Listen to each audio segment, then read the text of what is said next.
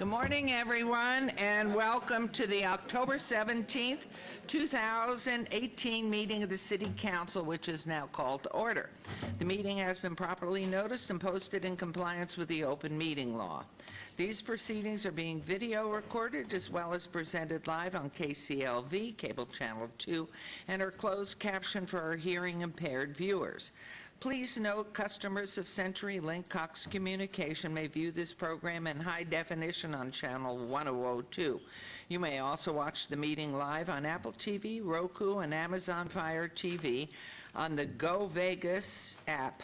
The City Council meeting, as well as all other KCLV programming, may be viewed on the internet at www.kclv.tv/live. The proceedings will be rebroadcast on KCLV and the web the Wednesday of the meeting at 8 p.m., also on Friday at 4 a.m., Saturday at 7 p.m., Sunday at 7 a.m., and the following Monday at 5 p.m. This building is protected by state-of-the-art fire detection and suppression sprinkler systems. If alarms should activate during today's meeting, please evacuate using the exit the back of the chambers going out to the mezzanine. Proceed out the double doors to the terrace and go back down out the back staircase.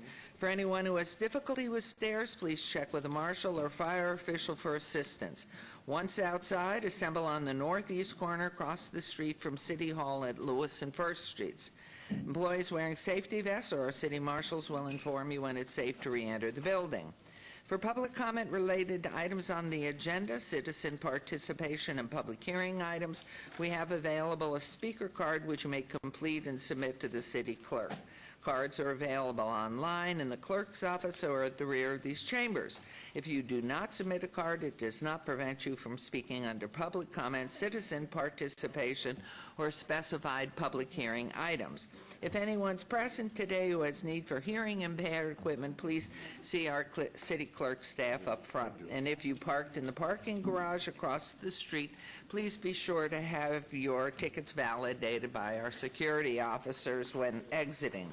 Before we proceed with the agenda, would everyone please rise for the invocation given by Bishop James Rogers, Greater New Jerusalem Baptist Church, and remain standing for the Pledge of Allegiance. Good morning, and thank you for coming. Let us pray. The God of our silent tears, the God of our weary years, thou hast brought us thus far along the way. It is again in thy presence we petition your throne of grace. Father, we come before this council today asking for your divine intervention. Your word is very clear in Timothy that says that we ought to pray for all of those who are in leadership, especially for the kings and those who are in authority. I pray now for this city council. I pray for our mayor pro tem, and the remaining council members who will now make decisions that will guard and guide our city. I pray for those support staff that have been given to us to assist them in their decision making. Father, we pray for the leaders of these different departments that will carry out the work that has been given to them to do.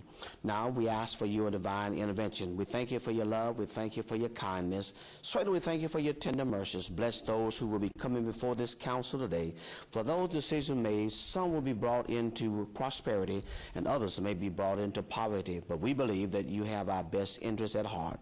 So we pray this prayer in your Son, Jesus' name. Amen. To the flag of the United States of America and to the republic for which it stands, one nation under God, indivisible, with liberty and justice for all. Thank you. And we are coming down to do our ceremonials.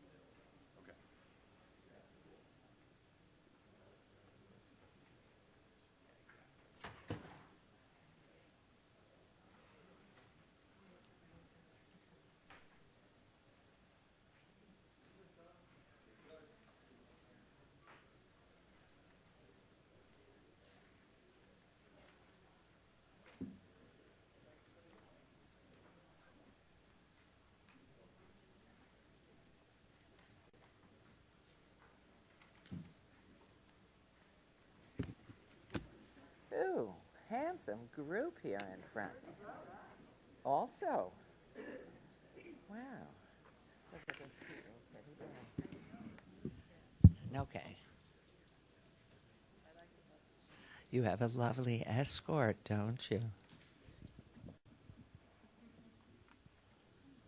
Straight out of GQ.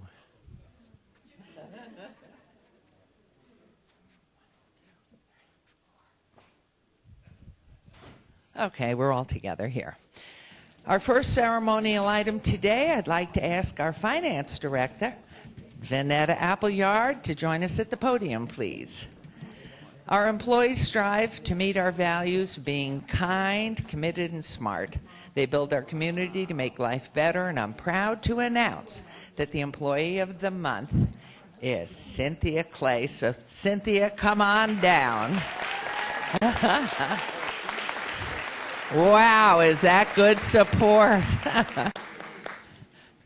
Congratulations to you. You may go and say hi to them, too. Okay. Cynthia is a financial analyst and has been with the city for nearly 4 years. She has a key job in our finance department and is responsible for tracking down monies that are owed to the city and are due or overdue from other entities. When you're dealing with multiple government agencies at the local, state, and federal level, someone needs to track and be alert, watching for funds that are owed but have not been received. And Cynthia is, in fact, that person. And believe it or not, she has collected more than $1.3 million. Talk about from everywhere. So let me share with you a few examples of the work that Cynthia has been doing. We had a city partnership called Communities and Schools that ended a few years ago. But through Cynthia's efforts working with the state, she was able to secure a claim of $170,000 that was still owed to the city from that defunct program. Another example occurred when Cynthia discovered an unpaid grant from the state to the city that had been mistakenly sent to another agency. Cynthia found the paper trail, and the result was an entity transferred the grant of $300,000 back to the city. I'm going to take you home. Finally, a large receivable that was due to the city from the Clark County School District for city sewer connection work. Several new schools had been opened in the city and had been running for more than 16 months without paying these funds. Thanks to Cynthia's dogged determination, $831,000 was put into the city coffers. So, Cynthia, thank you for all that you do to ensure that the city is collecting monies that filter down to serve this wonderful community. And I'm proud to name you our October 2018 Employee of the Month. And if you would, Mayor Pro Tem, do we have her Employee of the Month plaque, which is lovely. Most beautiful city hall, yes. Is it not? And so, Vanetta, I know you want to say some words. I just love $1.3 million. Awesome. This fiscal year. This fiscal year. Yeah. Yours. Thank you. I'm really excited to be standing here with Cynthia, and I know a lot of her cohorts that help her every day are out there. Anyone that knows Cynthia sees her every day with this beautiful smile. She always rolls up her sleeves to help anyone that needs help with their projects, as well as keeping up with her own duties. So it's really wonderful to have Cynthia as part of our team, and she truly embodies the spirit and the values of the city. She is very kind, she's committed, and smart. Thank you very much for being such a wonderful member of our team. Thank you. How about everybody from finance stand up? How about her teammates? Please stand up. Look at this. Wow. And I know Cynthia wants to thank you all too. Oh, thank you. I'll hold this. Oh, thank you. First of all, thank Jesus Christ, my Lord and Savior. And then, of course, I love you guys so much. I have the best team in the whole world. I have the best boss in the world.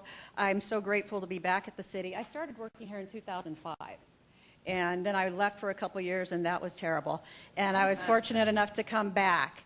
And nothing here you do by yourself. We just can't do anything by ourselves. So every single penny that was collected was due to me and a bunch of other people helping along the way.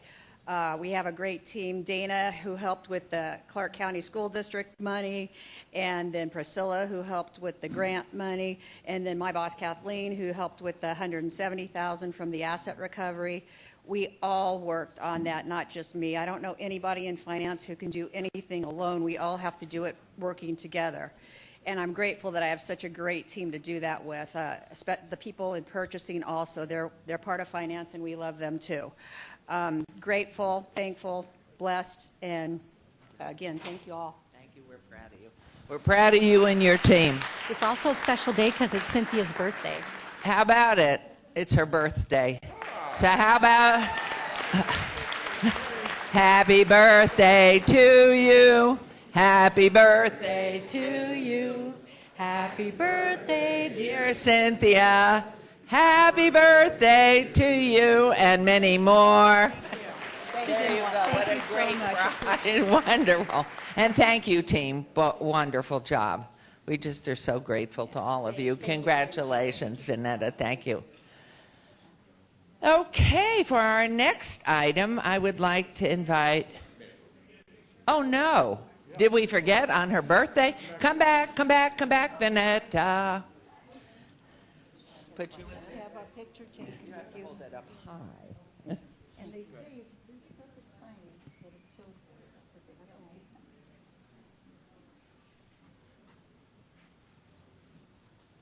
Thank you.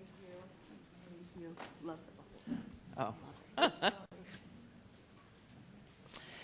Okay, I see our very dear and good friend, Gard Jameson, here. So will you please come on up? It's hard to see you, Gard, because I'm looking at Paul Casey in his outfit. Oh, my goodness. It's right out of bed he came in like this. Can you believe it? Oh, okay.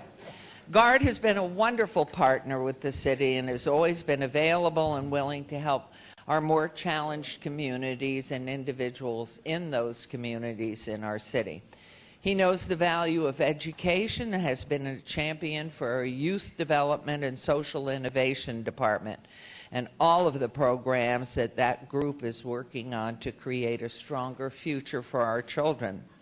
Gard is a man also of great compassion, and it's so fitting that he's joining us today, that the Compassionate City recognitions were awarded. And earlier this morning at a ceremony and breakfast here at City Hall, Gard, members of the Mayor's Faith Initiative, and our city team recognized individuals and groups who are truly building community to make life better. We love the work that our motivated citizens are doing, and we love that Gard is ensuring that we continue to thank them for all of their efforts. So I want to add my congratulations and those of our City Council to all of those who were recognized this morning. And I want to turn over the microphone to Gard so you can tell us a little bit more what it means to be a compassionate city. And welcome. Thank you. Welcome. Carolyn, thank you so much. I don't need to tell Carolyn anything about compassion. We all know that it's in her heart of hearts as well as in the heart of hearts of this City Council. So it is an honor here today to recognize these individuals for what they are doing, because compassion is just a word. Without hands and feet, compassion does not work. And in fact, I was praying this morning, Carolyn, and the inspiration came to me that these awards should in the future be called Compassionate Oscars. What do you think? I think I know somebody who'd like that. Compassionate Oscars. So it was just this last weekend that I was with a group called the Interfaith Three Amigos, and Steve Martin wasn't part of that group, but it was a pastor, a rabbi, and an imam, and that could be the beginning of a joke. I don't know. But each one of them said, the rabbi said in the Shema, what we recognize is that we're all connected to one another. We're all one. And that's huge. And the pastor got up and he said, as I read the prodigal son story and as I read the Good Samaritan story, what I recognize is that in Christianity, it's unconditional love, love without conditions, that motivates our tradition. And the Imam got up and he said, in our tradition, what we recognize, and in every verse of our Quran, God the most merciful, most compassionate. So the compassion is at the heart of who and what we do. So I want to thank the city for recognizing that compassion is the North Star by which each and every one of us in this community should be guided. So it was in 2015 that the good Mayor Carolyn proclaimed October 7th as the Charter of Compassion Day in the city of Las Vegas, asking all citizens to join her in declaring ourselves to be Compassionate Las Vegas, a member of a worldwide network of cities. So among the cities are Guadalajara, Seattle, Dallas, the capital of Yemen, the capital of Sudan, cities, over 400 cities around the planet, and we are part of that network, and it's really exciting to be part of that network. It'll be next week that I go to Toronto to be part of the Charter for Compassion event there, where many of these cities will be there to celebrate compassion here on the planet. The key concept for this Charter for Compassion is what you all know, and we all know is really in our heart of hearts, the Golden Rule: to treat others as we would be treated. This is what it is all about. As I tell my students at the University of Nevada, this is a win-win proposition. There are no winners and losers. Everybody must win for everybody to win. And so the Golden Rule is the heart of compassion. So today I'm thrilled to announce our 6 2018, and may I say, Compassionate Oscar Award winners who have positively impacted our community in the area of education, healing, addictions, recovery and prevention, homelessness, human trafficking, peace, community unity, and strengthening of the family. And all of this, by the way, for those of you that don't know, started with Oscar, who started the Mayor's Faith Initiative back in the day. I remember being with him when he was talking about the idea, and today over 70,000 congregants are part of that Mayor's Faith Initiative doing this good work. So in the area of education, the 2018 Compassionate City Award winner is Candace Knoblich, who started and is the visionary of Create a Change Now. Stand up and remain standing if you would, Candace. An extraordinary program that creates community gardens inside of our schools for our children to help them appreciate that even kale can taste good. And in the area of healing, addiction, recovery, and prevention, the 2018 Compassionate City Award winner is Tammy Haggard. Tammy, please stand up. Tammy is doing amazing work around addiction recovery and around families, recovery within families. And in the area of homelessness, our 2018 Compassionate Oscar Award winner is Project for Humanity's Shauna Gonzalez. Shauna, congratulations. And in the area of human trafficking, our 2018 Compassionate City Award winner is Mike Bartell, but he couldn't be here today, so sitting in for Mike, Chaplain Barry. So thank you, Chaplain Barry. Doing great work. Please remain standing. And then in the area of recap, rebuilding every city around peace, is our 2018 Compassionate City Award winner, Sister Chaplain Victoria Campe. Please stand up. She represents over 250 chaplains, and you may know, Mayor, that she and her team were out there on October 1st administering compassion to the victims of that event. Thank you. In the area of strengthening the family, our 2018 Compassionate City Award winner is Guy Williams. Guy Williams has been a successful businessman in our community. He left Las Vegas, and as anybody who leaves Las Vegas knows, you will return, so just don't leave. And Guy brought his talent, his time, and his treasure back to our community to help strengthen our families in the community. So these are our Compassionate Oscar winners. Let's get a photograph. Come on, everybody come forward. Wonderful. It is the heartbeat and soul of our community that we all take care of each other and show the kindness and consideration and compassion. And the really inspirational leader for this has always been Gard. He has just been someone for all these years who has led us on to being a more understanding and compassionate community. So if you'll look at Shane in the back there in the blue, and hopefully he has a wide enough angle lens to get us all. Yes? All right, all smiling at him.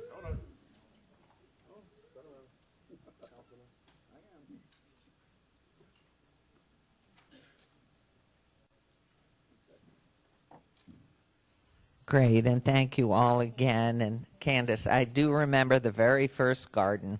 It was just really wonderful, and look what you started. So everybody, I mean, it's just so important. Start with yourself and see what you can do for another human being in sharing the heart and soul of what we all want to be our Las Vegas community. Thank you. Thank you all. Thank you. You're wonderful. My dear. For you. I love you. What do you think? Compassionate Oscars? Feel love.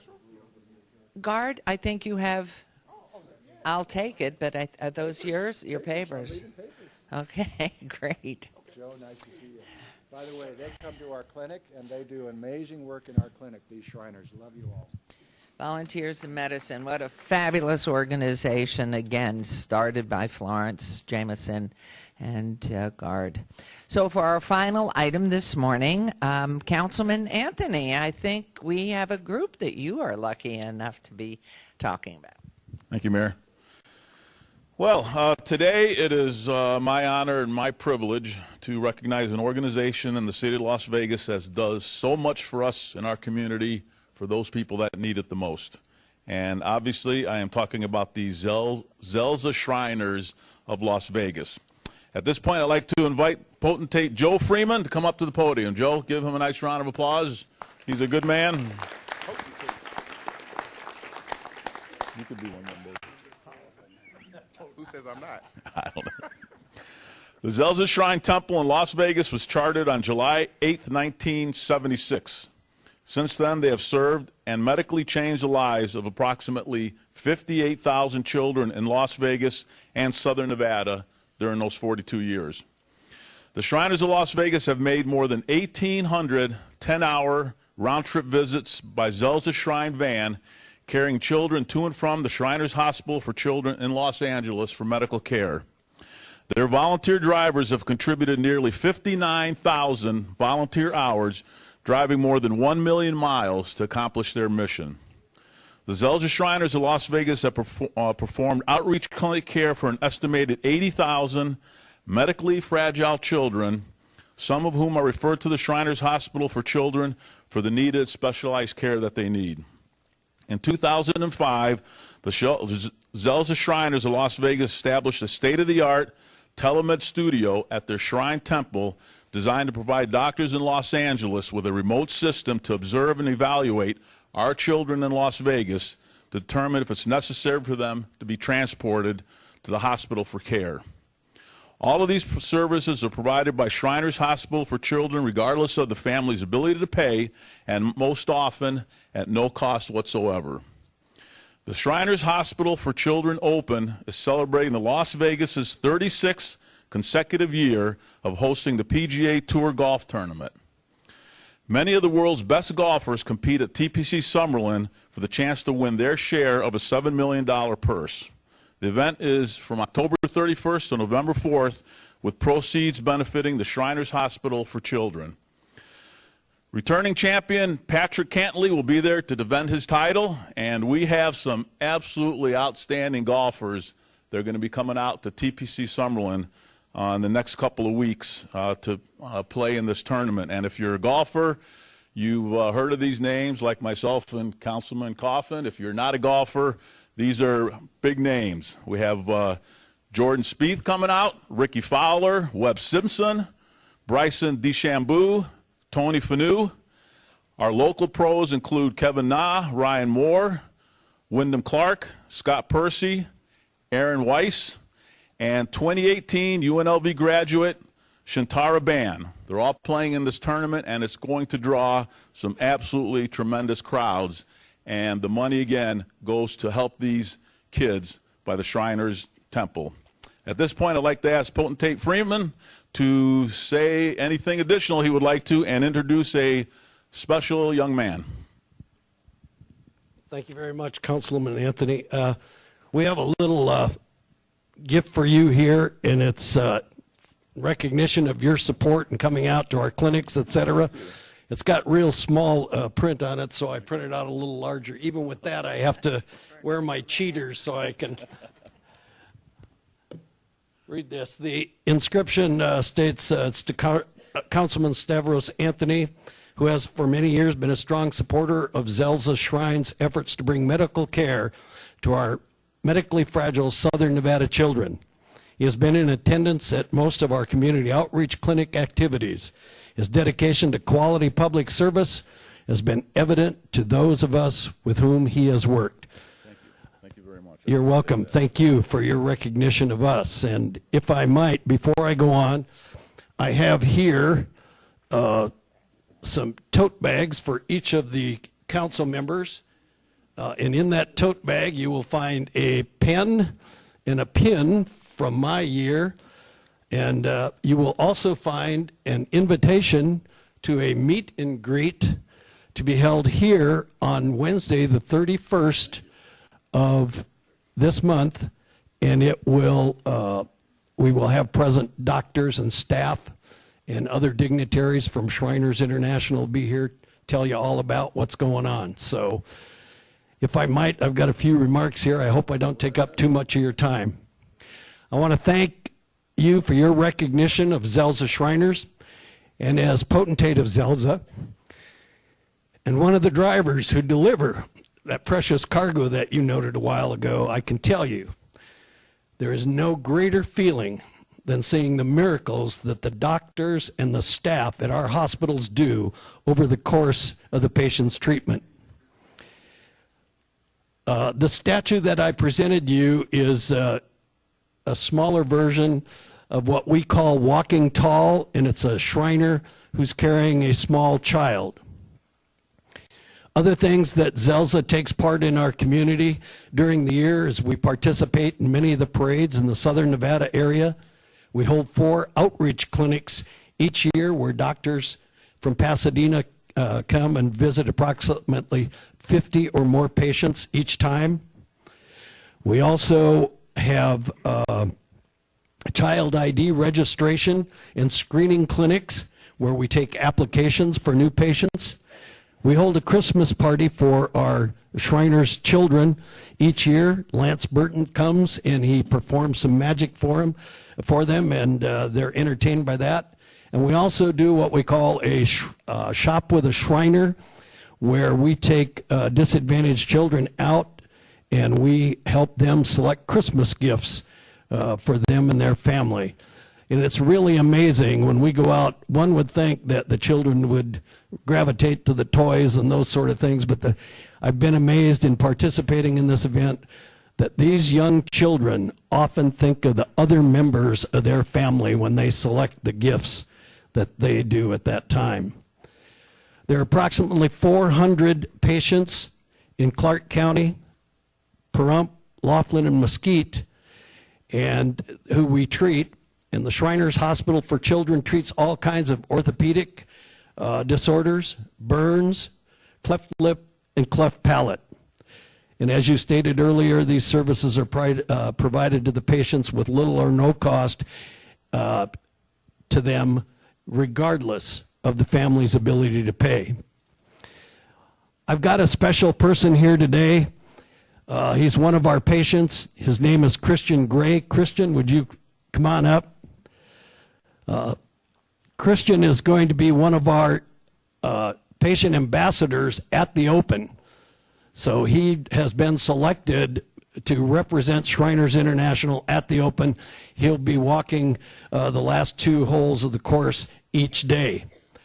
I was at another recent public media event for the Open, and while I was sitting there, I got a tap on my leg from a woman who was sitting 2 chairs away, and she said, "I know you." And I said, "Oh, you do?" And she said, yes, you drove my son and me down to the LA hospital. And I said, really? I said, who's your son? She said, Christian. And it turns out that I drove Christian down to the hospital in LA back in 2013.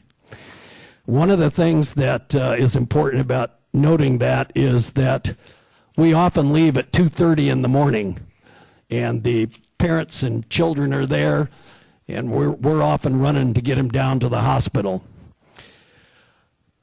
Christian is here for another reason too. One of the things that he undertook to earn his Eagle Scout Award for the local Boy Scouts of America, he put together over 200 of these Care Bears, and he took them down to the hospital to give to the other kids at the hospital.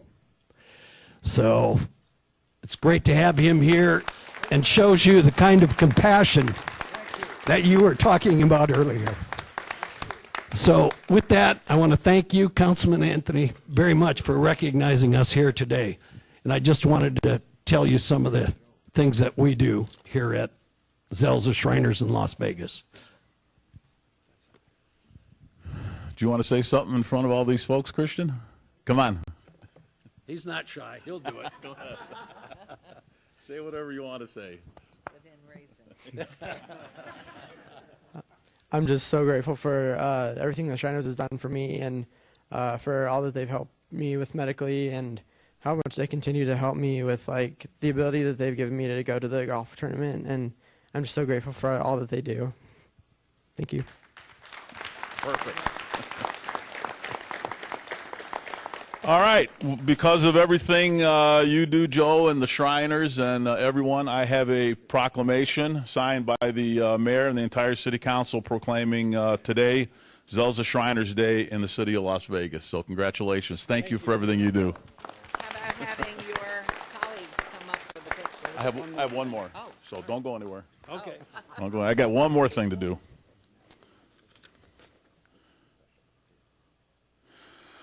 Okay. Noble Joe Alvarado, why don't you come up here? He's a good friend of mine.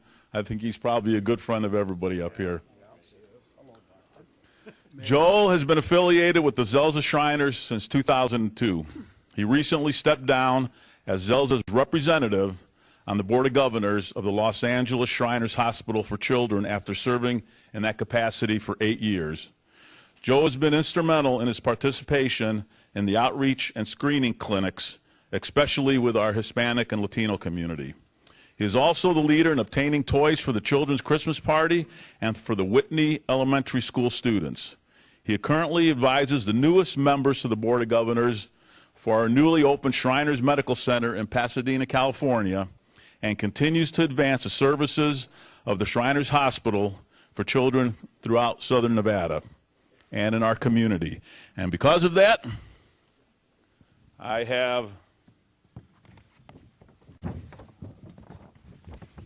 another proclamation signed by the mayor and the entire city council proclaiming today Joe Alvarado Day in the city of Las Vegas. Congratulations. So why don't you say something? We'll get a picture taken. Thank you. I could never do this without the team. We're all together, and that's what we're about.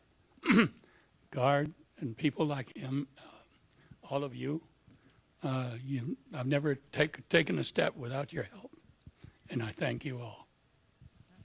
You're a good man, Joe. Okay, why don't you guys come up here? Anybody with the Shriners would like to come on up? And let's get a big picture taken.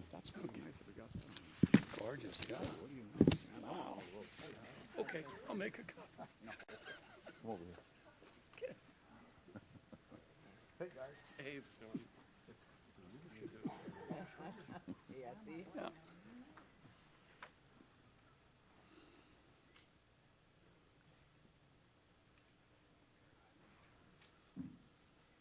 And these will be up on the website. Thank you, Joe. And thank you Thanks for your everything you do. recognition. Appreciate Anything I you. can do for you. You're always there. I appreciate that. Thank you, Joe. Thank you for that. Good luck, Appreciate Mayor it. Chip. Good luck, good health, and a good luck, Mayor Chip. You may have Oscars, but I'll see you at the tournament, Christian. okay. Good luck, good. Stay safe. On his proclamation, the Shriners emblem? No. No, oh, no, it's really cool. Take a look at it before we go back into session. Well, thanks for coming out. It was great. We look forward to the tournament as well. Great. Thank you.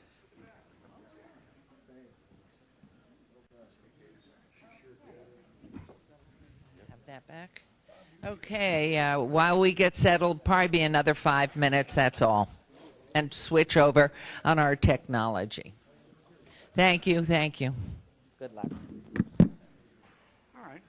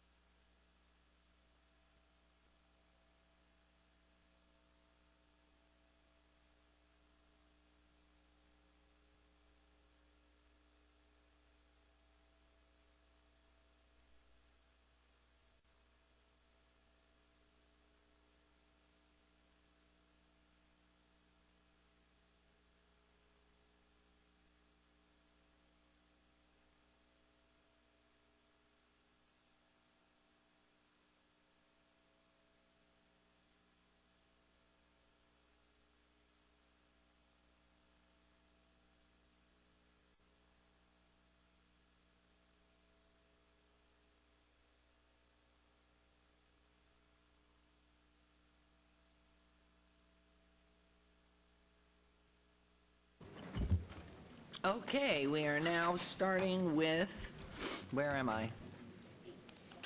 Agenda item 8. Public comment during this portion of the agenda must be, Mr. Riggleman, are we okay? Okay, thank you. Public comment during this portion of the agenda must be limited to matters on the agenda for action. The amount of time any single speaker is allowed may be limited. All comments made will be cross-referenced to those specific items. If anyone submitted a speaker card or wishes to speak under this portion of the agenda, please come to the podium and state your name for the record.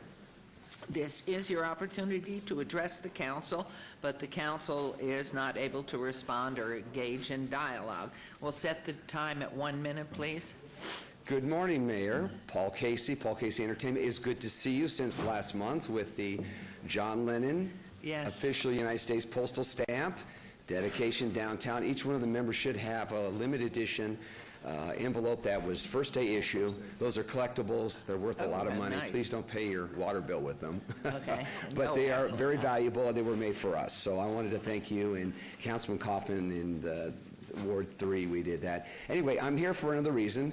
Next weekend, the 27th, is my 3rd year of doing the Sin City Halloween down on Fremont Street. We got about 7,000 people. I'm very, very, very happy to do this, working with the staff here and also with the El Cortez. So I hope that everybody has a very wonderful Halloween. I took all I could to put on this suit to come down to see you. No, it looked like pajamas to me. And well. it's free to the public. Yes, it is, ma'am.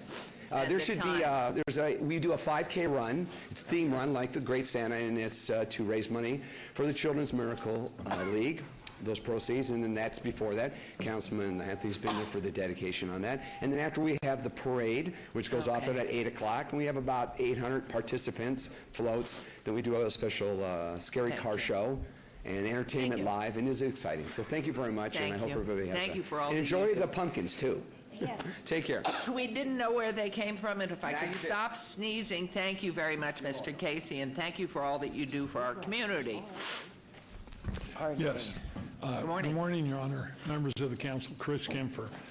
Just a question, point of information. With regard to the open space ordinance, there's a lot of people who want to speak, and if it's going to be open for public hearing, great. If it's going to be continued, great. We just need to know, because if it's going to be continued, we need to know that. And if it's not, do you want us to speak now, or do you want us to speak at the time? Okay, very wisely stated. I'm going to turn to our attorney, and then perhaps go back to our recommending. With regard to the public comment, Mayor, it's your call as chair. You can take the comment now during the public comment portion, or we can hold the comment until item 53. And is item 53 afternoon agenda or morning? I see so many people, I gather that is what it's in reference to. So knowing this was before recommending, I'm going to ask Councilman Anthony where we are with that, because I don't want them to wait unnecessarily. Thank you, Mayor. So at the recommending committee meeting on Monday that I chaired, and Mayor Pro Tem Tarkanian and Councilman Coffin were there, we passed a motion to send this to the City Council with no recommendation, so the City Council will decide it. I also announced that it was my intention to obey this until the next City Council meeting at the request of Councilwoman Fiore, because she's not here today. So I announced that. I told people that, I basically said as long as the rest of the City Council goes along, there's probably not a reason to come down. The public comment will probably be in 2 weeks. So I announced that intention. I plan to do that when the item comes up. Obviously, there'll be a vote, but my intention is to make a motion to obey this to the next City Council meeting. What I'd like to respond to, which I failed to do at the opening, as you can see, Councilwoman Fiore is not here. She has been appointed to the Las Vegas Convention and Visitors Authority, a board upon which I also sit, and it is incumbent on members of the board to travel on behalf of the Convention and Visitors Authority to help promote business and visitors and convention business coming into Las Vegas. So she happens to be in China at this time, and because she has been so involved with this, she had asked that our consideration that she would like to be here to participate because sometimes technology doesn't permit a clear voice. Mayor, if I could, when you're done. Yes, well, so anyway, where we are with that and knowing how many of you should be at work, and so I'm going to go back to our attorney first before I go to Councilman Soroka and ask the, do we go through the rest of the public hearing, and or can we bring this forward and have a motion asked by Councilman Anthony?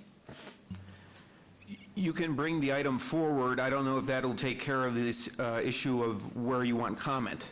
If you want comment just to happen right now in the public comment portion, we could do that. Bring item 53 forward. The comment would have just been done with public comment, and then we have the motions thereafter. Okay, to me, I think in deference to all of you who hopefully do have jobs and are working and paying your bills, I'm going to actually do that. I am going to pull it forward. I'm going to let Councilman Soroka, whose bill it is, whose ordinance it is, and motion. But I'm going to go ahead, let him speak, and then Council COU and SEL anytime. What's the item number? Mayor, I was just going to recommend that we do allow the public to speak at this time, and you've made that decision. Whether you move the item forward or not is up to you as you made it, but it would be great to hear. I've listened to all comments, taken all comments in putting the bill together, and appreciate hearing them, so thank you. Okay, thank you. And could we Yes. finish public comment before we pull that bill forward? Okay, so what I'm going to do is let's get the rest of public comment and anything, then we will go back, we'll pull item 53 forward, get the motion, then we'll come back. Anybody, should it pass that it's obeyed, then we will hear public comment. Okay?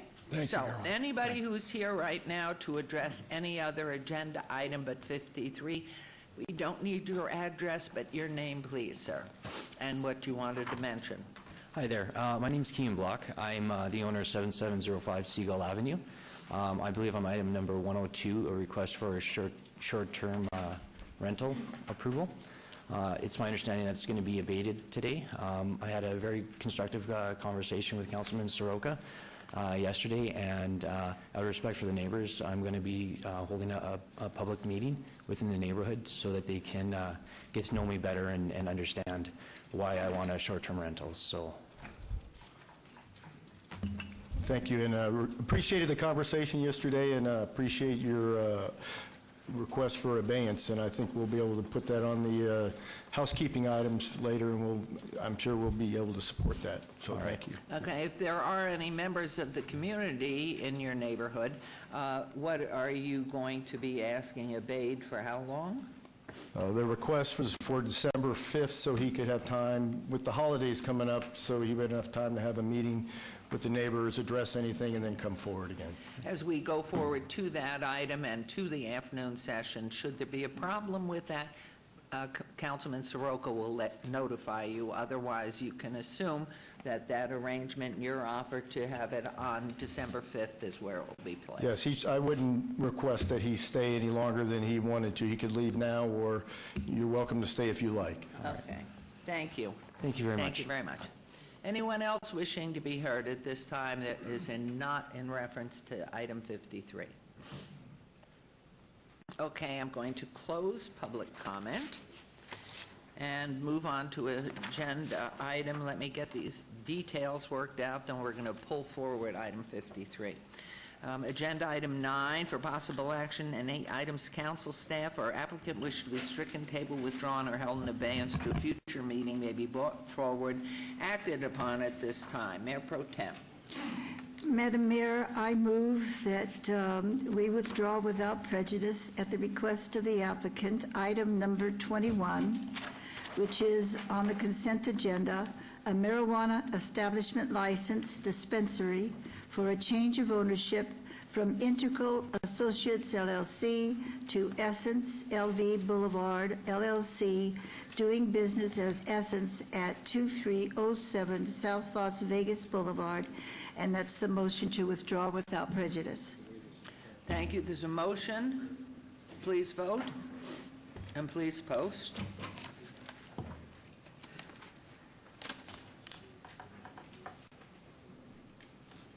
That motion carries. Agenda item 10 for possible action to approve the final minutes by reference to the September 5th, 2018 regular City Council meeting. May I have a motion, Mayor Pro Tem, to approve those minutes?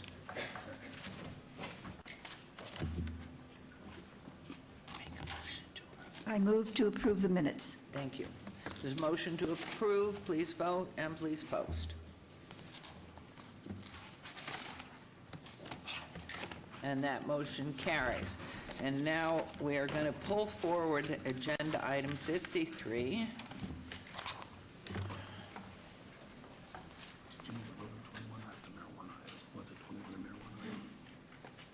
We approved the motion to the marijuana. We approved the motion. Yes.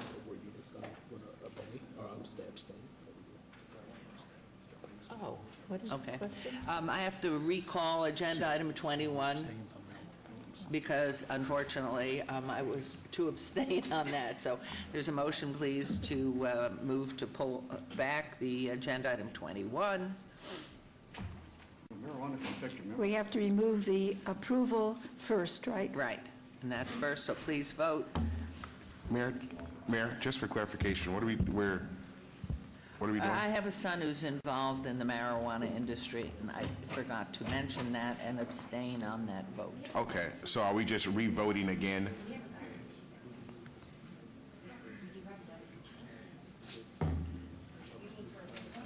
The one that is withdrawn without prejudice, okay?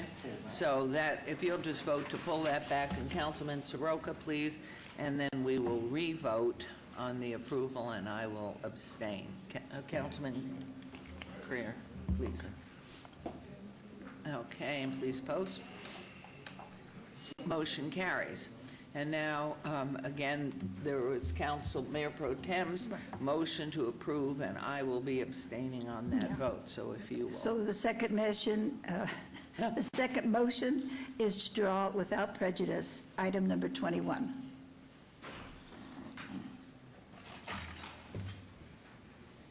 Oh, my God. And please post. Thank you. Okay, and I will read in now recommending committee bills eligible for adoption at this meeting, bill number 2018-24, for possible action, amends LVMC Title 19 Unified Development Code to adopt additional standards regarding the repurposing of certain golf courses and open spaces, and to consolidate those provisions with previously adopted public engagement provisions regarding such repurposing proposals, sponsored by Councilman Stephen G. Soroka. And Councilman Anthony, would you like the bill read in further? Yes. Thank you, Mayor. Bill number 2018-24, an ordinance to amend LVMC Title 19, the Unified Development Code, to adopt additional standards and requirements regarding the repurposing of certain golf courses and open spaces, consolidate those provisions with previously adopted public engagement provisions regarding such repurposing proposals, and provide for other related matters. Your Honor, at this time, based on the previous discussion, we should just take the procedural motion from Councilman Anthony, and then we'll go from there. Thank you. Councilman Anthony, please. I'll make a motion to obey this to the November 7th City Council meeting. There is a motion. I'll take the comments after this. Is a motion. Speak on the motion. Yeah. Okay, Councilman Coffin. I think I will be time to Councilman Soroka first, and then I will be happy to speak after he does. One moment, Mayor. If you'd like me to go first. Hey, Bob, you Go can turn your go mic ahead, Councilman. Okay. Thank you. I object Hey, Bob, to that. turn your mic on. Yeah, I guess I have to say I will be voting no on the motion. As I told the chairman yesterday, I'd always like to try to give him a warning. I didn't talk to you, Mayor, but he knows. So the reason I really feel this has been kicked around so long, and I know Councilman Soroka will detail all the delays, all the unnecessary delays. Well, tragedy happens in these places, such as the news we got on Monday about Silverstone and in our committee meeting. So, Mayor, I'm sorry you could not be there, but we heard a lot of testimony about how our delays are causing problems. The councilwoman is out of town, it is true, and I commend her on her efforts. She made a trip to Japan and China 3 weeks ago, and then now she's in Singapore. And I think that she represents us well because the Asians like her.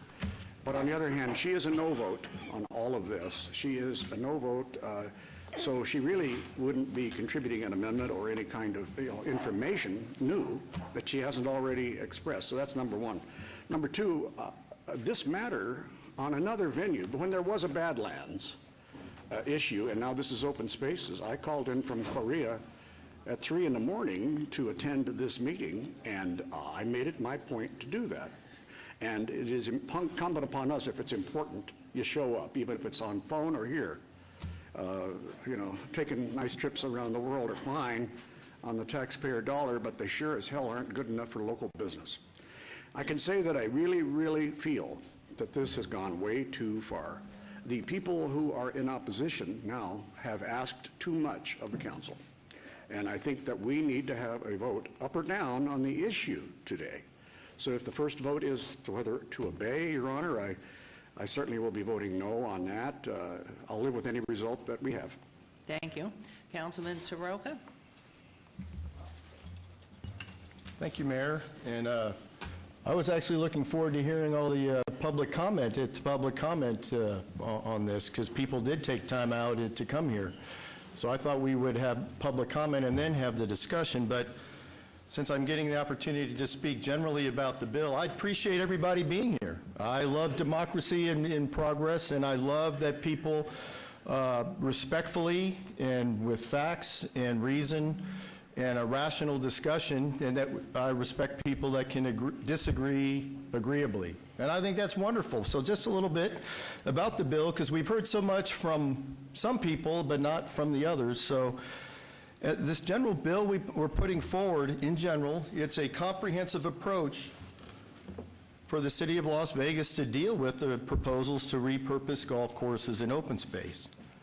This is actually a bill for the people, to protect our neighborhoods and our homes most of us have made the biggest investment of our lives in. It also benefits developers as it pursues the elimination and the appearance of backroom deals. It treats all developers the same. It eliminates special treatment for some. It creates a transparent process where currently we don't have a process. It helps developers make good decisions and expedites their application process. The purpose of the process, of any process, is to move along complex and controversial issues in an orderly manner, which we don't have right now. It also protects the integrity of the city of Las Vegas, something we don't hear a lot about in our discussions. You see, the pieces of property that this bill addresses are properties the city has made a commitment to the community. Let me say that. Again, this doesn't deal with empty space like Symphony Park. It deals with a specific planning term called open space that the city requires developers to have when they're establishing a community.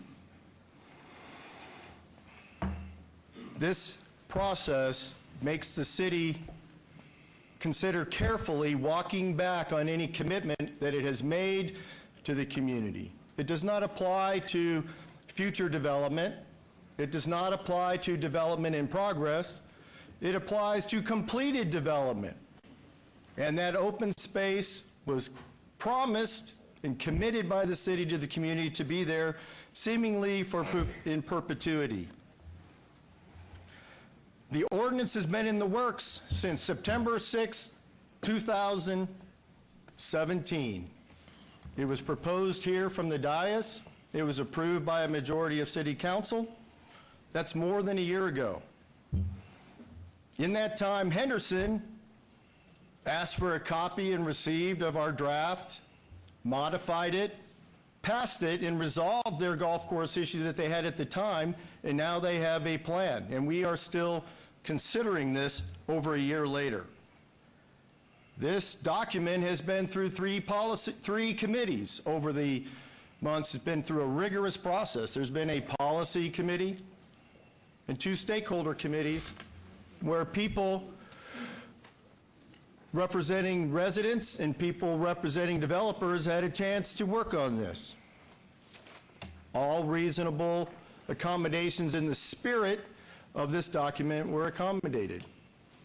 Further, there have been other comments brought up along the way that have been accommodated that are in the spirit of the document. Further, the document was not scribed by me. It was scribed by the experts, the people that deal with interpreting and understanding the language every day. Our planning department, our deputy city manager, our legal office. So, Mayor, just with that overview, I would like to hear the public comment.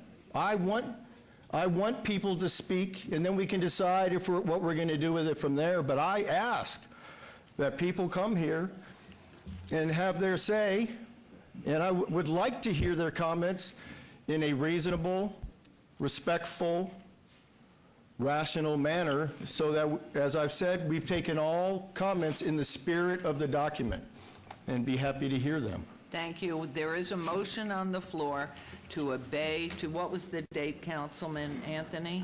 November 7th City Council meeting. Okay, well, I guess in that case, I would say I would vote against that abeyance at this time, so we could hear the comments, and then we could consider an abeyance again later, or pro or we're going for. to take the vote. It's on the table. It's Okay, Robert's so rule. my comment would So- be I would request to hear. In order to do that, I will vote against the abeyance at this time out of respect for the people that came here to speak. Okay, so there is a motion, and Councilwoman and Councilman, if you would please vote and post. Mayor Pro Tem. Okay. And please post. Could I make a comment? Absolutely. In my almost 14 years on the council, anytime a member of the council has requested to have an abeyance of an item in order for their input to be here personally, I have voted that way. So this is my vote only on that aspect of it. It's my respect professionally for the rest of the council. May I respond? I want to make sure, Your Honor, on the record here, since the vote is posted, that's, what was the count on that? 3-3, it dies. It's a tie. I just want to say that, with all due respect to the Mayor Pro Tem, I really feel like that is usually in order when there is a person who is intimately involved in the passage of a bill as a sponsor, and the bill might die if they don't get there. I think that's the protocol we've always followed. I would just like to say in response that may be what generally is done by the group, but I hold my own professional standards, and that's not what I have done. I have done it. I should not, I hope I did not insult the councilwoman, because I certainly didn't. As an insult, Oh, I just good. wanted you to Okay. understand that this is something I personally have done as my commitment to the board. Well, what are we going to face, Your Honor? This is So a now point of this order. is a This tie, and It's please, okay. Jeff, your Post it. comment. So the bill is up. It's the current item that we're talking about. So now we're essentially onto the substance of the bill. You can take comments from the city council, or you can, at this point, bring forward the public for their comments, and then go from there for a motion on the substance of the bill. Well, you know what? I think we have, goodness, and what agenda item is that one? We're at 53?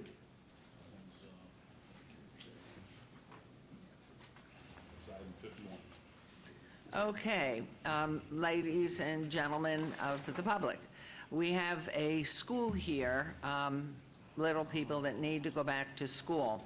And Councilman Anthony, in whose ward the school exists, which is Gerheim Elementary, has a brief presentation.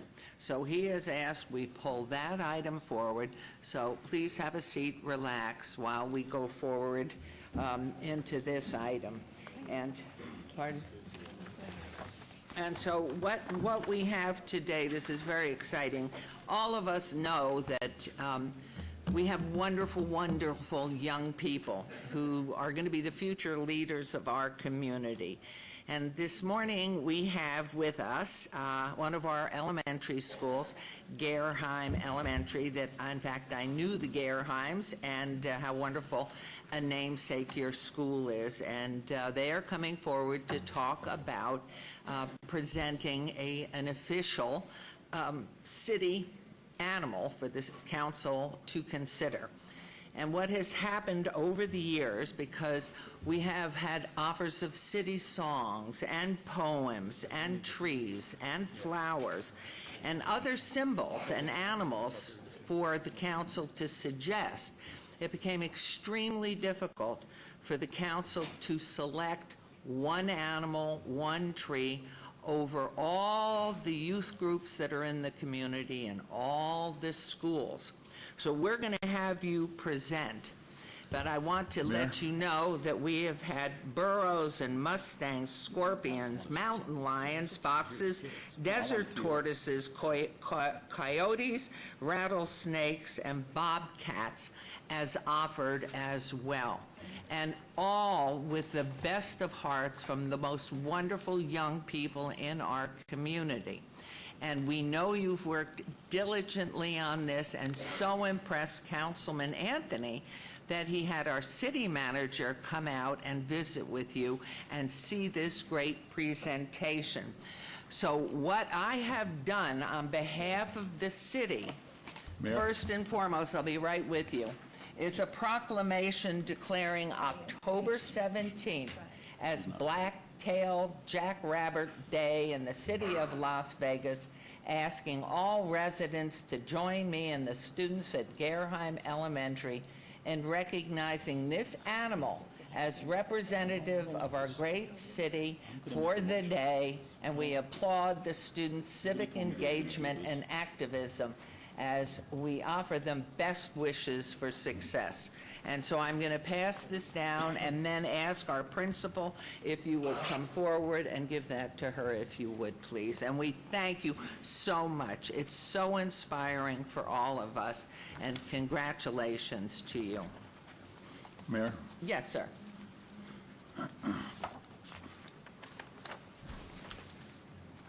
One second. Could I say just a few words while you're looking there? I'm ready. Okay. Okay, so let me just tee this up. So last year, I was contacted by Gerheim Elementary School, which is a public school. It's a great school. It's in my ward. I spend a lot of time there, and the teacher, Shelley Kress, called up and said that they had a recommendation for the city of Las Vegas. And they kind of told me what it was about, and since I've been on the city council, we have never officially considered an official animal that is designated by the city of Las Vegas that represents the values of the city of Las Vegas. So I went to the classroom, and our city manager, Scott Adams, went to the classroom, and we sat there, and we were absolutely, I mean, I don't know how many, I know this was last year, so we're in a new year, so I don't know how many kids were actually in the classroom then that are here today. I'm sure all of them? Oh, that's good to hear, okay. I was absolutely blown away by the presentation they did. It was a PowerPoint presentation. It was thorough. It was researched. They spent a lot of time on it. They put a lot of effort into it on recommending an animal that would be endorsed by the city of Las Vegas, that was started by Gerheim Elementary School. And the interesting thing about Gerheim is they have their own mayor. They have their own city council. They have their own community organization. They kind of support their school. It's called Gerheim Means Business, which means they support the business community. I mean, it's kind of a city within a city. And I was just absolutely astonished that they put together this presentation. And I told them, I said, listen, I am going to guarantee that you are heard by the city council, Beautiful. you are heard by the public, and I am going to support you, and I'm going to make a motion to approve this eventually as the animal for the city of Las Vegas. So that's kind of where we're at. I know our city manager was just absolutely stunned by the presentation you did also. So with your indulgence, Mayor, I would like them to go through their PowerPoint presentation. Wonderful. And state their case on why the black-tailed jackrabbit should be the official animal for the city of Las Vegas. And I talked to Scott about this. Nobody's ever brought this to the city council. Nobody's ever brought an actual official animal. We would recommend this as a designee. Apparently there's been backroom talk, but this is the first time that somebody has actually stepped up to the plate and said, we want to recommend this, we want to do this, and you kids are absolutely phenomenal for putting this together. So I'd like to read the motion, the item then, if we could. Sure. It's agenda item 51, R552018, discussion for possible action regarding a resolution designating the black-tailed jackrabbit as the official animal of the city of Las Vegas. And so with that, if we could go ahead, I think our principal probably would be introducing, and we'll go Mayor, from could there. I just say something before we get into everything else on the vote? I want to say to the children, to the students in this class, and to the staff, that when I came here in the 1970s from a position I held in San Bernardino County and from other places, where I had done a lot of curriculum work, when I came here, I had some parents that came to me and complained about some of the teaching that was being done at Gerheim.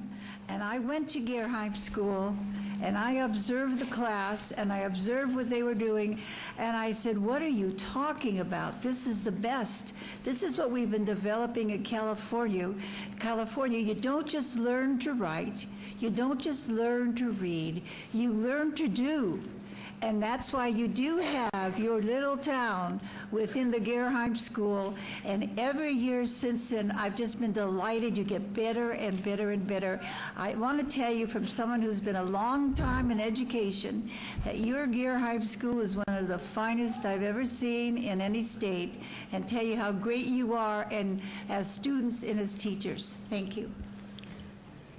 I think that is so echoed around our community, and the principals, the teachers, the leadership has been phenomenal.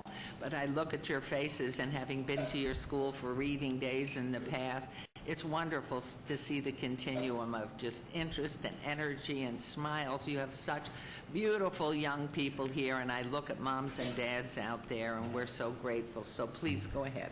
Thank you.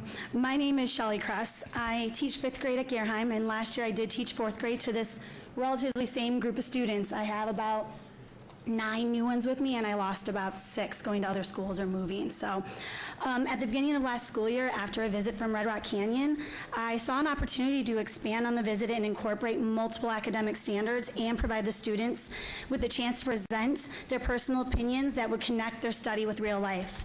I plan for a project-based learning model, a teaching method in which students gain knowledge and skills by working for an extended period of time to investigate and respond to an authentic, engaging, and complex question, problem, or challenge. Our class embarked on determining the best animal to represent Las Vegas as our city animal. While I guided them on their path of study, they found great ownership in their research and study. However, I also stressed to the students that this was an opportunity to leave our mark on Las Vegas and create memories, a huge theme of ours in the classroom. My students and I are incredibly appreciative to the council for taking the time to help us make this goal a reality. Good morning. Thank you for letting us come visit you to tell you why the black-tailed jackrabbit should be Las Vegas' city animal. I think I could speak for my whole class when I say we're so excited and honored to be here. We understand that this is a very big deal, and we are very happy about it. As you know, we would like to make the black-tailed jackrabbit our city animal, and let me tell you, we are very passionate about it. We've been working hard, studying, practicing, and doing whatever we could to make this presentation not just good, but great. Now, without further ado, let us show you the wonderful presentation we have prepared for you. We believe that the city of Las Vegas should adopt the black-tailed jackrabbit, a native animal of our city and surrounding area, as its city animal. Just as our country has the American bison and our state has the desert bighorn sheep, we feel that our city also has the need for a mascot and representative of our city. Our class proposes... Excuse me one second. I think we need to move the PowerPoint presentation. No, not yet. Oh, not yet? Not yet. Okay, my bad. And since you've interrupted Councilman Anthony, I I'll just keep my want you mouth all to know, looking at these young people, how unbelievable it is. They're so excited and smiling. Our lead, and I don't know what your name was, she had it totally memorized. I mean, this is awesome. Please go ahead. Our class proposes that Las Vegas adopt the black-tailed jackrabbit as our city animal. Las Vegas is glamorous and distinctive with natural wonders surrounding our city. The black-tailed jackrabbit is an animal that reflects our nature and desert wonders, as well as connecting to the unique qualities that Las Vegas embodies. Las Vegas has evolved and changed throughout its existence, yet its citizens have always shown tenacity, a drive to succeed, and a dedication to continually find ways to enhance our already wonderful city.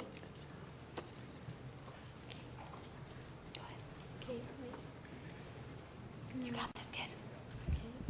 So do I just talk into it? Yep, you talk into it. At the beginning of our school year, a representative from Red Rock Canyon presented to our 4th grade. As a part of the presentation, a discussion broke out about the various animals native to our area, their presence in our ecosystem, in which animals, plants, and insects represent our country and state. This later led to a class discussion about the fact that Las Vegas doesn't have an animal mascot. It was at this point we decided that Las Vegas deserves a city animal to reflect all the amazing elements of our city. Las Vegas needs a city animal. Our country has a bald eagle as a representation of our courage and power. Our state has the bighorn sheep as a representation of our wilderness and our strength. Our city, Las Vegas, needs an animal mascot that represents our city's unique energy, history, and perseverance. Our class believes that the black-tailed jackrabbit is the perfect fit for the city animal of Las Vegas. Black-tailed jackrabbit and Las Vegas. The black-tailed jackrabbit runs quickly like the Las Vegas has a quick pace. The black-tailed jackrabbit has strong leaps and jumps just like Las Vegas's community has strength, as is evident by our recovery from the October 1st tragedy. Black-tailed jackrabbits depend on one another and stick together as they live in groups. Las Vegas also has to come to rely on one another as the community rallies together and dedicates their time, support, and love to one another. The black-tailed jackrabbit is patient as it needs to search and locate its food sources. Our city of Las Vegas has also shown patience as it is always growing and evolving. The black-tailed jackrabbit is hardworking because it needs to find its own food, shelter, and protect itself. Las Vegas has shown its ability to be hardworking as we look at our past and those that built the Hoover Dam, created our city, and welcomed so many residents and tourists. Our class embarked on research focused on which animals were native to our city and surrounding areas. We followed the project-based learning model. Our class broke into small groups and prepared our research to be presented to our class. We prepared the various possibilities of animals, detailing specific characteristics of each animal and how it relates to the city of Las Vegas. Through a series of systematic debates, discussions, and voting, we narrowed our possibilities to 3 animals. We again broke into smaller groups based on which animal had their allegiance. We then prepared a persuasive presentation of our chosen animal. We presented our persuasive presentation to the class and again took a class vote, narrowing our potential city animals to 2. After much discourse and more debate, our class took a last class vote. The black-tailed jackrabbit was our winner. As a class, we confirmed our research findings with representatives from Red Rock Canyon and had the opportunity for consultation from a desert ecologist. Las Vegas needs an animal to represent it because with the city as large and growing as Las Vegas, we should have an animal that reflects the same characteristics, diversity, and unique culture. Our country, state, and county each have an animal that represents it in an official or implied fashion. Las Vegas deserves the same treatment. A black-tailed jackrabbit should represent Las Vegas because it embodies the same styles and characteristics and qualities as Las Vegas and is native to our area. Las Vegas deserves to have an animal represent our city because it will add an extra special flair to our already glamorous and fantastic city. The black-tailed jackrabbit is native to our city and area and has similar traits to both our past, present, and future. While other towns and cities have animals that are common and unique to their city, very few have taken the steps to acknowledge an animal as part of their city culture and symbols. Therefore, Las Vegas would be a pioneer in this type of an adoption of an animal to our city structure. The black-tailed jackrabbit has a local presence and is prevalent throughout the deserts of the Southwest. It has a wide range across Nevada and its neighboring states, with Las Vegas being a central location. The black-tailed jackrabbit's habitat is open spaces, desert lands, scrublands, and ranches. Its scientific name, Lepus californicus. And its lifespan is 1 to 5 years. Its characteristics markings are that they are lanky and lean, they have long ears and legs, a black stripe down the center of their back, a black front patch, a black tail, and are able to survive in extreme heat. The black-tailed jackrabbit's diet is mostly grasses and plants, such as sagebrush and cacti, and they're able to receive most of their water from their food. The black-tailed jackrabbits are typically herbivores, eating primarily grasses, leaves, clover, alfalfa, twigs, seeds, beans, and cacti. Jackrabbits are an important food source for many animals. These can include coyotes, eagles, hawks, foxes, bobcats, and humans. The black-tailed jackrabbit can run up to a speed of 30 miles an hour and jump to a distance of about 20 feet. The large ears help the black-tailed jackrabbits lose heat and cool its body temperature. They also have large eyes high in their head and placed towards the side. Since their head is also slightly flat, it allows them to see in almost a full circle around them to spot a predator. During our research and pre-preparation, we consulted with several experts in their fields for confirmation and guidance. Our class would like to thank them for their help and support. We have gathered signatures from community members that support our proposal. We have gathered over 200 signatures in favor of adopting the black-tailed jackrabbit as our city animal. Not only is the support by a class and school, but there's community involvement as well.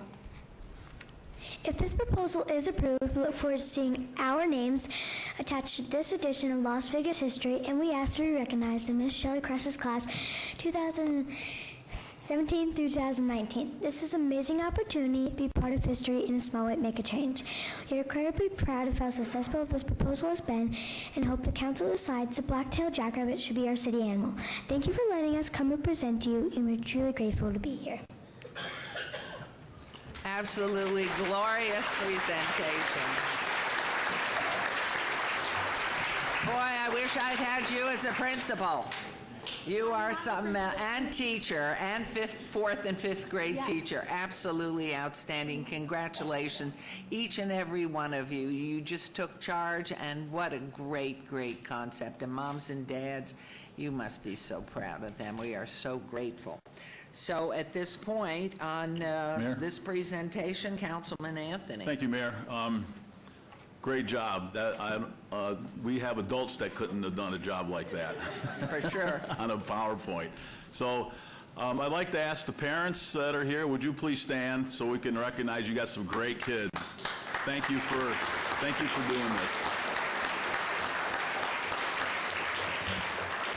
And again, I just want to say, this didn't come from me, this didn't come from the city council, this came from this group of kids. They took the initiative to put together a project to make a recommendation to the city of Las Vegas that has never been done before. So the one young lady at the end said, this is historic. It is historic. I mean, you guys are going to go down in history as recommending this animal to the city of Las Vegas. And this is kind of it's a fun thing. It really is. But these kids are the ones that are going to be making recommendations when they're young adults that are going to have a major impact on our lives, because that's how they're thinking today. So that is absolutely awesome. So with that, Mayor, I would like to make a motion that the City of Las Vegas take the recommendation of the Gerheim Elementary School class taught by Ms. Shelley Kress and adopt the black-tailed jackrabbit as the official animal of the City of Las Vegas. That is my motion. Madam Mayor, could I ask a question? Mr. Scott Adams, I believe I heard at the beginning of this has never been done before, that anybody, I know other ideas have come forth, But nobody has ever followed the full way of utilizing and following the procedure to utilize within the council. Is that correct? That's correct. We did research going back quite a ways. We couldn't find any record of any consideration anywhere in the annals of the city that we've ever designated an official city animal, nor could we find any ordinance or statute that would prevent us from doing such. Okay, thank you. And I'd also like, aren't you fortunate parents that you have such a good school and such good teachers? Thank you. Mayor, just our attorney says that the official motion has to be adopt the resolution, so it doesn't change anything, but I just got to put that on the record, so thank you. And Councilman Creer? Thank you, Mayor. First, I want to thank you all for coming out and for putting such hard work into this ordinance. And it's really great to see people come together, especially young persons like yourselves, to come together to work in collaboration to create a presentation like this, especially in front of a board, a public board, which can sometimes be intimidating by people. I don't know why it would be intimidating, but you know, it can be intimidating. So I want to applaud you and to thank you for all your hard work. Unfortunately, though, I'm not going to be able to support it, and this is the reason why. If we're going to create any type of official, whether it's a mascot or animal or plant or tree or what have you, I think that it should be open to the entire public, and I think that it should be more of like a contest or something that goes out to the public seeking responses back, and then have some structured formality of how those responses are judged, and then a determination can be made on what is the best route, whether that is a plant, like I said, or a dog, or what have you. I do like the fact that the mayor created the proclamation today. I think that is appropriate for this, and if the council decides to move forward with a, for lack of a better term, an RFP or some type of a contest to try to create the official animal of the city of Las Vegas, I'll be very much in support of that. But, you know, if we just take one school or one entity, you know, I can tell you that people in my ward would want to have an opportunity to submit what their animal should be, the official animal of the city of Las Vegas. So if we are going to do it, I think it should be open to everybody, but I applaud you, and I really, really thank you. Very, very, very, very impressive. I agree with my colleague that your presentation was very impressive and all-inclusive. Thank you. And I would add to Councilman Creer's comment, we have in the mayor's office over the past couple of decades had different schools, youth groups come in to talk about a song, present a poem, and you're just outstanding. And were it possible that I could say, without getting 7 million phone calls following and emails, that wasn't fair, we didn't get a chance to give in our animal, and we love our school, and we want to do it, that I'm going to have to vote with Councilman Creer on this, only because it's so hard to choose one school or one group over another. We have such a wonderful community, and if it were a competition, you've already done all the work. And I think this is something that if in fact the council going forward with this wants to ask the public and our youth for songs, a poem, a tree, a flower, an animal, or an insect, I think it's only fair and equitable that everybody be given the opportunity. And it doesn't take away one bit from the fact of what you've done, and that Councilman Anthony is going to make this motion. It is beautiful. But if any of you had sisters or brothers at another elementary school, you'd want them to have a chance as well. So, Councilman Coffin? Thank you, Mayor. Sounds like a political lesson is being expounded here at the dais with the city of Gerheim, the city of Las Vegas here. There is a resolution to this problem, because I completely understand Councilman Creer and the mayor's comments on this. And what we can do, but I don't think we could do it today because it is not agended, is think about changing this wording. You have the animal, which incorporates the entire animal kingdom. and you're asking for trouble when you try to get too big in your goal, when in reality there are so many other species that are all equally native to this valley and are just as well known. And you know, it's funny, the blacktail is not native. It is an invasive from California, maybe Lepus californius, something like that. It's so funny because it's the fornication of Nevada, I guess, a Californication. You don't really think for a minute that you want to have that. What you could do is say this could be the city's rabbit, the city's genus, species, whatever that is. That's how the state does it. It picks something and does the taxonomy and puts the taxonomy, the genus and species, in the resolution. So there can be no quarrel about whether we mean or should have meant the white-tailed rabbit or other rabbits. There were no blacktails around when I was a little kid, 9 years old. They may have been in the mountains, but now they're coyote food downtown. So they're invasive. They pushed out the whitetails. So just so you know that. It's important that for instance, I could support this if we named it our official city rabbit. And my other favorite is the lounge lizard, but that's one that we just can't ever seem to get through. Thank you. Mayor, can I make a comment? Okay, I'm kind of surprised about this. I thought this was going to be non-controversial. I thought this was going to be a no-brainer. Since I've been on the city council, nobody has ever once mentioned an official animal. Nobody has once mentioned let's have a contest. Nobody has once shown any interest in an animal for the city of Las Vegas officially. And we have these kids down here that took their initiative to do this. And I don't know if they're going to be rewarded today. I'm very disappointed in this. Very disappointed. So I guess we're going to vote, and I told you, I committed to you I would bring this to the city council and I would support it. So I thought this was going to be a unanimous decision. We'll see how it goes. I appreciate all you kids coming down and doing your civic duty. Thank you. Madam Mayor, I would just ask, if I could just add something. There's a difference between suggesting something and bringing it to somebody else and following it through. And part of our country, the makeup of our country, and part of what we do here in Las Vegas is you don't just take government and say, I'd like to have this or move it forward. You push and you work and you continue, and that's what you do in government, and that's what we're doing here today. You didn't stop when somebody maybe didn't give you the right answer. You kept going, and I think that's very, very important and also a lesson to learn in government. Mayor? Thank you. Yes, sir. I want to applaud the initiative. I want to applaud that you folks took the time, you thought about it, and you did the work. And often, I think initiative should be rewarded. Good job, everybody. Okay.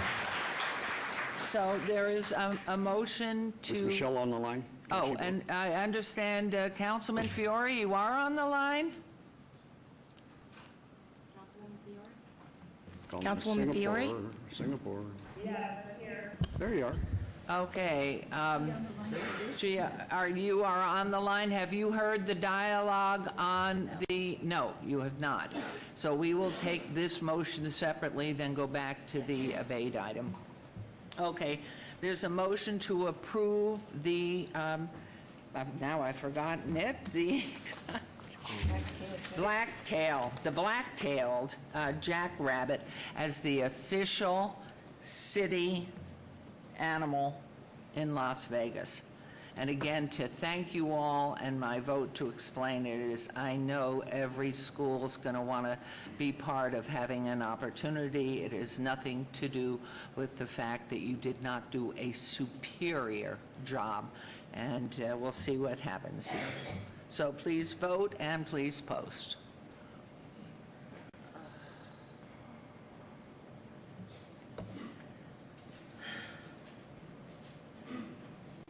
Well, there's a tie there again, too. So that means when there is a tie on the motion, it fails. Fails. When there's a tie, we have no action on the item. So we can take another motion, we can obey the item, we can table the item, we can, I suspect we can get Councilwoman Fiore up to speed and have her and I vote. think she has not been hearing that. Councilwoman Fiore, have you been listening on agenda item 51? I have not, so I would be opposed to obeying item 51, but I'm not. Okay.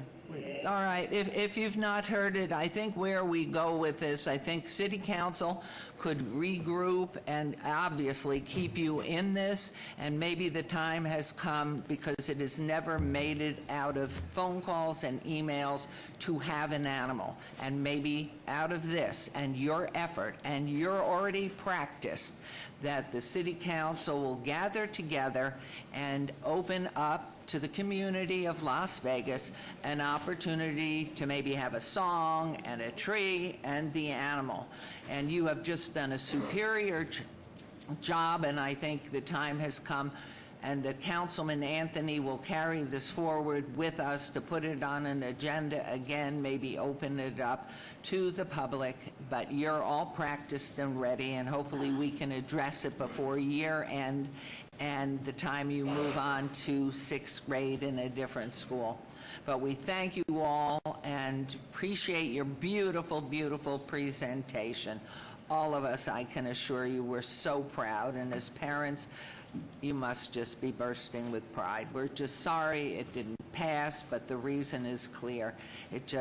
You've come with this wonderful concept, but we've never opened it up before to poems or songs or selecting one animal over another. So that's where we are, and thank you very much for coming. We appreciate it. Sorry, kids. I'll come down and visit you in class.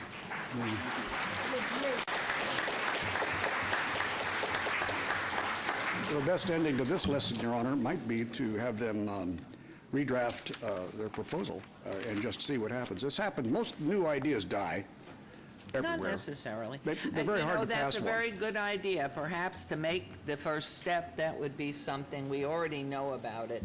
And I know there's schools that would love to have it, but you sure have the inside edge, and you have done a magnificent, not good, magnificent job. So thank you. And I say, don't give up. Just keep trying. Just keep trying, and don't give up, because that's what government's about. You believe in something deeply, and I'm just amazed. I didn't know all this about the black-tailed jackrabbit, and I'm just amazed that it matches so well what our city emphasizes.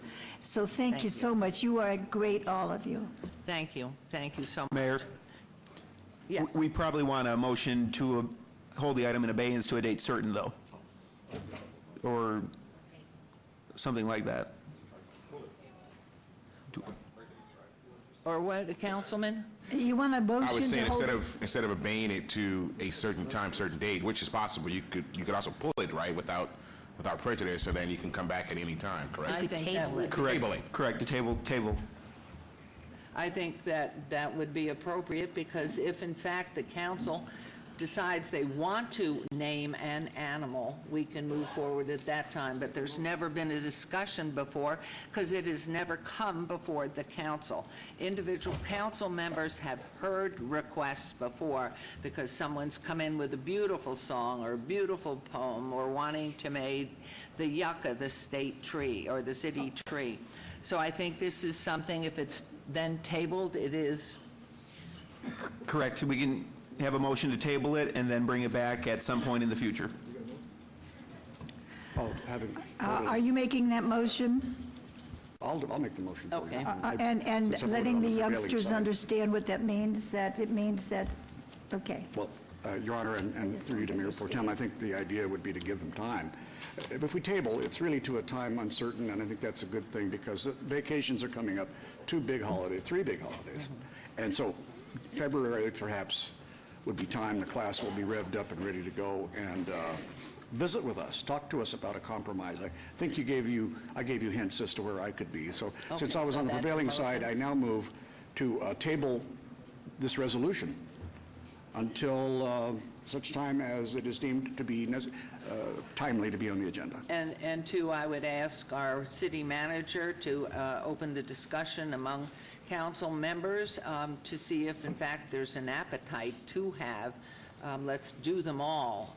An animal, a flower, a song, and a poem, and anything else we can come up with. So there's a motion made, and if you'll please vote, and then please post. It's been tabled. And this motion is tabled to time certain? Or what? Table. Just table it, and then we'll pick a time. All right. Thank you, and please Which vote. means there's another chance. All right, thank you. And please post. And that motion carries. Okay. Thank you all very much. You have enlightened us, and you've given us good spirit for the day and for our lives. You're the future leaders. This is what it is, taking an initiative and going forward. So we're proud of you, and thank you all. Have a good year, and we're going to allow you to go because I know you're all waiting to get back to class. Thank you. And Mayor, could I just say also, if I might, if there's anybody within this group that sometime might want to come and spend an hour or so understanding government more from the inside out too, I'd certainly offer my office, and I'm sure the others would too. Because you know what you did? You took this further than anybody else has done. Anybody can have an idea, anybody can mention it, anybody can discuss it. You did it. You worked hard, and you got it to this point. And if there is anybody, just call my office, and we'll work something out. Thank you. You're beautiful. You used to be in Ward 1, that's why. So God bless you all. Come visit us often. You are super talented. Thank you.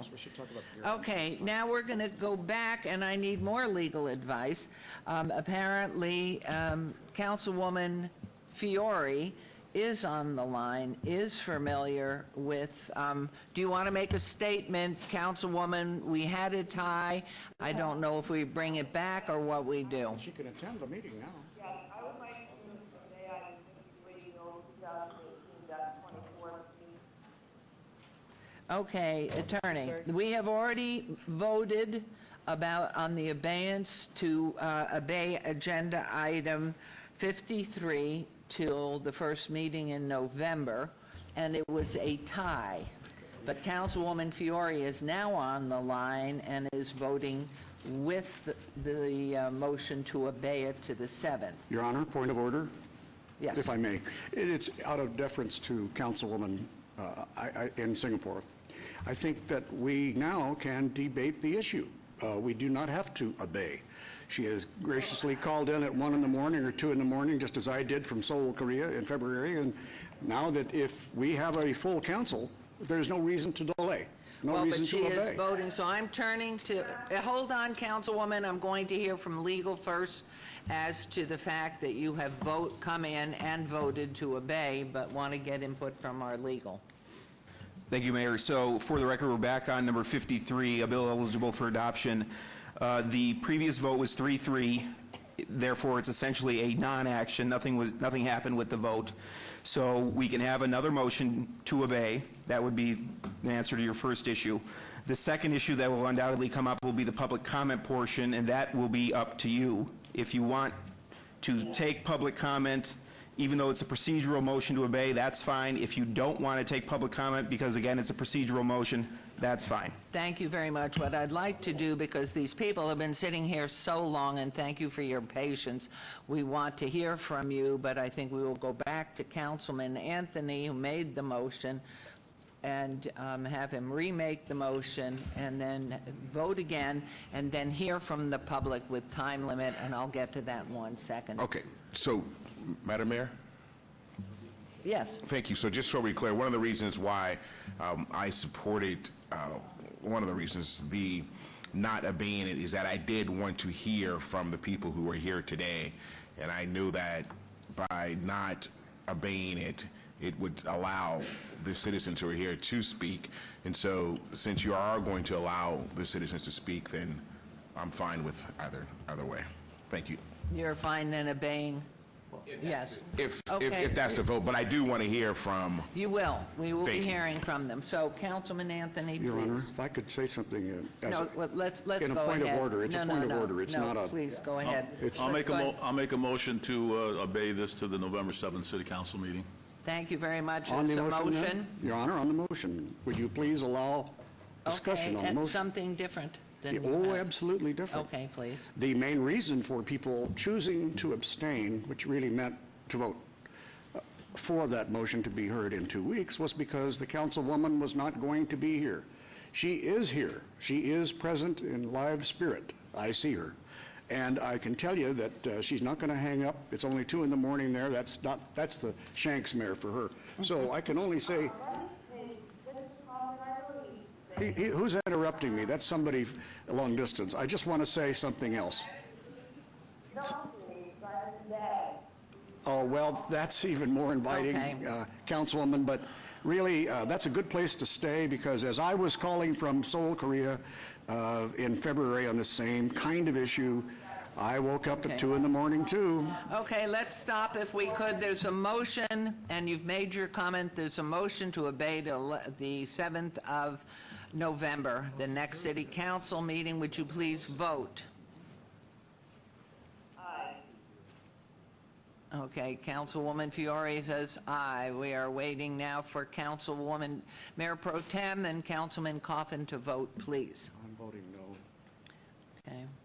This is a motion to obey to the 11th. I just want to say that I had a commitment and I was going to obey, but now, Michelle, you're going to be here for this meeting, so I don't need to obey, because that was my concern.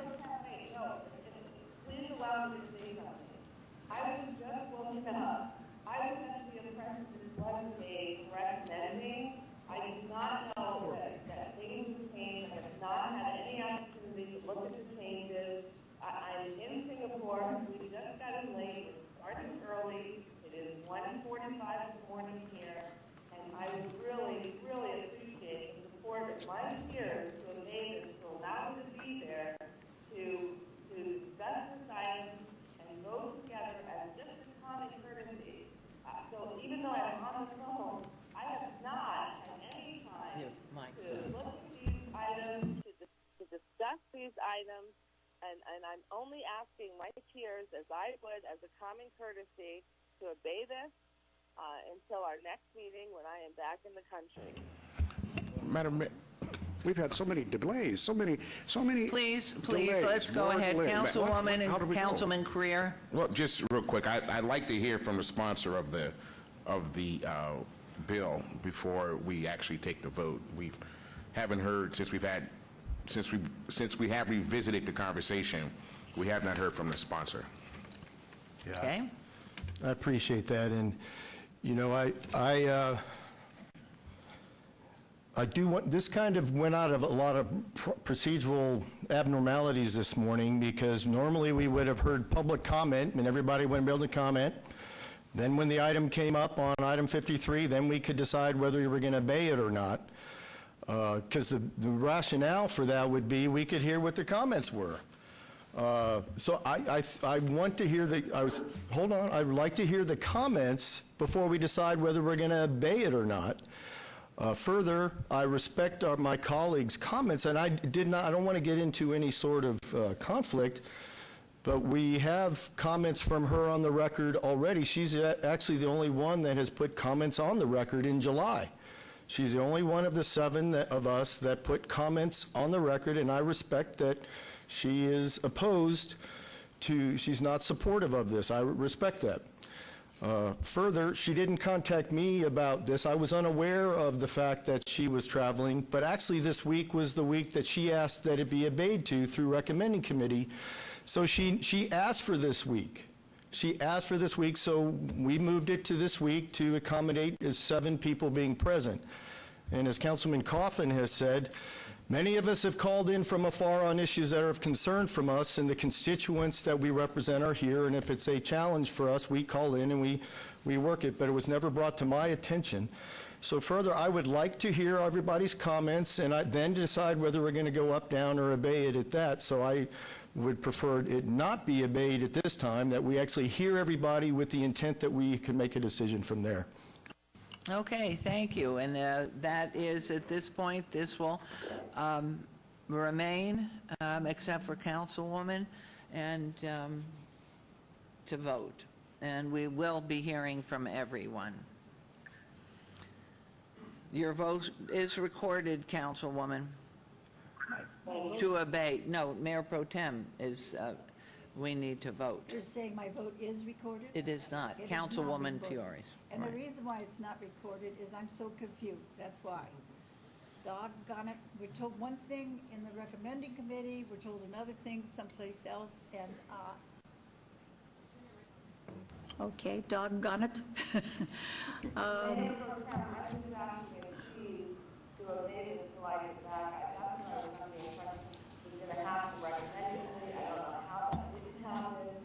And, you know, it's such an important role to my ward, and I really am just pleading with my peers to obey this until I do that. But what I don't understand, Michelle, and I'm on the record already today as saying that you're not here, so you can't present, you know, you're not here to hear all this, and you can't present anything based on today, but now you're here. So the reason for my vote to obey isn't valid.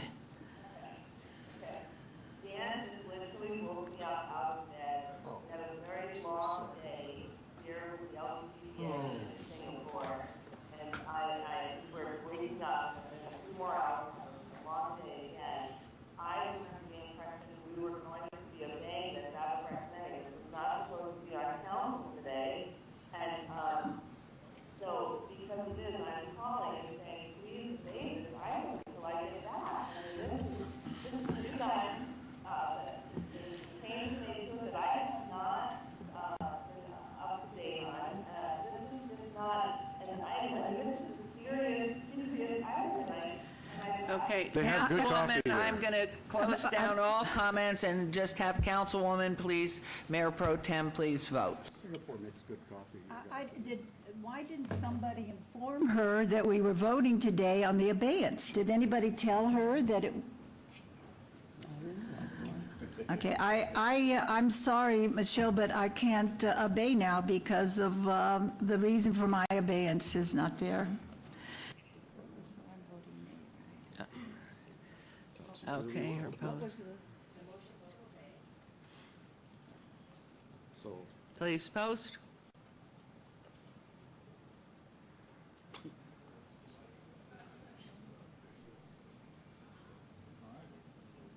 And the motion carries. Okay, now we're going to hear from the public, and what I'm going to ask, please, rather than be repetitive on what you're saying, if you can sort of in groups have a comment, I'm going to give everybody, unless it gets too lengthy, 2 minutes. 2 minutes and not 1 second over 2 minutes, but please do not come up and say the same thing the person before you or following, and please announce your name, no address needed. 2 minutes, please. Good morning, Your Honor, members of the council.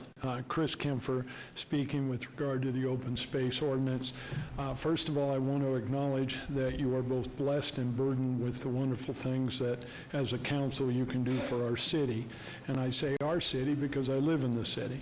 But of all the things you can and should do, one of the things you should not do is to try to rewrite contracts between private parties. That is not the job of government, and it never should be, as compelling as that sometimes seems. Government has no business in the business of private parties when they have contracted together in good faith, especially with regard to citizens who can and should take care of themselves. And yet that is exactly what you are doing in some very important regards with this open space ordinance. I represent several developments. Queens Ridge is only one of them, where the developer, in the case of Queens Ridge, his predecessor, created clear and specific waivers, disclaimers, acknowledgments, disclosures, and understandings about how adjacent property can and will be developed in the future. And whether they were homeowners or businesses in those developments, they received and signed acknowledgments as to how that adjacent property could be and would be developed. And yet, under this open space ordinance, you are telling my various clients that they cannot develop this adjacent property as they see fit, and as they represented to everyone involved how it could be developed without now going through several steps that may serve ultimately to prevent the very development that everyone understood and acknowledged was both anticipated and allowed. And please, let's not fool ourselves. The power to regulate is the power to prohibit. There is no way around it, no way to soften it. This open space ordinance injects itself into private business relationships, into private contracts, and tries to save people from themselves. It makes development harder, more time-consuming, and more expensive, which makes this ordinance anti-development. Thank you. That's 2 minutes. Thank you. Okay, next, please. And again, state your name for the record. I don't think, do we want addresses? City Clerk, do you want addresses on this? No. Thank you. Hi, my name is Melanie Hill. I live at Silverstone. I'm completely confused by the most recent vote because I thought Mayor Pro Tem was voting that we're not obeying it. So I need to know, is it being obeyed or is it not being obeyed? Because my comment is going to depend on what's happening. So Mayor Pro Tem, we're going to actually have a vote on the ordinance today, right? Through the mayor, that's my understanding. I'm as confused as you are, but that's my understanding. Because it said, so I need to know, Mayor Goodman, what's happening today? If you repost the, Yeah, the Mayor Pro Tem voted to obey. Yeah, you voted to obey Mayor Pro Tem Tarkanian, so I think you said you didn't want to obey it, correct? So it's not being obeyed, so we're going to hear it today? but now Councilwoman Fiore's off the line. Well, we can get her back on the line. I'll call her on my cell phone right now if you'd like. She lives in Silverstone. She represents Silverstone. I live in Silverstone. Okay. All right. So we'd like this to be heard. I'm just going to tell you this. If she were not here and were not present to hear the information and be part of the vote, I was obeying. But now she's here on the phone, as we have done in the past, so I voted to move ahead and vote on it. So then you should vote no. Yeah, you should have voted no to obey it, because the motion was to obey it, and you meant to vote no, correct? So it's moving forward. I just want to make sure no one's confused, because I'm confused. Maybe I voted the wrong way. I think you accidentally voted yes when you meant to vote no. I'm sorry. So can we actually redo the vote a third time? Because I'd like to be able to have this go forward today.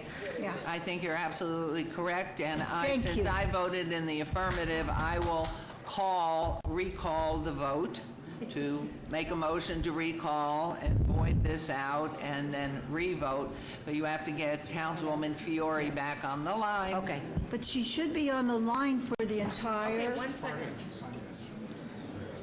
We just want this to go forward because as a Silverstone resident, and I do work, and I've been coming down to every meeting and every recommending committee meeting, and less people are coming to voice their comments, and I don't believe the city council is getting a fair representation of what the people want because they're just being pushed so far down, they're losing interest, and so you don't really know. So instead you have a bunch of protesters who were paid to come here to tell you that they're in favor of developing the Badlands, when Silverstone, at least myself, and I only speak for myself, is not in favor of developing open space and golf courses because of the fact that I paid a premium to live there and was told it would always be a golf course. So this bill is very important to me. Yeah.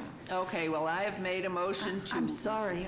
No, I just wanted you to get your vote correct, Mayor Pro Tem Tarkanian, so I just wanted to make sure it was good. Okay. Thank you. Please bring it back. It's on.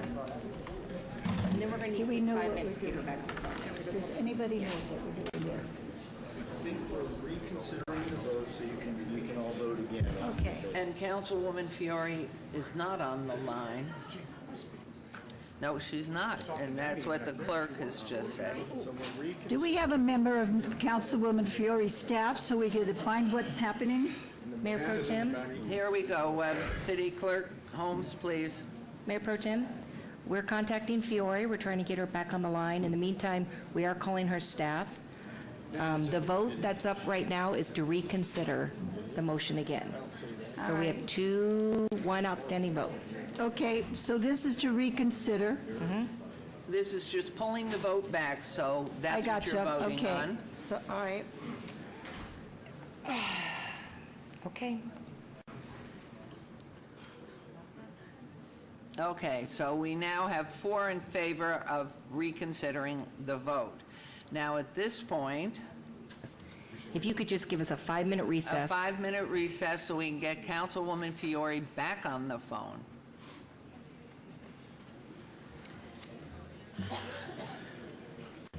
And that did pass. It has been pulled back. It's been pulled back. We're just waiting to get Councilwoman back on.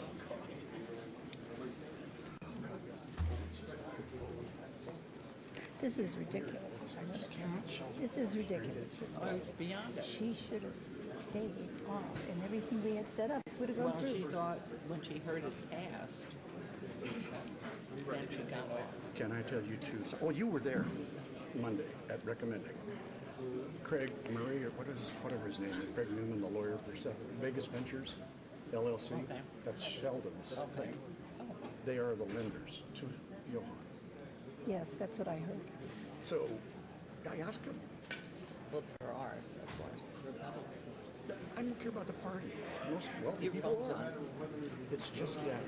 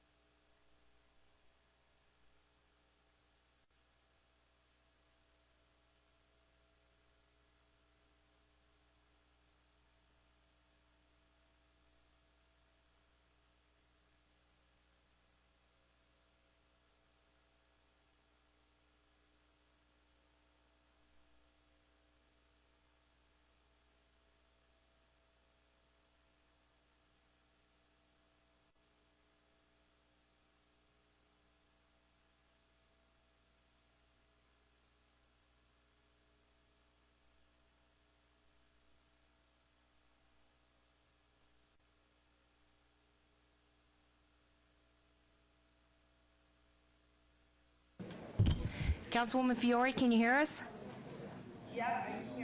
Okay. Okay, let's end the recess and get back on this. We have, in fact, called back the vote, the previous vote, so Councilwoman Mayor Pro Tem can revote her vote. So now we're going to have a new motion that was put forth by Councilman Anthony to obey the item till November 7th. And so you revote, please. Councilwoman Fiore, how do you vote? I want to obey it to the next council. Okay. Yeah, Mayor, just as a sponsor, again, I support not obeying it, just so you know. Motion is to obey it to November 7th. The motion was to obey it to November 7th that she voted on. Councilwoman Mayor Pro Tem, her vote was misentered, and she needs to... So what are we voting on now? We're voting on the same motion to obey to the 7th of November, and then we're going to hear from the public. This is a parliamentary. This is the same motion that was made by our councilman here. Anthony, to obey to the 7th of November. All right. And so Councilwoman Fiore said she votes to obey to November 7th. Your Honor. And then we need Councilman Coffin, Tarkanian, and then we're All done. right. Thank you, may I speak? I don't mind obeying to November 7th if we let these people who want to speak, speak. They will be speaking. All right. It's only 2 weeks. I've explained the situation, and Councilman Soroka understands. So I will, am I doing right now? Yes, I've got you are. Yeah. Thank you. As according to what you said. Councilman Coffin, please, Yeah, let's I move just- this we have a along. No more colleague- comments, please. We We've have a had colleague enough. who has asked Please, us please, to abstain, but he's going to be delayed. He's going to be out of town. And I'm just wondering, can he call in? Can Councilman call in? Councilman Anthony. Anthony, can you call in? Don't involve him in that right now. Just Well, let's go ahead. We're obeying No, to no. a day you're not going to be here, Stavros. This has nothing to do with me. This is a vote. This is a vote. All right, so please vote and please post. Let's go. No, I'm not. Involved in this. Just vote. Well, I guess I have to vote no. Okay, and please post. I thought that's the way I voted. It holds. The motion has been upheld. This item will be obeyed. Now we're going to hear from everyone if you're still alive out there. So please, if you would, again, we're going to set it to 2 minutes unless it gets too long for all of us. So let's get started here. And the lady in red from Silverstone, you had first chair. So we welcome you. And again, if you would, state your name, make your comments for the record. And I would like to add, this does not mean it's a final vote. It's just so everything can be heard. Right.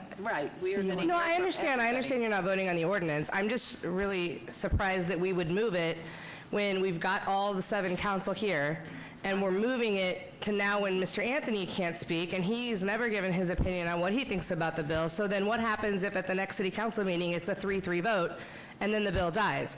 I feel like we're just manipulating the homeowners and the system and the taxpayers and the residents, because this looks like it's just turned into a complete game.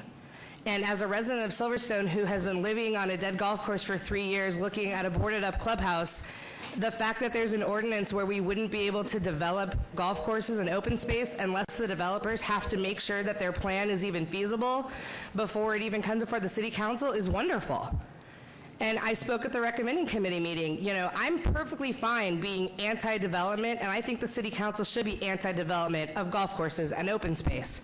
When people come before the city council and say, this is the open space that we're going to provide to the residents in exchange for you allowing us to build this project, this master plan community, then it should stay that way. And if they want to develop it, then they better have their ducks in a row in a plan. I was here at the meeting that went until after midnight. I was here that entire day so that I could speak about the fact that we are against developing golf courses. And you guys made it very clear, Mayor, you made it very clear at that meeting that you weren't going to support it because it was just like the 70 acres to build the high density, and that Mr. Lowy didn't come before the city council with a plan for everything. And that's great. They should have to come before the city council with a plan for everything. I really think that it's good if the homeowners know when the city council is making a vote what exactly the developer's intentions are and what their plans are, and whether or not the schools are going to be able to support the development, and whether or not the flood control is going to be able to be supported, and whether or not the traffic is going to be able to support it, because we have a covenant in Silverstone, but if you pass this ordinance that you can't redevelop golf courses, it is really going to help our plight and our fight in Silverstone, because we don't want our golf course developed. And if they want to develop it, we want them to have to know exactly what their plans are so that you can have a fair vote if you're going to allow development. So I'm absolutely in favor of this ordinance. And I'm glad now, I guess we're going to have more time, so I will get as many people in Silverstone to come out and speak and tell you that they are in favor of this ordinance. So I'm going to fill this room on the 7th, and I will see you then. Thank you. Ma'am, we need your name. Melanie Hill. And Mayor, if I could just clarify, it's not anti-development. It puts some rigor into the process and establishes a process where we have none. So it's not anti, it's actually pro-people and pro-developer. And ma'am, because this lady, ma'am. Light. My mic's on. Lady, ma'am, don't leave yet. Melanie, sorry, Melanie. You have been a great person turning up. I have, before even today, I told people what a great job you did at presentation at recommending committee. I understand your frustration. Just have patience one more time with us because there are a lot of things happening. Please. No, I'll have patience. I just Yeah, better not talk or we're all going to get cut off. We're over the 2 minutes. But I wanted you to know that, Melanie. I appreciate that. Yes, sir. Hello, Dale Reisner, 9811 Orient Express. Thanks. I want to thank everybody that's put the time and effort into this ordinance and has worked so diligently on the key facets of it that seem to need to be defined in order for everybody to get on the same page on what a set of expectations would be. It clearly lays out some processes and some procedures, and we've been at this for 3 years, and there hasn't been a roadmap to success so far, and this is a key opportunity for everybody to pass something to give us that roadmap, and I would really appreciate it and I'm highly supportive of all of your votes in favor of it. Thank you. Next, please. Good morning, Elaine Winger Reisner, 9811 Orient Express Court, and I echo the thoughts of my husband that he's just spoke before me, and I wanted to say that I am for the ordinance, and also there are 2 other people in the audience today that would prefer not to speak. I represent them, plus I represent 13 other neighbors that were not able to come because of work or other prior commitments. And we are very grateful that the ordinance does have the support of the Southern Nevada Homeowners Association and other development organizations in the Valley. We want to thank the city staff for all the work that they've done, the research and the preparation. And I just want to read a quote from Assistant City Attorney Val Steed, because you hear so many different opposing ideas here. And the Assistant City Attorney did state, this ordinance was not written to talk about one golf course.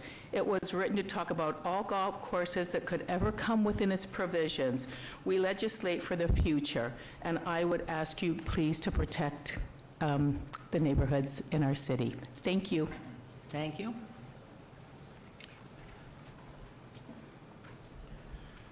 Morning, council people. Mike Tomko, Fern County Avenue over in the Lakes.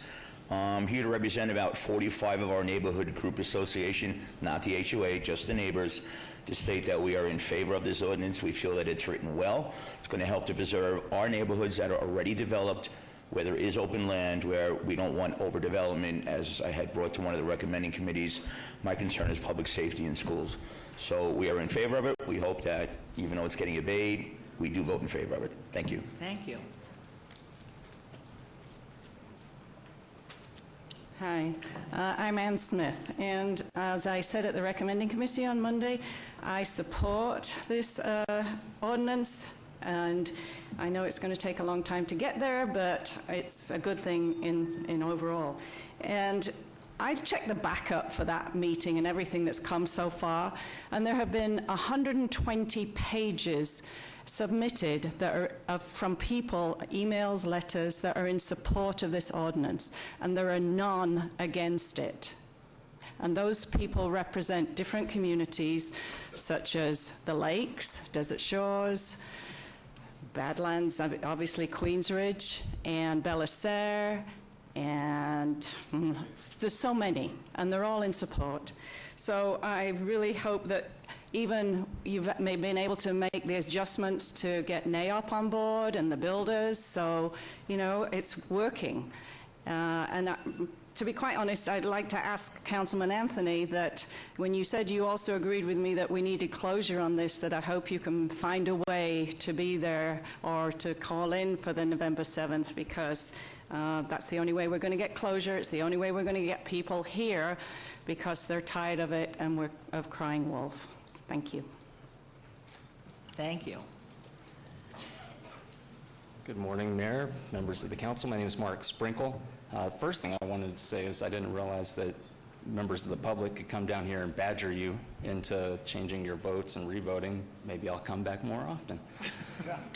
But really, I'm just here with a bunch of concerned people. I'm certainly not being paid to be here like the lady had suggested. There's a lot of us that are concerned about taxes, tax money. A lot of us concerned about jobs, things like that. And this has been going on for quite a while, so even if we're pushing it off, we'll be back. There will be just as many of us here as there are today. We'll be back, and we still have the same concerns, and we just want to get something done. It's been going on for quite a while. Thank you. Thank you. Did you want to state, Councilman Coffin asked, did you want to say if you were for or against the ordinance? I don't want to say if I'm for or against it at this point. Okay, no, that's what you communicated. I just want to have things get taken care of and hear what y'all have to say and what the discussion is. And Thank you. we'll get it done. And we do commiserate, because it has been a long 3 years for all of us. Good morning. Morning, Mayor. My name is Howard Perlman. I'm an architect. I've been an architect for over 40 years. Can't believe it. Over 25 years here in Las Vegas. And I just want to say this. I know that the intention of the ordinance is good. I believe it. I believe everybody on both sides of this issue has their hearts in the right place. But I'm just telling you, as somebody that deals with clients and developers and builders all the time, this ordinance is complicated. It's an extra layer of stuff. It will discourage a lot of people from building good projects. And I know that's not the intention of it. I know the intention of it is to be fair, but I think it will have a repercussion that you people don't really realize. The development business is so hard, and it's so risky, and it's so time-consuming, and there's so many moving parts. And to have to do everything that is required of them in this ordinance, you're going to, along with some of the stuff that you're trying to eliminate, that is a good thing is eliminated, you're going to discourage a lot of good people doing a lot of good projects. So please consider that. Thank you. Thank you. That was very nicely stated. Good morning. I'm Bob Piccoli. I'm a homeowner. I live in the Queensridge community, 9740 Verlaine Court. I am an attorney. I have been involved in the litigations that have gone on and on for almost 3 years now. And the reason they're there is because there were never any guidelines. Every time a matter has gone into court, it's gone in on a new issue. And these issues had to be resolved one at a time. They go through the lower courts, they go into the Supreme Court, and it's over and over. This whole council has been sued, the city's been sued, and that's because there are no guidelines. And I am for this ordinance, and the reason is it gives you guidelines. And you have to remember, as councilman, this is not the only city in the United States that has these problems. These problems exist almost everywhere and anywhere where there's been golf courses. And any kind of an open space in a master plan community is in danger. So what you have to do is you do have to have the rules. You have to have the guidelines that everybody can look at and say, okay, this is what we either live with or we die with, but you have to have them. And that's why you need this ordinance. It's just got to put an end to everything else that can happen in the city. Badlands isn't the only target, so keep that in mind. And Badlands is not the only one that is going to either gain or suffer by this ordinance. Thank you very much. Thank you. Thank you. Yes, sir. My name's Gordon Cull, 653 Ravel Court in Queens Ridge. Been a resident there 20 years.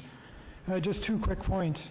One, the previous speaker, a couple ahead of me here, stressed the not making life difficult for the good developments, but we need something to protect us from the bad developments. And you're talking about putting 1,600 rental condos in a fully developed community of 900 homes. That's a bad development, and that's what we've been dealing with for 3 years at Badlands. The second quick point is a gentleman from Silverstone had to leave, and he gave me a pile of letters supporting the ordinance, and I'd like to submit those for the record for him since he had to leave. There's about 25 additional people supporting it. Thank you very much. Thank you.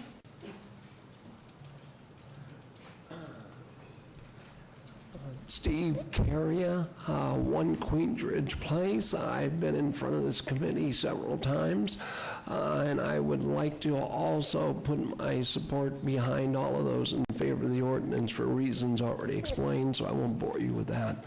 One thing I would like to add to this is what I think is a very important point, and that is Councilman Shiroka has more time, more energy, more research, more involvement, more detail, more facts about what's taking place with open space, not only with Badlands, but with best practices and procedures and policies around the country. He's done his due diligence. This is what we need. We need leaders like Councilman Shiroka to lead the path. And we would have avoided a lot of this had we had procedures and processes that were easily understood by the developers. I thank you all for your service, and I hope that you'll take that into consideration, because leadership is going to be exactly what we look for from our council members. Thank you. Thank you very much.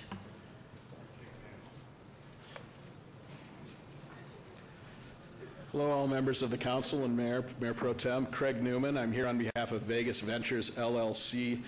Vegas Ventures LLC, I've appeared in front of the recommending committee, but not in front of the full council. Just to advise you, my client is the lender on the property that was formerly the Badlands Golf Course, and loaned a significant sum of money in excess of $10 million on this property, and did that lending in reliance on 2 things: the zoning that the city has for that property, and also a zoning verification letter that was provided to the lender before the loan was made. I can assure the city council that the loan would not have been made had it not been for those 2 items.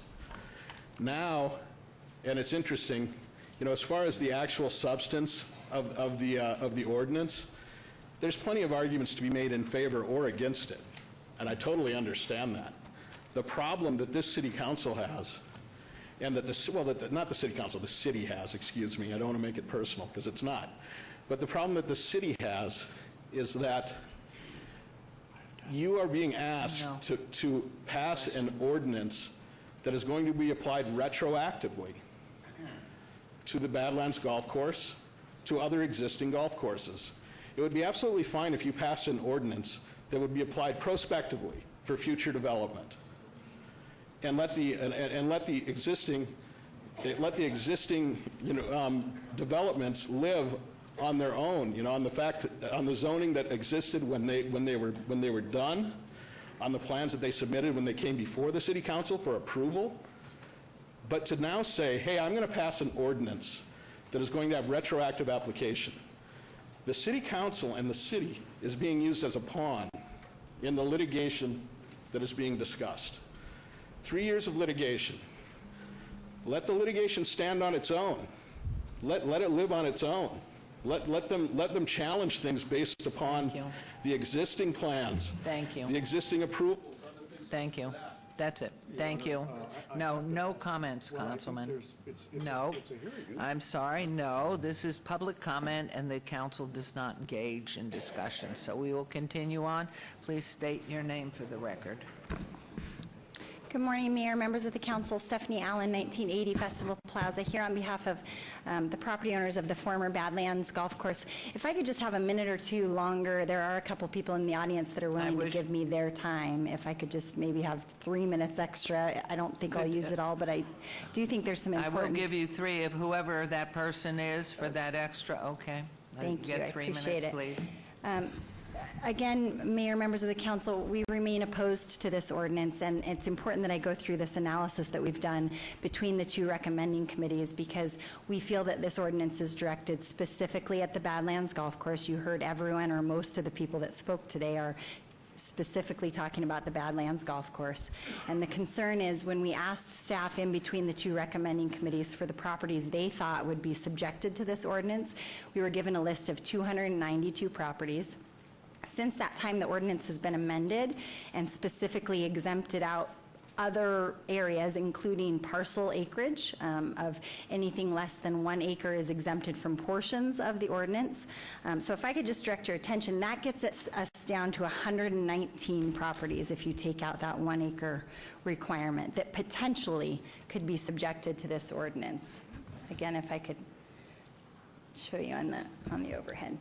This is the analysis we've done, and we've just provided it to your staff at recommending committee. I know they have not had a chance to review it, which is another reason why we appreciate the abeyance, because I do think it's important that Val and your staff have a chance to look over this information. But there's essentially 119 properties potentially that could be impacted by this ordinance. In addition to that, 13 golf courses, so 132 properties. Most or all of those, actually all but 1, are exempt in some way, shape, or form under this ordinance. Either they have CC&Rs, which is included in subsection F, they're controlled by the city or owned by the city, they're exempted under the PD zoning, PC zoning, or they're in some kind of special area plan. So that exempts out all but 1 property, which is the former Badlands Golf Course. I know that your staff, your city attorneys would not want to encourage an ordinance that is directed at 1 property, and I'm going to submit this to the record. It's every single one of those parcels by ward, so that it's in the record. Also, we submitted a letter in opposition with some substantive concerns with the ordinance that we sent to all of you on the council, just concerns with this being anti-development. If it were subject to all those properties, that it is another layer. It does not, unfortunately, expedite things. It adds additional processes where there are processes currently in place, and there's a lot of angst in this room right now over an ordinance that I know is intended to be good, but there are processes in place that allow the public to weigh in, and we have had 3 years on Badlands of a lot of public input and a lot of discussion. And the only thing this ordinance does is put the city at more risk of more litigation, more tax dollars being spent. I think if we could really look at who this is applying to, and it's really 1 property, it's just not good policy for the city, and it's not good law. So I'll submit this into the record, and I'm happy to meet with Val and staff and go through this binder if they'd like to, but we'd appreciate your denial in a couple weeks. Thank you.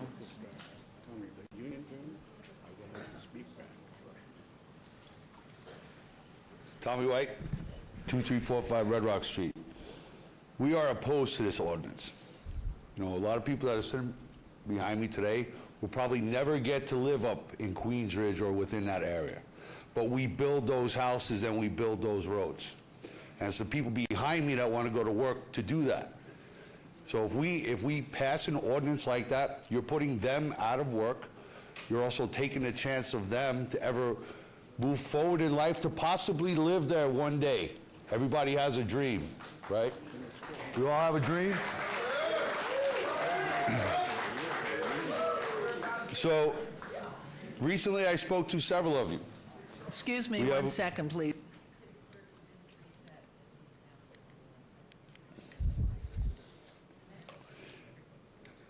Recently I spoke to Sorry. several of you about building affordable housing here. I can tell you if this ordinance passes, the $500 million in affordable housing that we were looking to put together is not going to happen in Las Vegas. Affordable housing that the people behind me can live in, because most of us will never live up in Queens Ridge or probably past Rainbow, okay? But we want to supply them with affordable housing. We also want to supply our community with high-rise condos, with a 20% of part of that with affordable housing, right? This ordinance gets passed.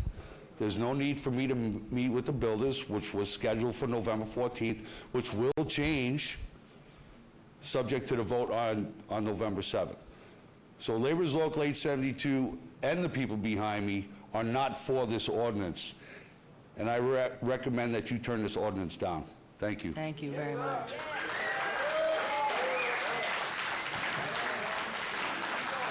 And I want to thank you all for staying here through this long morning and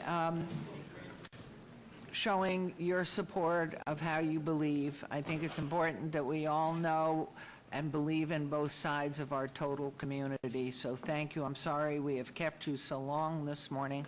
Is there anyone else wishing to be heard? Please come forward and state your name. And then if there's no one else, I'm going to close the public comment. Okay?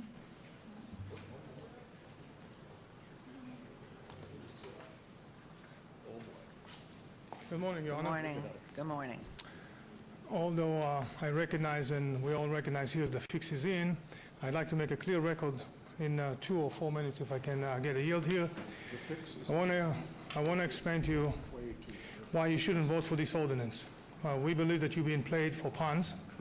Excuse me, no, excuse me, one second. No, you are not permitted to speak, Councilman. This is public comment. I can speak without the mic on, and I can say the fix is, whatever you say is a fix. Please tell us Would you please? what we are doing that way. Please calm Mr. down, Kaufman, it's my time now. Councilman. This is embarrassing. Don't get a heart attack, please.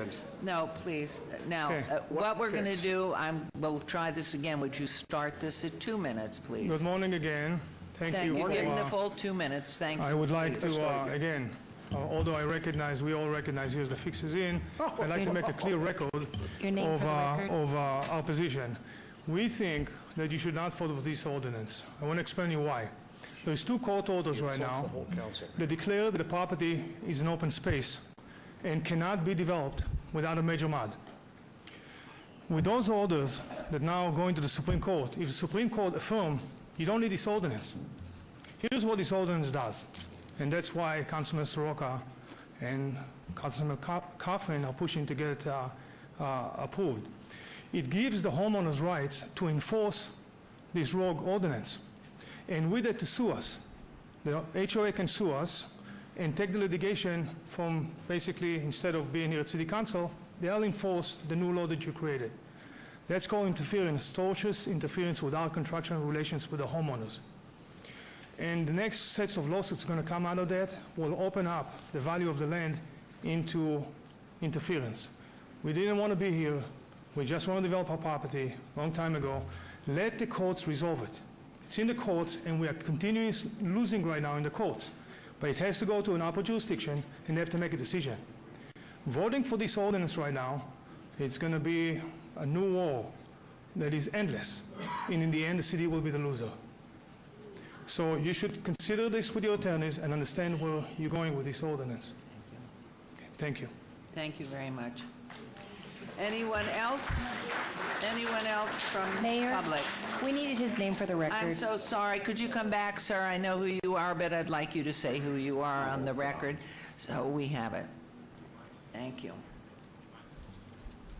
Since I had to come back in here, I just want to add one more thing. After 2.5 years... So you have to say your name Yeah, first. my name is Johan Lowy, and since you allowed me 2 more minutes, since I had to come back, I would say this. After 2 years straight, or 2.5 years, trying to talk to our neighbors, begging to know what they want us to build, including when your city attorney is sitting in the meetings, we beg to know, tell us what you want so we can work with you on the plans.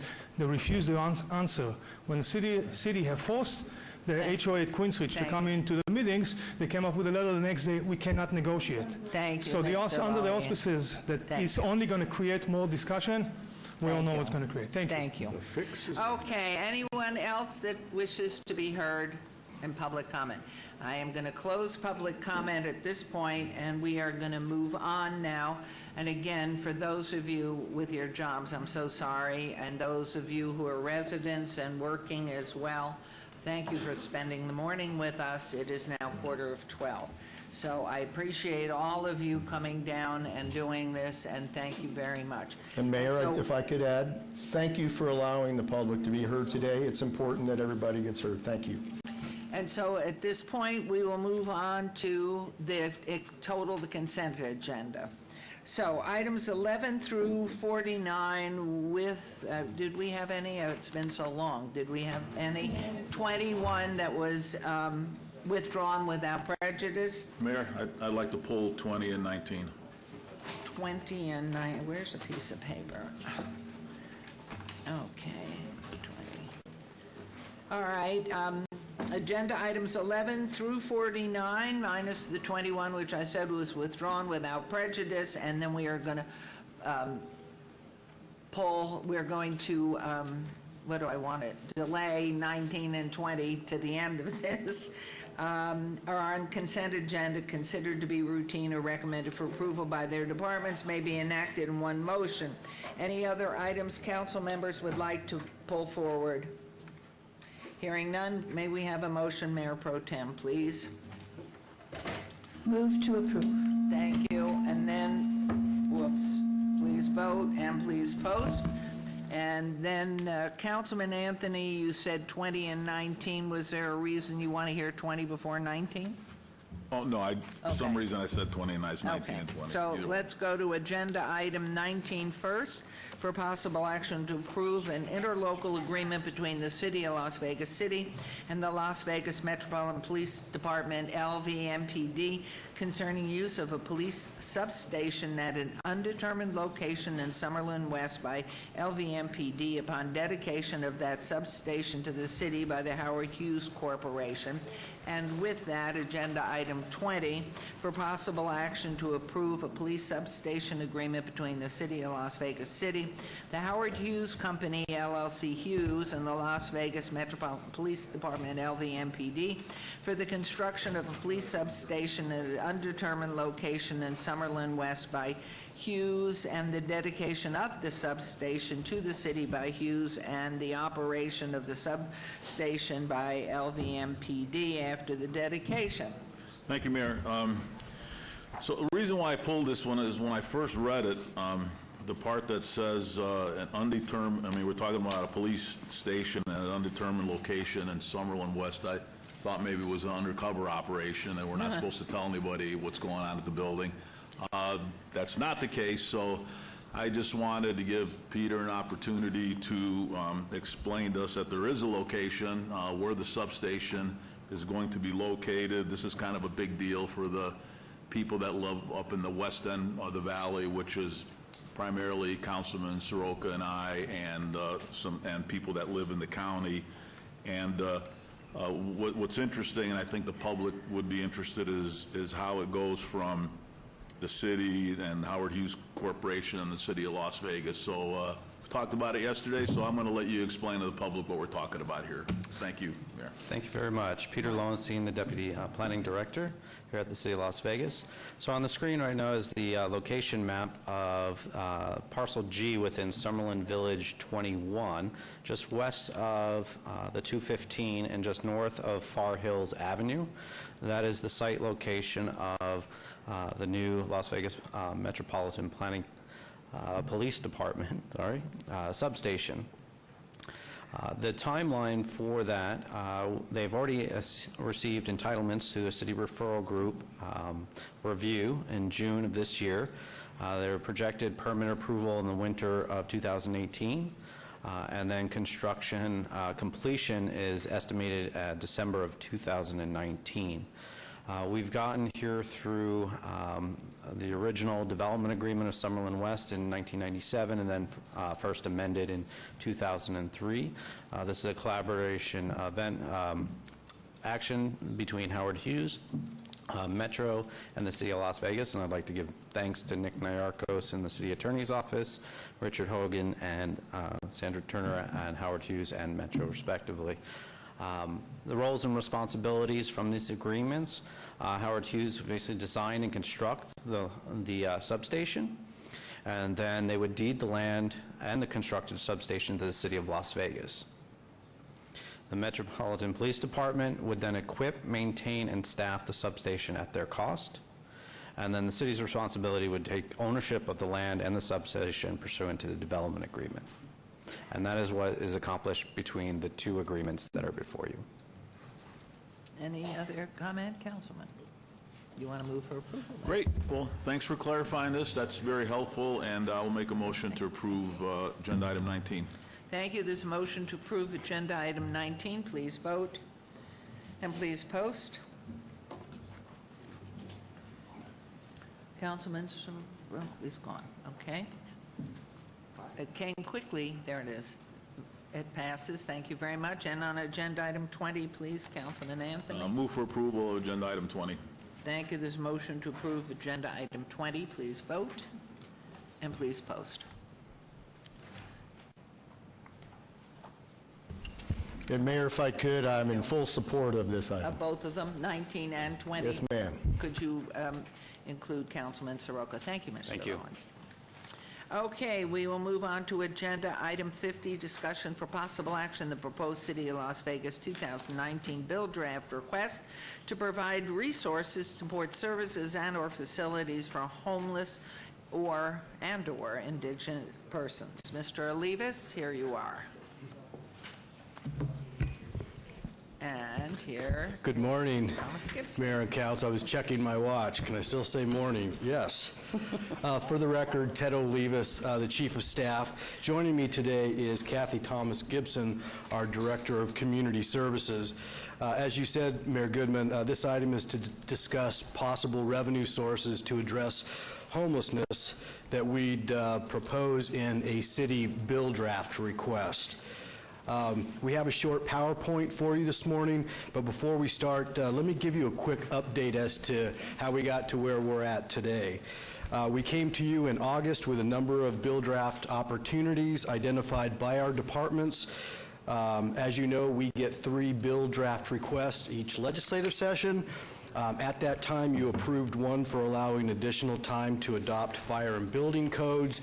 You approved one for providing flexibility in making revisions to our general plans, and one for additional revenue stream for support services and/or facilities for our homeless or indigent community. At that time, at that meeting, you asked that we come back with some additional information on the revenues that we could potentially harness for this. We researched a number of cities and states that have a dedicated revenue source, and what we found, as I mentioned in briefings, is it's all over the place. We looked at how much revenue they might generate, our political climate, of course, and the complexity of how we derive those revenues, because some of these are really hard to determine how much revenue you're going to get. So we looked at Chicago and LA and San Francisco and Seattle, Florida, all over the country, and we looked at surcharges for short-term rentals, affordable housing development, gross receipts tax, food and beverage tax, recorder's fees, parking structure fees, driver's license fees, increase to the room tax, and the liquor tax, as I mentioned, kind of A to Z. We looked at everything. So that brings us to today. So what I'd like to do is turn it over to Kathy to give you a brief overview of where we stand with our homeless situation. Thank you. Good morning. Good morning, Mayor and Council. Kathy Thomas Gibson, Director of the Office of Community Services. I want to do the backdrop to this conversation as it relates to the need. As you know, the city's strategic approach is to cover a complete continuum of services. You allocated additional resources for street-based outreach and for the development of the Courtyard Homeless Resource Center. In addition to that, we know that our strategy will require us to fill out the rest of this continuum where we can support short-term housing, long-term housing, and permanent placements as well. And our discussion is aimed at ensuring that we have the resources to sustain the courtyard that, as you know, will have an operational shortfall in 2020, as well as dedicate additional resources to develop the rest of the continuum that we presented to you a year ago. What we know about the crisis is that we have more than 6,000 people who are homeless each night in Las Vegas, the majority of whom end up on the streets. More than 67% are unsheltered, meaning they are in places not meant for human habitation. We also know that chronic homelessness increased 17% between 2017 and January of 2018. We also have done some surveying to answer a question that many of you have asked: where are the homeless coming from? We now know that about 75% were actually living and working here in Southern Nevada prior to becoming homelessness. So this is a local challenge, a local problem for our constituents. We have some ongoing and emerging issues, including the restrictions that HUD puts on our funding. As you know, our capital funds are community development block grant dollars, and we are very limited as to the ways that we can use it. We also continue to have limited housing resources in Las Vegas, and the cost of rents continue to skyrocket. As you well know from recent media reports, we have challenges serving families with children. The existing system does not have adequate services to support them. We also have medical respite challenges for both the drug addicted and mentally ill constituents who are homeless. And our regional system gets about $13.5 million, and it is underfunded, and there are not any new dollars coming into the community to address the growing problem. Could you just delineate, are those federal and state or just federal years? Those are federal dollars. So HUD provides $13.5 million that go to the regional continuum of care, and those dollars tend to support existing programs. They don't give us the flexibility to create new programs. And how about Medicaid? Medicaid, we're still working out as a community how to build for that, so we have upcoming meetings with our managed care organizations to address that potential funding source for housing. Thank you. And Madam Mayor, through you, I just wanted to check, you said the percentage that was in Southern Nevada. Correct. The 15. That's not just the city, that's the others. Are the others helping any? The regional approach supports existing programs. So when we get funding, it is for renewal programs. So the existing projects continue to receive those federal dollars. So we stay in regular communication, and we do have partners here today who are supporting our work, but it's a challenge. It is a challenge, Mayor. Are the other government entities supporting our work? They're not supporting the courtyard. They are working with us on other subpopulations like youth homelessness, for example. Which hasn't done much in the past. Thank you. Which brings us, Mayor, for the record, Ted Olivas, to some of the funding sources that we are proposing today. The first is a sewer surcharge. As you know, we have our own sewer business here. We currently charge $255 generally per household, like per residence without a pool. It is much more complicated than that, right? We have a number of different rate classes, but in general, we talk about equivalent residential units. Per year? Totality per year? That is correct. Okay. That is correct. And as you know, Mayor, that is billed on a quarterly basis, so we have a system set up to do that. If we were to increase that by $22 per equivalent resident unit, we could generate $5 million, which is about an 8.6% increase. As I mentioned, because we do this quarterly, it's about $5.50 on average per resident per quarter, or per household per quarter. The impact would be, of course, that the $2.55 goes up by $22, so it's $277. Now, this source brings the money directly to the city of Las Vegas from our ratepayers, because we have the system in place, so we don't have to recreate the wheel with this. We have the infrastructure in place to do this. This is a fairly steady annual stream of funding, right? Because we control it, right? So the next opportunity that we're looking at is the real property transfer tax. Now, to refresh your memory, this is it's a tax that happens when you buy or sell a home, right? It's part of the closing costs. And currently in Clark County, our rate is $2.55 per $500 of value, okay? To generate $15 million, we would have to increase that by 25%. Simple math tells you it's a little over 10% increase. Currently, the average sale price of a piece of real property is about $222,000, and so it would be an additional $111. So this revenue, though, is different than the first one that we're proposing. This is money that comes in on a regional basis, okay? So when I say $15 million, $15 million doesn't come to the city of Las Vegas. It goes to the other jurisdictions as well, the cities and the county. So this is regional money of which we would get a piece of. This would be distributed similar to C-Tax. We would look for language that's already in statute, so we don't have to reinvent the wheel.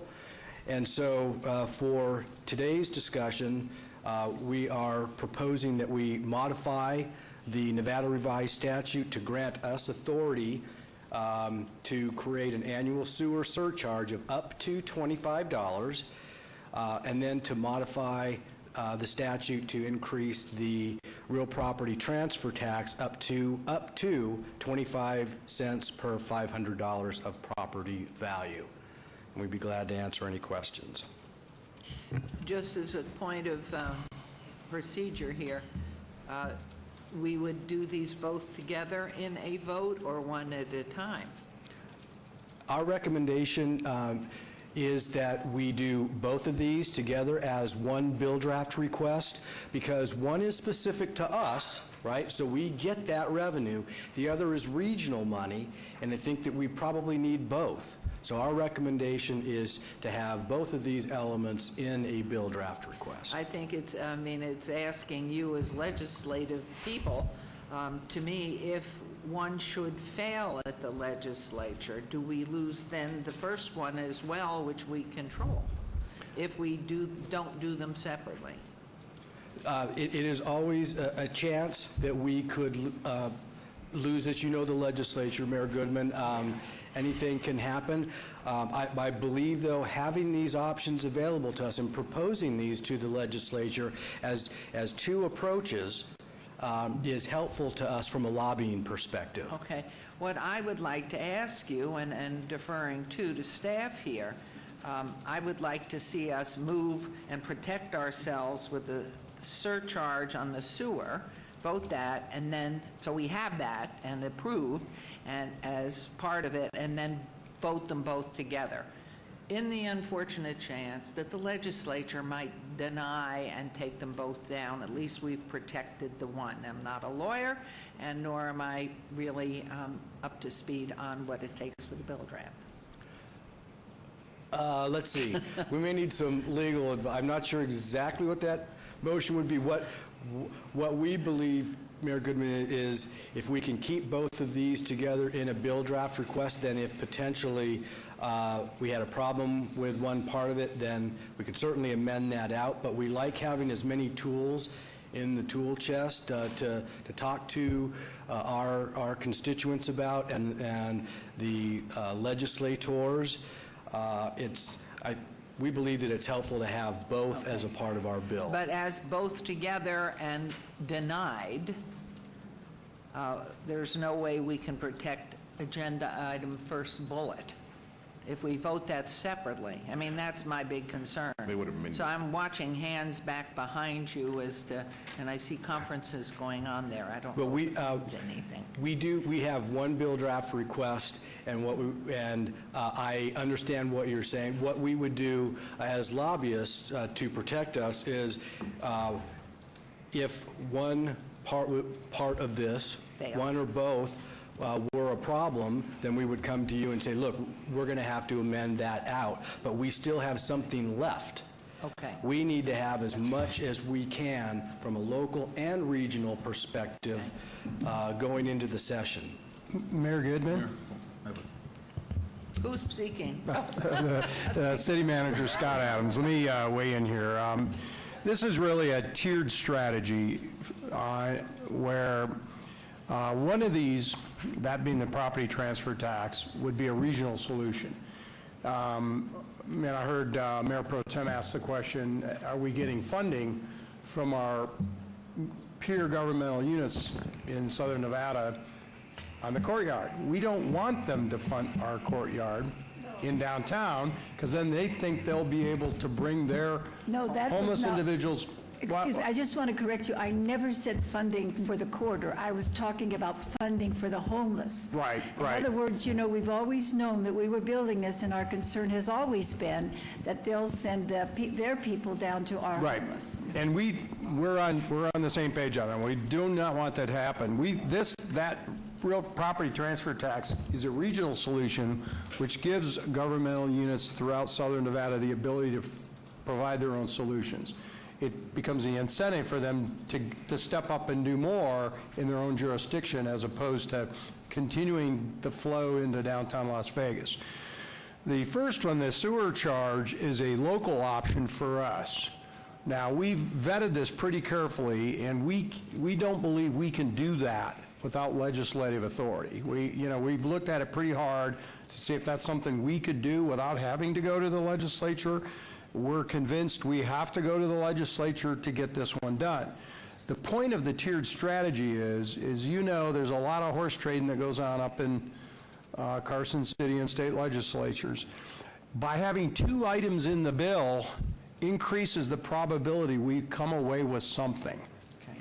If we just put one thing in the bill and they take it out, we end up with Zippo. If we put two things in the bill, they take one of the items out, we at least walk away with something. So that was our strategy. Every time we go up in there, and we always have bills with multiple items in it, they kind of chop them up and make sausage. And so that's the strategy here, is to have more than one item in it, give us greater flexibility. One of them's a regional solution, one of them helps us within our own jurisdiction. Thank you. Councilman Anthony. Thank you, Mayor. First of all, thanks for doing what I asked you to do.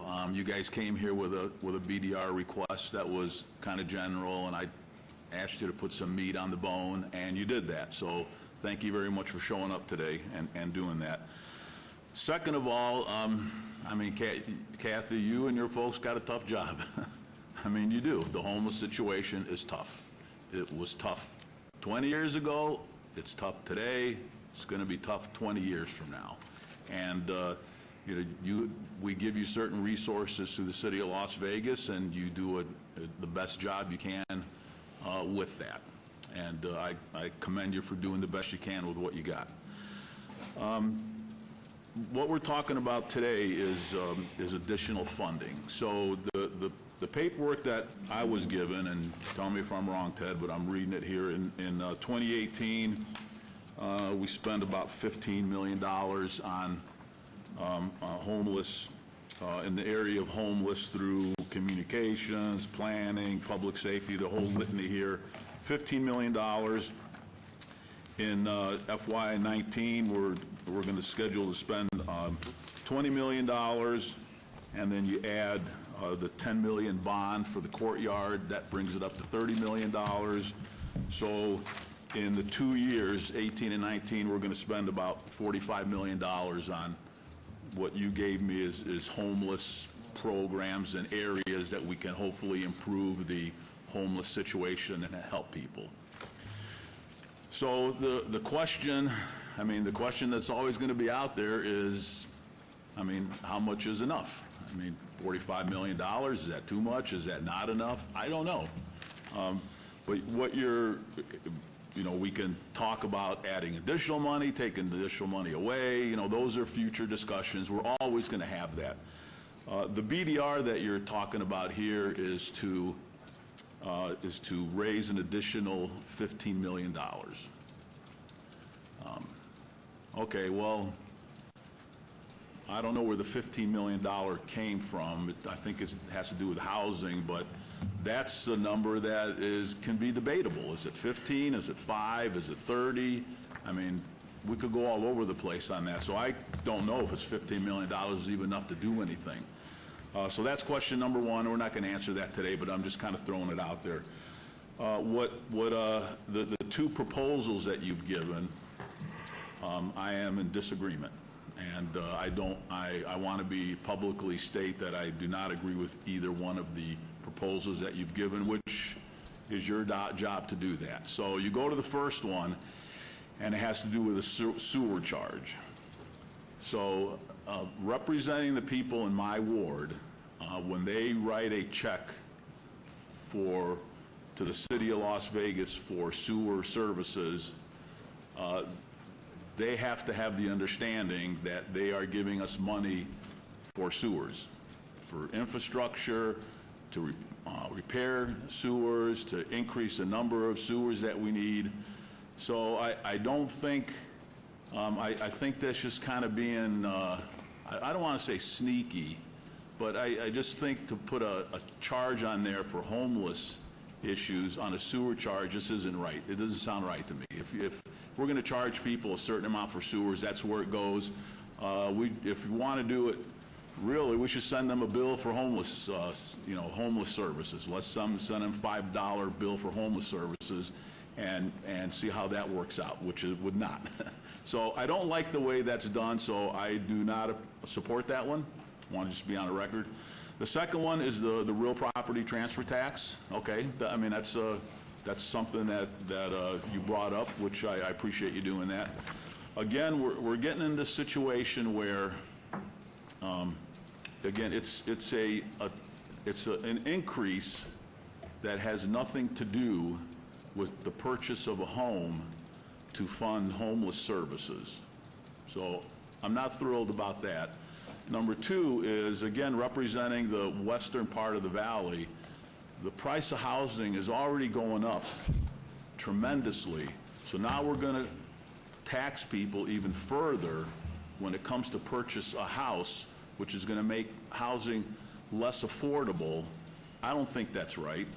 And number three, it's going to affect people on the west end of the valley more than the east end of the valley. And just specifically my ward, I don't represent rich people. I represent working class folks and retirees, and if they want to buy another house, now they're going to be taxed again on something that has nothing to do with the purchase of a house to fund homeless services. So I just wanted on the record that I appreciate what you've done, but I don't support either one of these BDRs. And if there's a vote, I'm going to vote against it, but I do not support increasing taxes in this way to deal with the homeless situation. We should be doing it through the general fund, or at least be open and say we want to do this tax to fund homeless stuff, and let people know that, and let's have a debate on that. So thanks for what you do, appreciate it. Just want to put that on the record. Madam Mayor? Oh, I think I was asked. Yes, Councilman Creer, and then Councilman Coffin, please. Thank you, Madam Mayor. 110% support us increasing resources towards our homeless situation. You know, we've been on a quest to go out and find out around the country what's been working and what's not working. And we've been to San Antonio, to their Haven of Hope. We've been to Los Angeles and LA County. We're headed to Phoenix this week, or next week, I should say. And if there's one thing that is for certain, is that we are at DEFCON 10 in terms of our awareness and our ability to do something about homelessness. We have to do something about it now. And it's not just a Ward 5 problem or a Ward 3 problem. It's a Ward 1 through 6. It is a Clark County issue, North Las Vegas issue, and we have to do something about it. You know, San Antonio has half as many street homeless as we do, and they put about 10 times the amount of resources towards their homelessness situation. They've mitigated about 75% of their homeless from downtown San Antonio. Los Angeles, for instance, has their street homeless in LA County has surged 75% in the last couple of years. We're at about 6,500, we're about 6,000, and if we do not do something about it now, we're gonna go from 6 to 12 to 24 to 48, and next thing you know, we're going to have 60,000 homeless like LA County if we don't address it now. They went from 32,000 homeless, street homeless, to 55,000 homeless, street homeless in 6 years, right? That's Los Angeles, Glendale, Pasadena, Long Beach, exclusive areas like Bel Air. There's encampments outside of people's homes and on the street. We do not have the luxury of not putting resources towards this. Starting yesterday. It is that important, and I don't know if everybody really realizes that. And in reference to the amount of money that we're putting towards it is very small compared to the amount of money that is really needed. And, you know, LA County passed a 0.5% sales tax just last year, and they're looking to raise about $4.6 billion over 10 years to create housing for their residents. They raised $350 million last year. In 1 year on this particular tax. Now, I understand California, I mean, they want to tax their way out of every problem that is faced, and we don't want to end up being the next, you know, state that is taxing its residents out of being able to afford to live in their state. Yet, we have to do something. I think that and everybody has to play a role. Every single person that lives in Southern Nevada has to shoulder some responsibility to addressing our homeless issue. It's that simple. There's not one person who lives in Southern Nevada that does not have a responsibility and has a moral compass, as well as for the betterment, not only for them, but the betterment for the entire region, for every single resident here, and tourist that comes here. You know, if you look at the small amount that we're asking for, you could back that into the negative amount of tourists that have to deal with homeless that say to themselves, man, I might not come to Vegas anymore, because especially downtown, in our downtown corridor, we have to do something. This is a small first step to many, many more steps, I hope, over the next few years that we're going to really put towards dealing with the homeless situation. We have to do it morally and responsibly. And this is just one small step that we have to do. And I hope that everybody can really understand that it's every single ward, every single county, Clark County district, every single city in our region's responsibility. Thank you. Okay, Councilman Coffin. Thank you, Your Honor. I want to try to frame this a little differently. Some people get nervous if the word tax is mentioned. And remember that what we're proposing here, as I say, what our staff is proposing, is that we go to the legislature and we ask them to help us find a way to pay, because we do not have the authority. That the legislature, is not helping on that regard, so we have to do that. Now, up there, that's going to require a 2/3 or a 60%. Ted, what is it for taxes? The increase, what does it cost? What's the number of votes needed? Let's see, well. I'll ask Bobo, he's over there. There you go, 14 and 28. I was just about to say that. Sounds like Cover yourself there, Sounds like bud. 2/3. I don't want to trust my math skills, but I want to say that we have no choice but to ask for the state for help. And we would be spinning some sort of a cosmic tale if we said it didn't involve money. And thirdly, this is definitely not so much about social services and homes for people, because we got a lot of people in homes right now who are barely making it. This is public safety. I cannot say this enough in these meetings. This is all about public safety. They're overrunning wards 1, 3, and 5, and they are in wards 2, 4, and 6. And I think there's a lot of occupancy of empty homes in Ward 4, Councilman. It is definitely a problem for you. And from those homes, they do their little scouting expeditions to steal from the neighbors, bring back the goods and hide them in the house. This is amongst the homeless, 6,000 plus in this valley right now. We have a fair number of criminals. Every one of those people has probably suffered a trauma. Those of us who have gone to San Antonio and studied this problem twice in this case, we have seen that everybody in homeless has suffered a trauma. It could have been a physical trauma. It could be mental health. But they are not really wanting to be there, but some of them get hard case and they stay there, maybe because they want to, or maybe because the lifestyle is just what they want. Stealing to make a living and then no overhead. So there is a lot of that going on right now. They're breaking in, and of course they're using the front yards and backyards for their lavatories. It is kind of an unsightly mess in wards 1, 3, and 5, and frankly, I think that you've already got some up in 2, 4, and 6. They just have to be there for you. They're throughout the county. They what? They're throughout the county, and especially this project now. Yeah. I'd like to add to that, I think the comments both these gentlemen are really spot on. The thing that I saw initially and had made the suggestion about possibly a surcharge on the sewer surcharge was because it really, our homeless situation is akin to the sewer lines and health and recycling and repurposing our water. That most importantly, I think the most important thing is that we share it, as has been suggested here, equitably across the entire area. Certainly, we're responsible for the city, and there is not an area that doesn't have homeless issues, especially as we're building and taking charge of our roadways, everything, moving populations around. But there is a moral responsibility here to take care of those who can't take care of themselves. It is just, and we've been very cautious over the years with our sewer surcharge. And so this really is a way to share the responsibility on an equitable basis. So I totally am supportive of it. My only fear was I just didn't want to lose that item in putting forth both bills, but certainly everybody, my only concern too is that the legislature, is there any way on the second bullet item that the legislature could take those funds that come in and divvy them up as they see fit?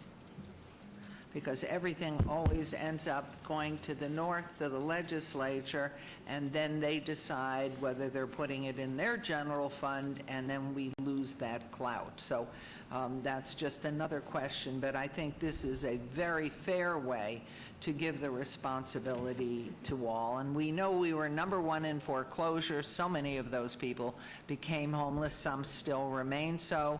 But with the surcharge, and so much of it's a health issue. It really is a health issue. And it is about repurposing our water and using it in different manners from the sewer. So.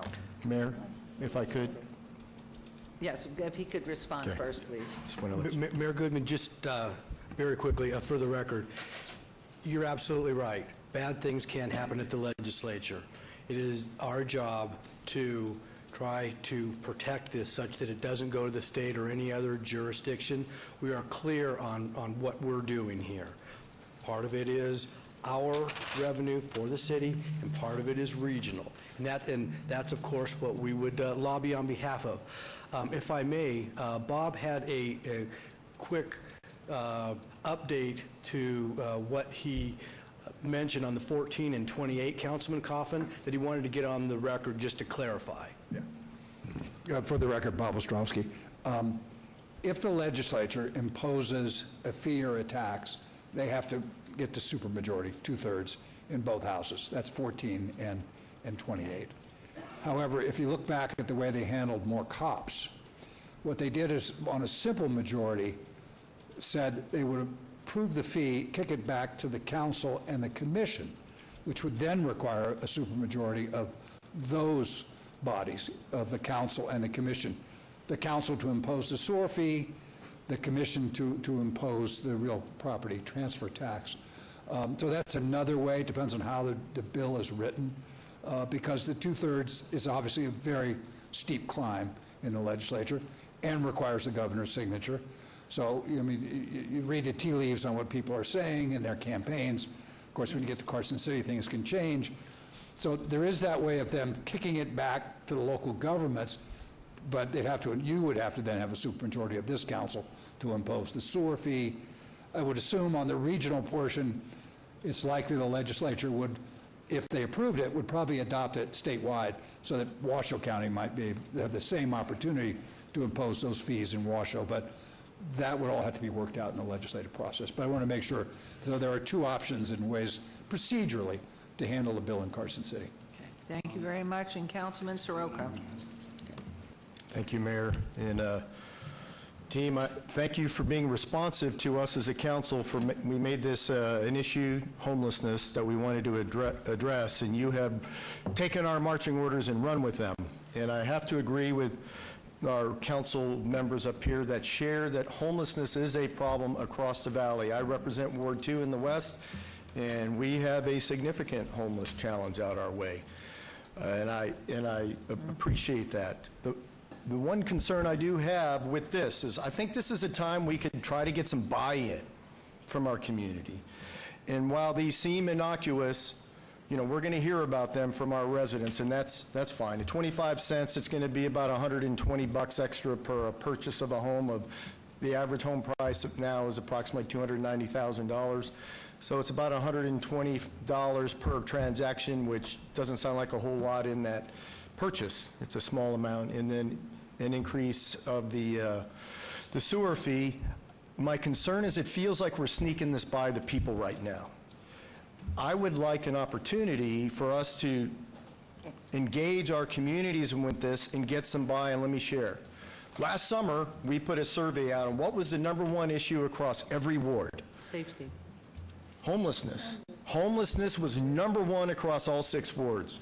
Ward 2 had crime right underneath it, which is why I paid attention to all of that. So, as has been said, homelessness has an element of compassion, but it also has an element of security and public safety to it as well. I know that we've done a lot of research around the country, and one of the solutions has been a significant private investment in tackling this problem. So while we are considering taking this burden on our shoulders, I think we already are in many ways, showing the private investors, potential investors, that the local government is willing to take the lead on this, but we need private investment to make it work. We don't have the tax structure, as our city manager has said. We have a structural deficit of about $15 million just this coming year. So we're challenged with our budget, but if we appeal to the people and say, you say this is your #1 problem, our #1 problem, are you willing to do something about it? Are you willing to go shoulder to shoulder with us? And I think if we had a little bit more time before we need a decision here, it would help us going forward to the legislature. I don't know, it's just, I am not prepared to support this today. I'd be willing to consider it later. You have a time frame you're having to work within in order to get our consensus, in order to get a BDR in place after the November elections before it goes to the legislature. I appreciate all that. But I think people watching this right now, this is the first they're hearing of this effort of our city to help what we consider our #1 problem. I think it would be great to circulate that, give a chance for the people to sit on it a minute and decide in the future. I would actually look to November 7th or 21st, right before Thanksgiving, ironically, to vote on this. But it is the #1 problem in our city. and I respect our amazing team doing great work with our Corridor of Hope, and we are investing in the city tens of millions of dollars, and I appreciate that, but I think we have a chance to engage the private sector here. So, Councilman Coffin. Thank you. I have to come in on this and talk about what experience will tell us. And if Bob was asked directly, he would say that if we do not put in a bill draft request until November, we will be probably April before a hearing could be held. If you're waiting for a bill to be drafted, because we will be at the tail end of the train if we wait any longer. As it is, we're running late. And we need to get the votes together. Now, this may not be the bill that passes. This may not be it at all. Legislature may have a lot of hearings. They would say, well, here's a way to do it. We'll do it for you regionally, we'll do it, or we'll put a time limit on it, 5, 10 years, just in case that the homeless issue subsides, if the economy recovers. There's all sorts of things that can be done. So, you know, it's once the legislature gets a chance to massage it, but they got to get that first chance, which means as soon as possible, because we are in an emergency. We are, I'm telling you, people are moving out of downtown. We've had the move in, and now we're worried. People are saying the parks are polluted. You can't go anywhere without some bum sleeping in their yard. This is serious. And so the city embarked on a budget that probably for this problem is not sustainable in the long run. We have already put our mouth where the money is, something like that, or the money where the mouth is, because when you voted for the budget, you voted to start this program, and we can't let it stop now, because we will fall behind. We are definitely catching up. Will you make a motion? Yeah, I do want to ask one thing. If I could ask our contract lobbyist, the good old famous Bobby O.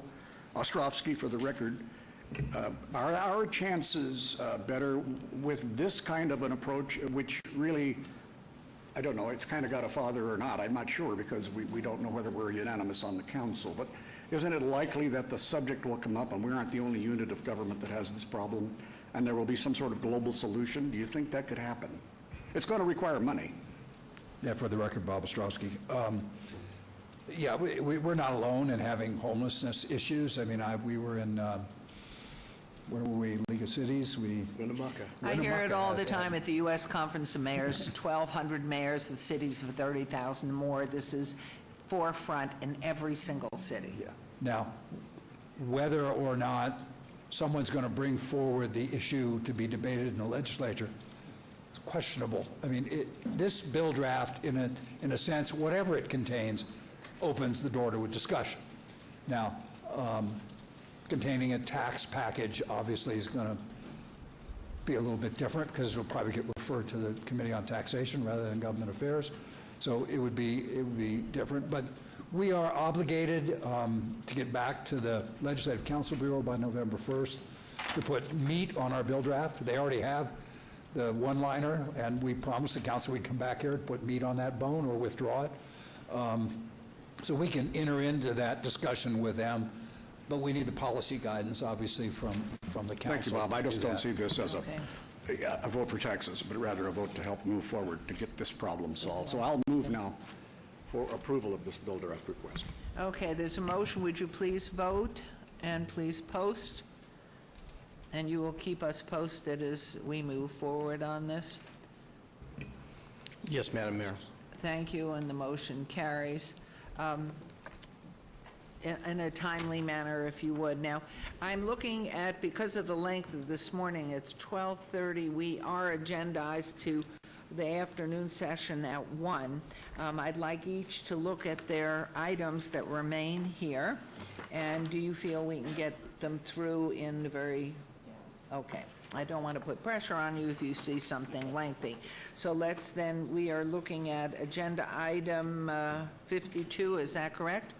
And so that's a discussion for possible action regarding the reappointment of Craig Palacios to the City of Las Vegas Citizen Advisory Committee to the Las Vegas Redevelopment Agency. And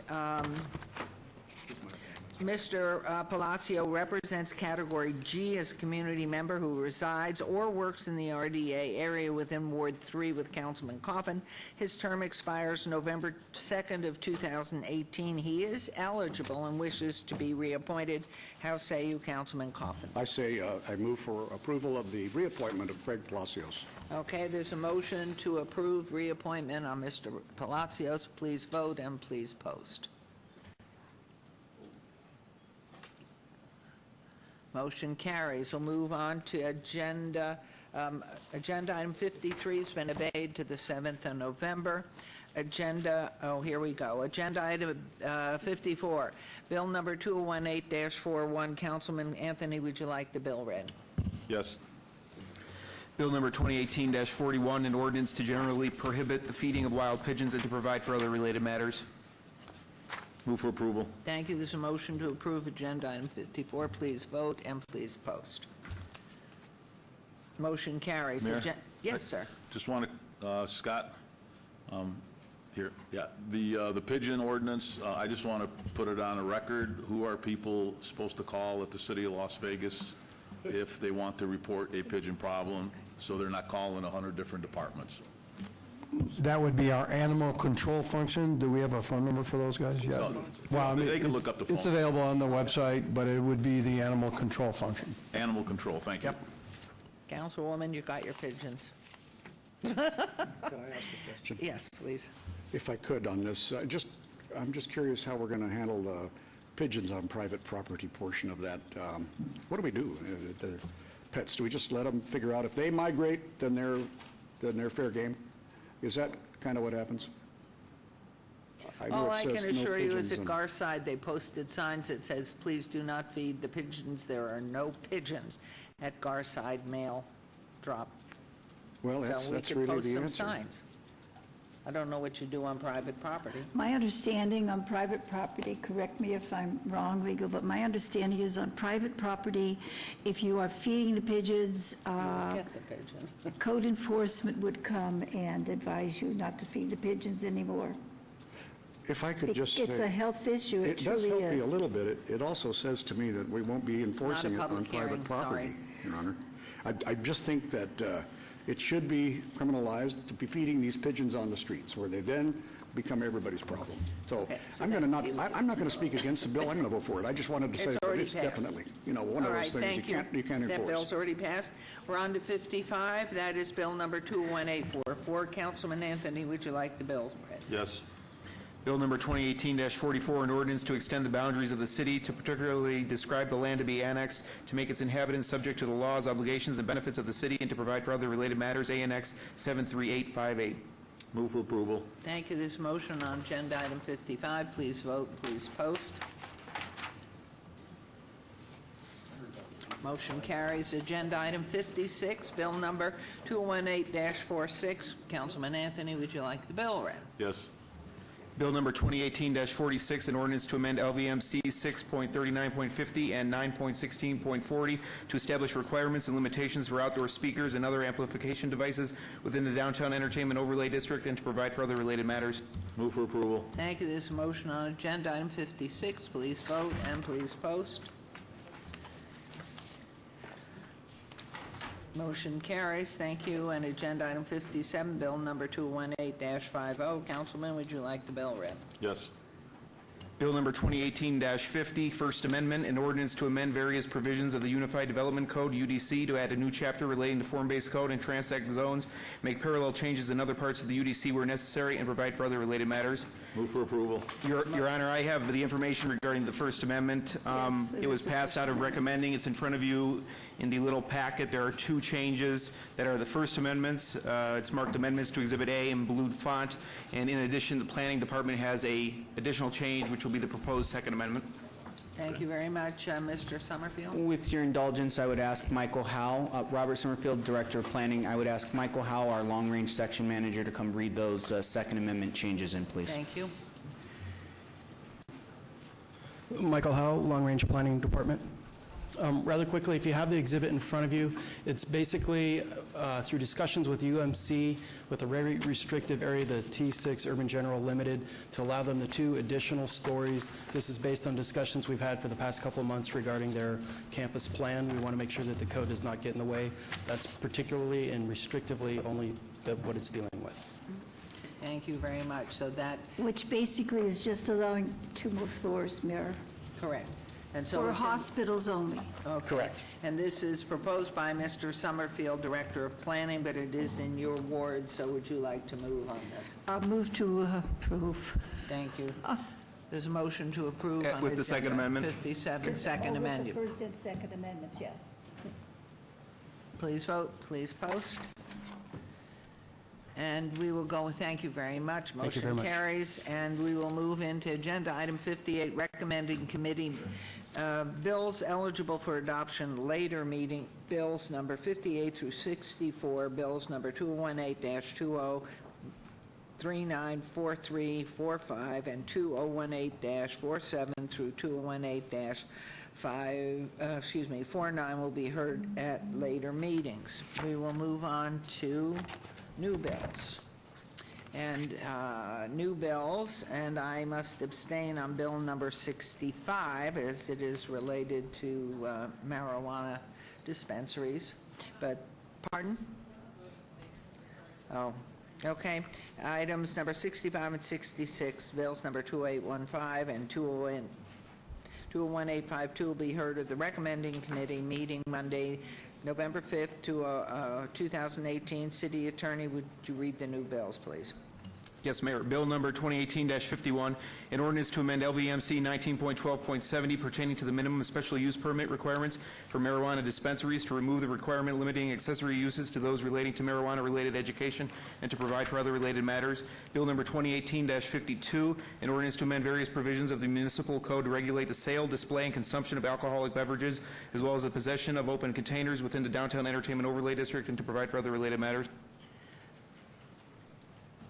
Okay, I guess that we're set, so the morning session is in recess. We will see you at 1 o'clock. Thank you very much. Oh, that was fun. That's 20 minutes. Oh, yeah, that's 20 minutes.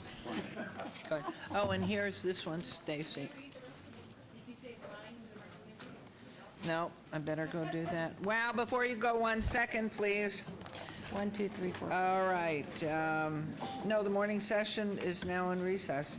I did say there are assigned to recommending committee members, Councilman Anthony Coffin and Fiore. Any so designated or unable to attend, the city clerks will coordinate finding substitutes as necessary at my Thank you. discretion. Thank you.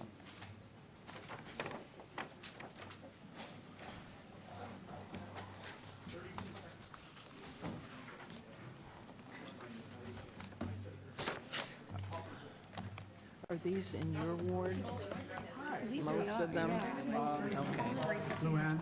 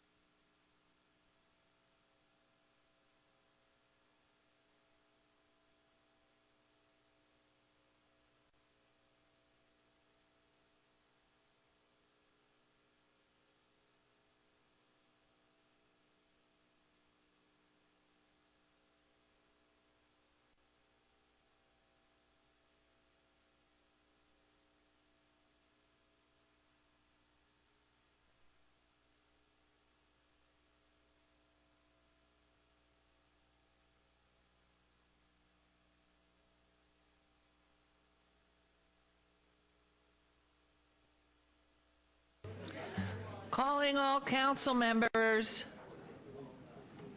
1, 2.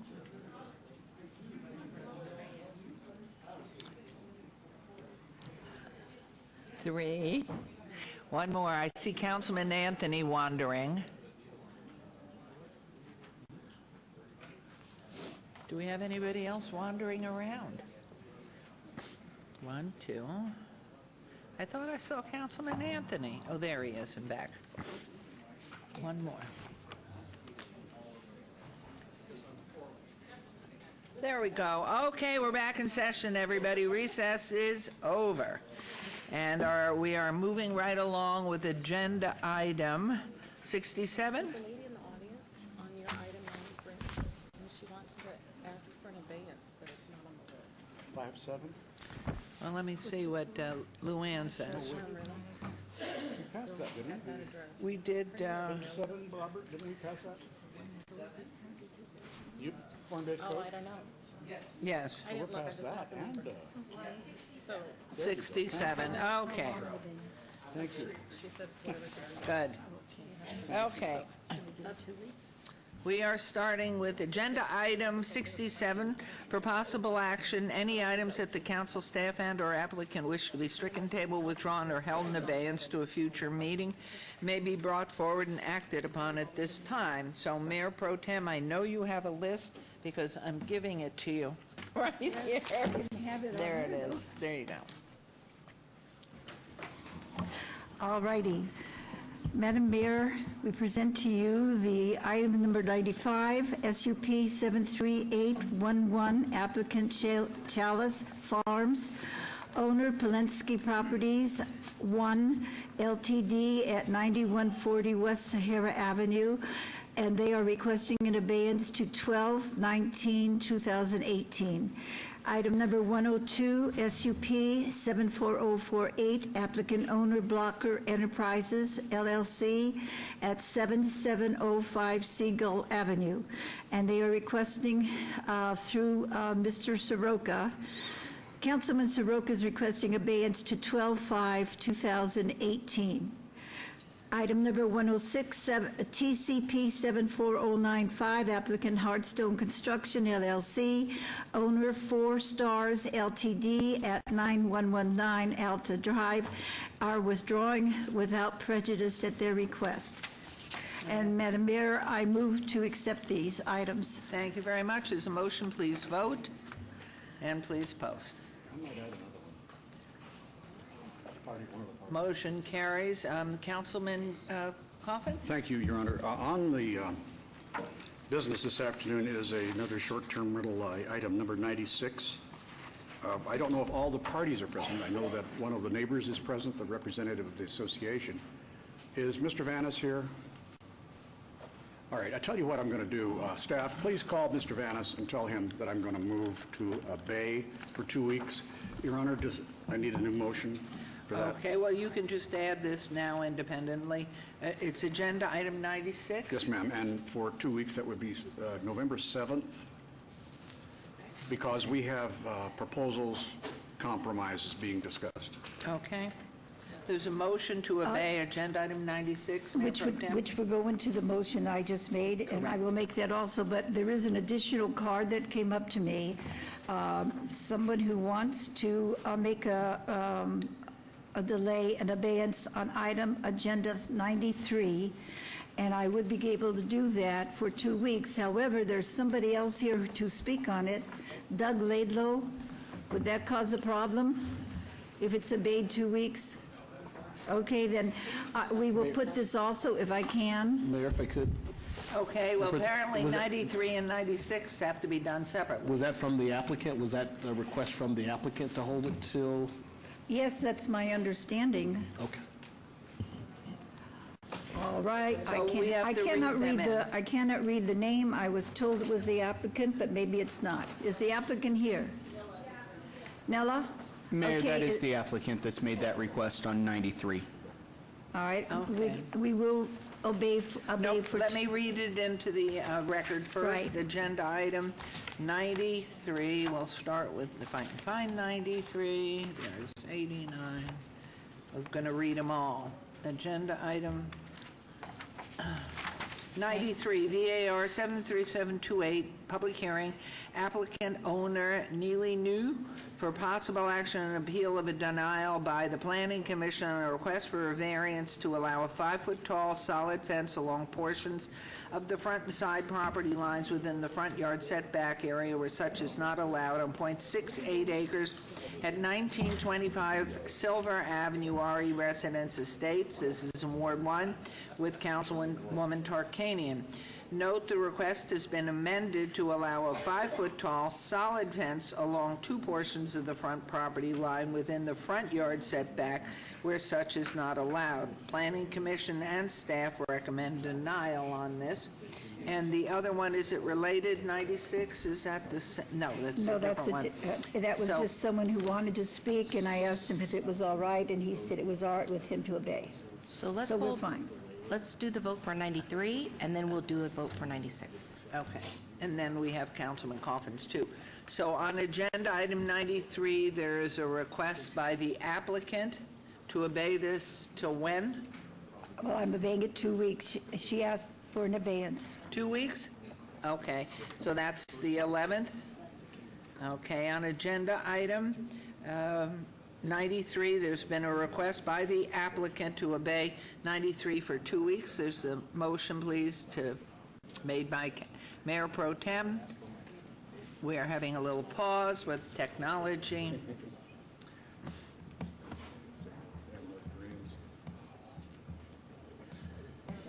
Okay, please vote and please post.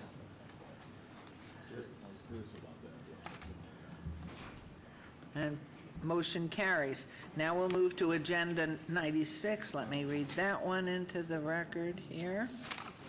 And that is agenda item SUP 73880, public hearing, applicant owner James Vanis, possible action request for a special use permit for an existing short-term residential rental use at 1301 South 6, R1 Single Family Residential Zone, Ward 3, Councilman Coffin.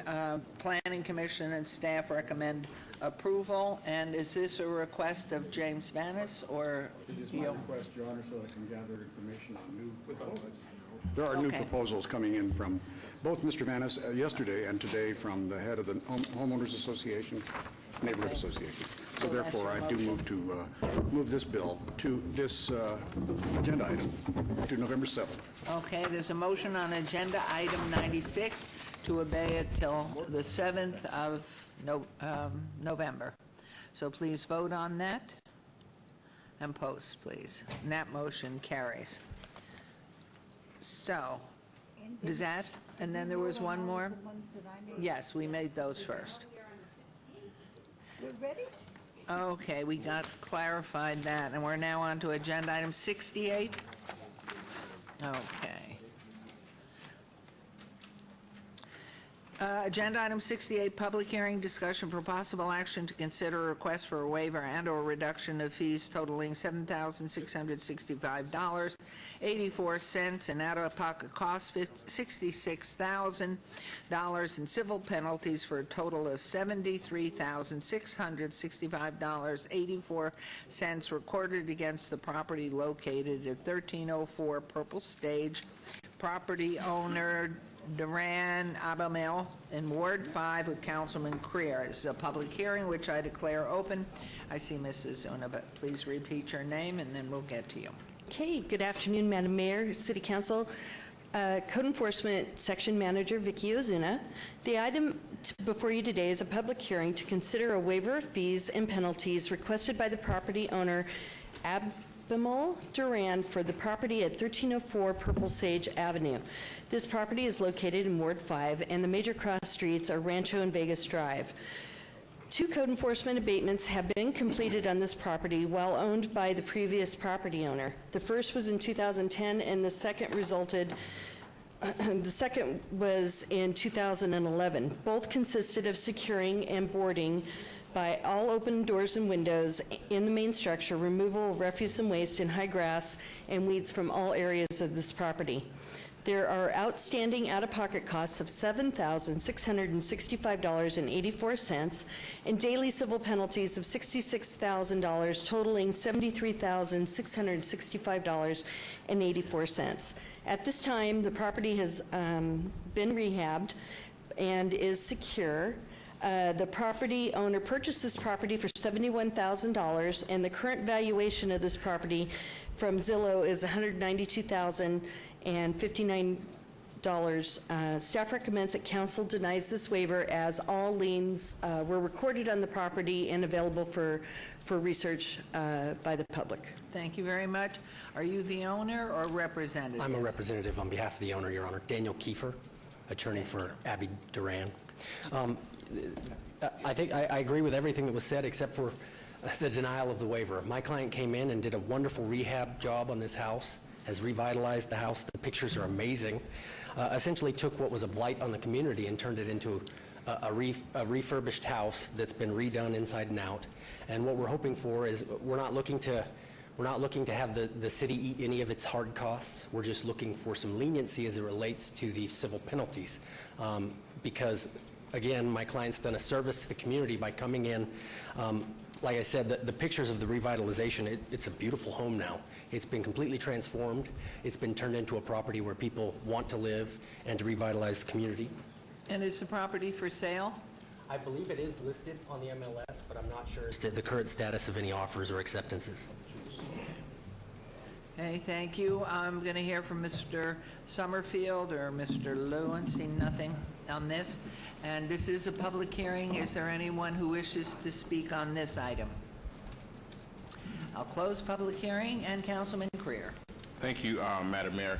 So you're going to purchase this home purchase it for $71,000, and it's worth what was that, Mrs. Zinn? $192,059. So the owner is looking to gain, say, $100,000 for a round number. On a bad end, $100,000. On a good end, $121,000.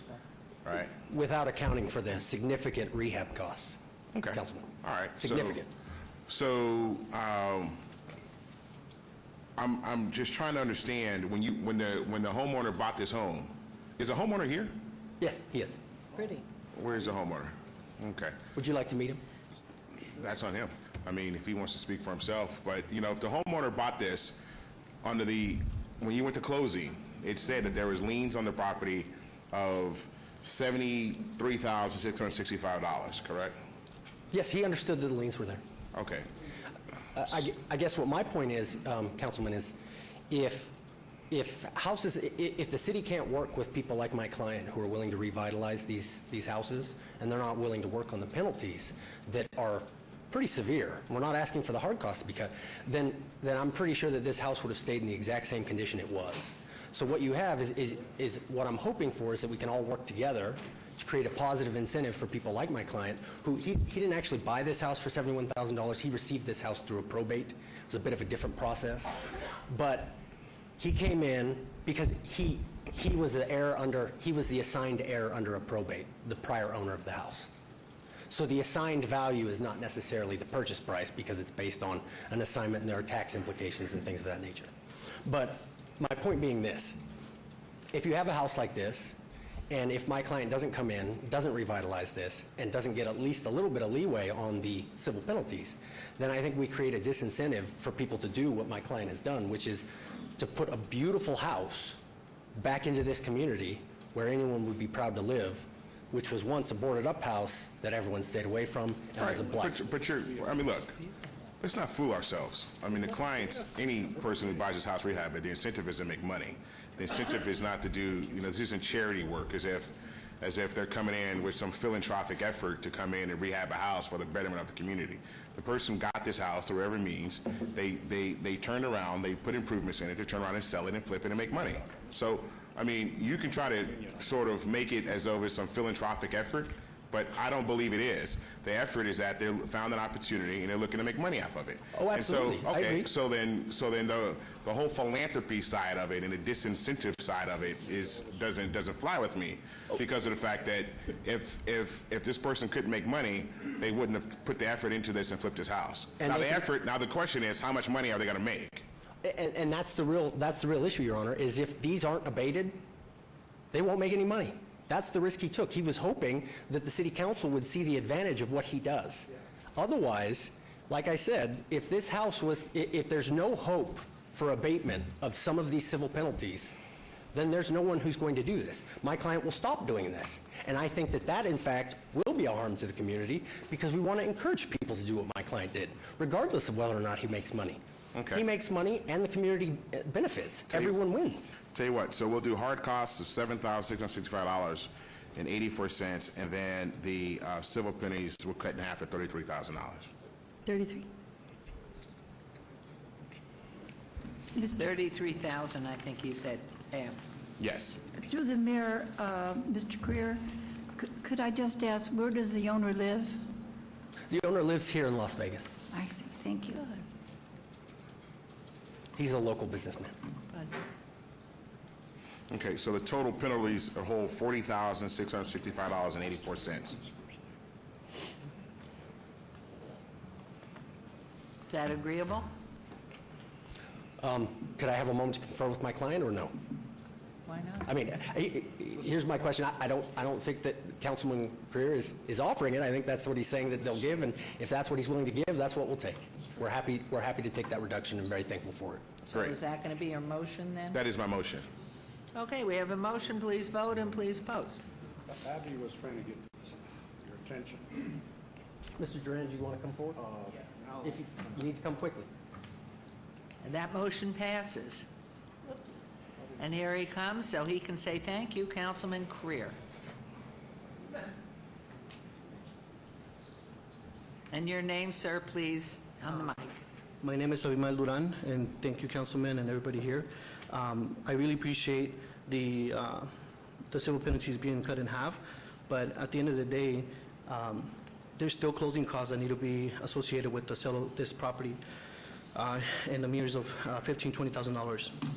To rehab the property was about $35,000 for just the cosmetic items, right? And that doesn't count the bills that we had to pay to acquire the property through probate and all of that. I understand that I'm a businessman and I'm doing this as a profit, but it's a reasonable profit. And like my attorney said, we're doing this in areas that are completely abandoned and are causing problems to the neighbors. I have about 4 other properties that are in the same situation, and I'm taking them at a loss in the hopes that you guys can work with me, right? So by cutting it in half, the ROI on the investment that I made to the community does not pencil out, and so I'm bleeding money by cutting it in half. And you forgot you have to pay your attorney. I'm very affordable. Okay. We'll remember that. Well, I mean, look, I met you halfway. I think that's more than fair. You know, the city has expenses, they have costs as well that, you know, the cost to go out, inspect it, the officers that are there, that's not free. Right. And so, you know, the cost for Ms. Ozuna's time to stand here right now, it's not free. The cost of her to research it and to come in and, you know, brief the council on it yesterday is not free. The cost of whomever the officer who goes out and does the inspection, does whatever, that's not free. Right. So there's costs associated with that. Right. So I think that 50% is more than reasonable for someone to come in we have zero obligation to do this. Mm-hmm. Zero. And so 50% seems like it's seems like, you know, I would say appreciate it. Thank you. Right. Councilman, and I appreciate it, and I definitely appreciate everybody's time. But like I was mentioning, we're not fighting for the hard costs. I'm more than willing to pay for the hard costs associated with every single inspection that was done to that property, all the board ups that were done to the property. The reason why I was hoping by coming down here to get the civil penalties waived is because this person was deceased for about 5-6 years, and the house was abandoned for that time frame. So even though you guys were serving the notices to the 48 addresses and everything that was posted, the errors were out of state, right? I incurred costs by tracking them down, talking to them, and pretty much inheriting the property So Look, the I tell city you was- what, we're going to go back and forth because I'm not going to agree with you, and obviously you're not going to agree with me, which is unfortunate considering the fact that we knocked out $33,000 worth of fees. $33,000. We just took off of your burden. Everything else is on you. I own businesses as well, and sometimes, I'm not telling you how much money to make or what to make, but there's nothing more I am willing to do for that. So that's it. We already voted. Thank you. Councilman, I would also like to add that any amounts paid be paid within 30 days or it reverts back to the original amount. Okay, can we make that amendment to the motion? Your Honor, I would ask that it be or Councilman, I would ask that it be extended slightly for a closing. 60 days. The clerk is motioning to me, Mayor, that I'm assuming that she means that you'll have to maybe rescind that previous motion, make a new motion, and vote with that time frame, Councilman? Okay, 60 days is what you're asking? From today's Okay. date. So, Councilman Creer, you want to rescind the whole thing? Let's add that back in, we'll re-vote. Okay. So first, bring it back if you would. All right, well, I'd like to open up agenda item 68 again, please. Just Okay, please. motion reconsideration, Councilman? Yes, and please vote on the motion to reconsider on agenda item 68. And please post. Okay, that's done. Now you remake your motion, please. Thank you, Madam Mayor. Through you, I'd like to make a motion to discount the civil penalties by 50% from $66,000 to $33,000. Also maintain the hard costs of $7,665.84, bringing a total of fees that are due within 60 days of $40,665.84. And that is the motion. And just for the record, Councilman, if that's not paid within those 60 days, I'm assuming that means that the full penalties would go back onto the property? Yes. Okay. That's correct. Okay. All right, there's a motion. Please vote and please post. That motion carries. Thank you. Thank you. Okay, we'll move on to agenda item 69. Public hearing, discussion, possible action regarding a request for a waiver and/or reduction of fees totaling $4,839.75 in out-of-pocket costs, $19,500 in civil penalties for a total of $24,339.75 recorded against the property located at 860 North 29th Street. Property owner Raskowski Rose B., and this is in Ward 3 with Councilman Coffin. This is a public hearing which I declare open, and you're on center stage again. Good afternoon, Mayor and City Council. Vicki Ozuna, Code Enforcement Section Manager. The item before you today is a public hearing to consider the waiver of fees and penalties requested for the property at 860 North 29th Street. This property is being represented by attorney Thomas Moore. The property is located in Ward 3 and is in the area of Mojave and Washington. Code Enforcement completed an abatement on this property in December 2017, which consisted of securing by boarding all open doors and windows. There was also removal of refuse, waste, high grass, and weeds from all yard areas, and removal of graffiti and securing of the side gates. There are outstanding out-of-pocket costs of $4,839.75 and daily civil penalties of $19,500, totaling $24,339.75. This property has not been rehabbed, but it is secure at this time. The current valuation of this property on Zillow.com is $198,790. Staff recommends denial of this waiver request. Thank you very much. And are you representative or are you the owner? I represent the owner. I'm not an attorney, just to clarify. She said I was. And your name, sir, please? My name is Thomas Moore. And you are representing? The seller. Okay. The seller, the borrower, is deceased, so I'm the court-appointed administrator. We're trying to Okay. sell the house via short sale. Okay, thank you. This is a public hearing. Is there anyone who wishes to be heard on agenda item 69? I'll close public hearing. Councilman Coffin. Thank you, Mr. Moore. So Rose is deceased. Correct. And are you part of the family? I am not. You're not?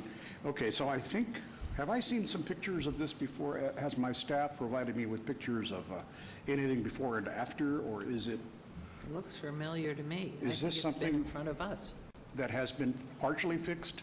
Well, these pictures are just a week old, so No, has the there's appearance no money changed? in the estate to fix the property up. So Right, okay, I securing get the your property point. and all those other items were strictly out-of-pocket costs. Okay, who's going to occupy the house?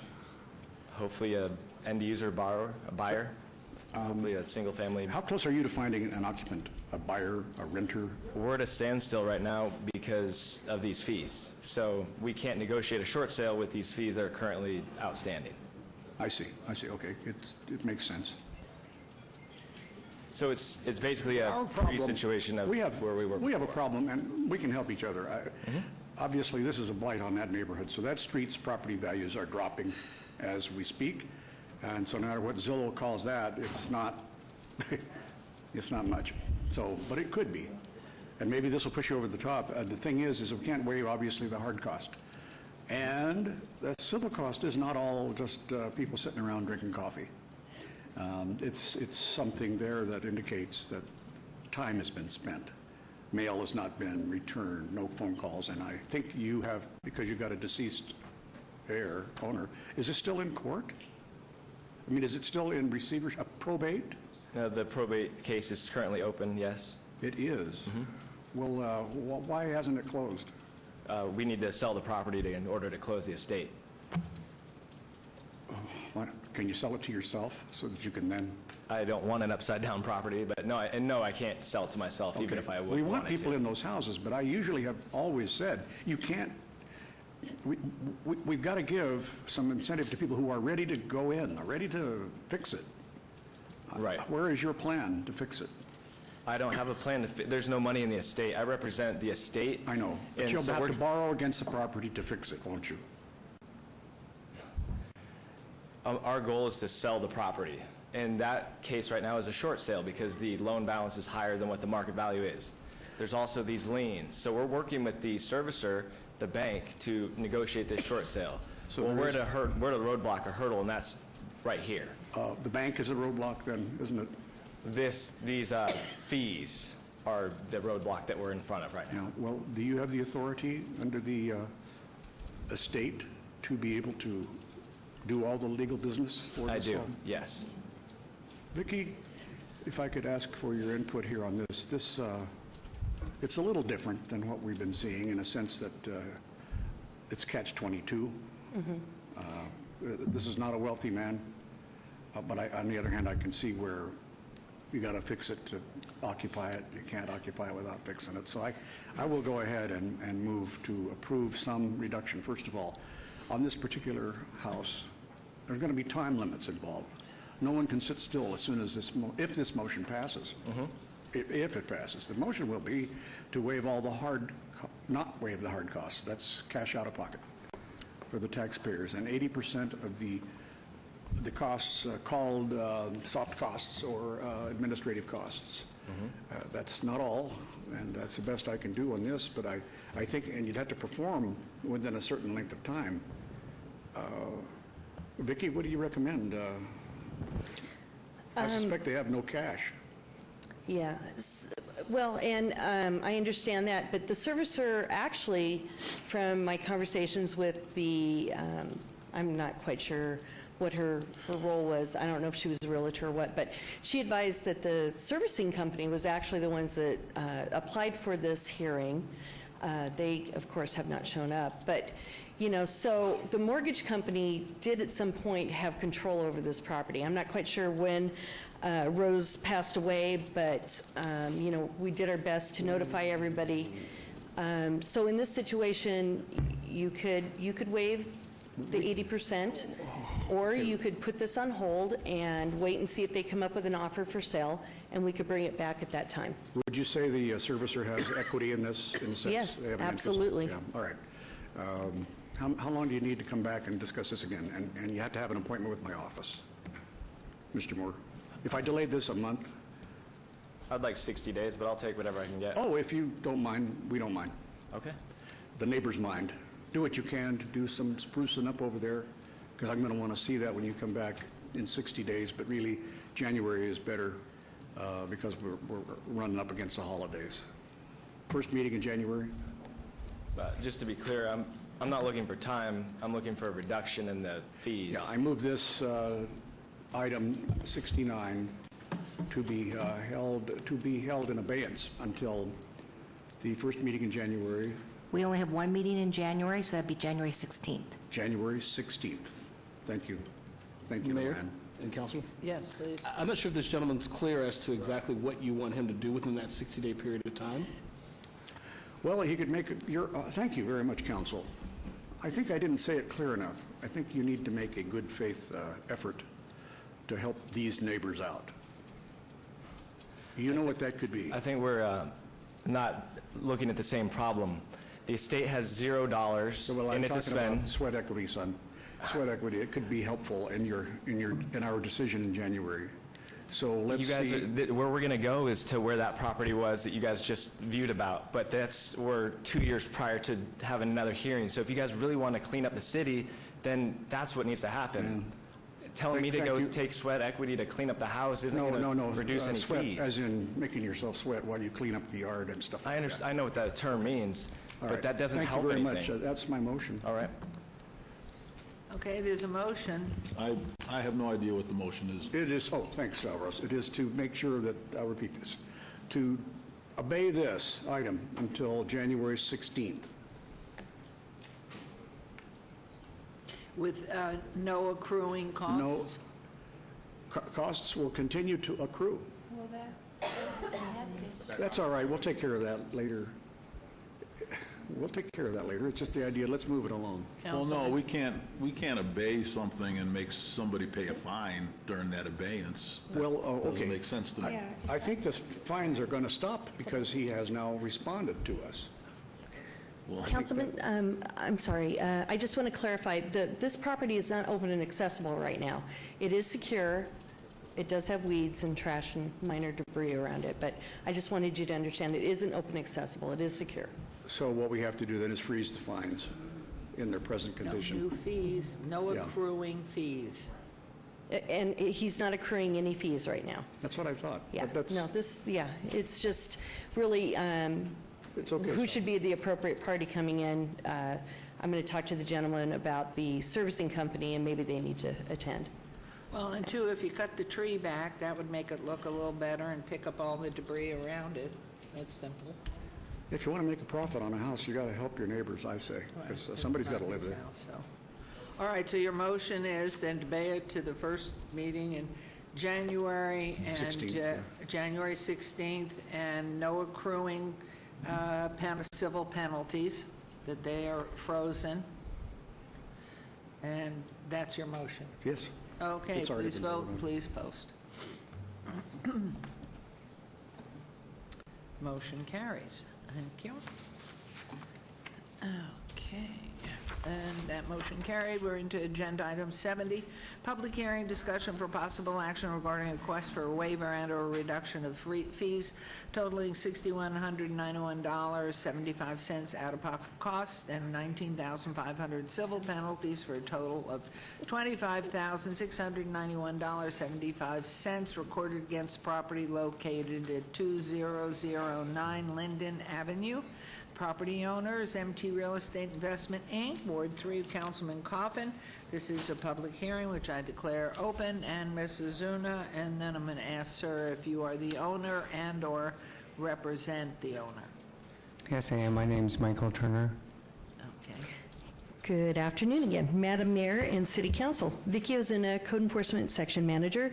The item before you today is a public hearing to consider a waiver of civil penalties requested for the property at 2009 Linden Avenue. This request is being made by the current owner, Michael Turner. This property is located in Ward 3 and is located in the area of Mojave and Washington. Eastern and Bonanza.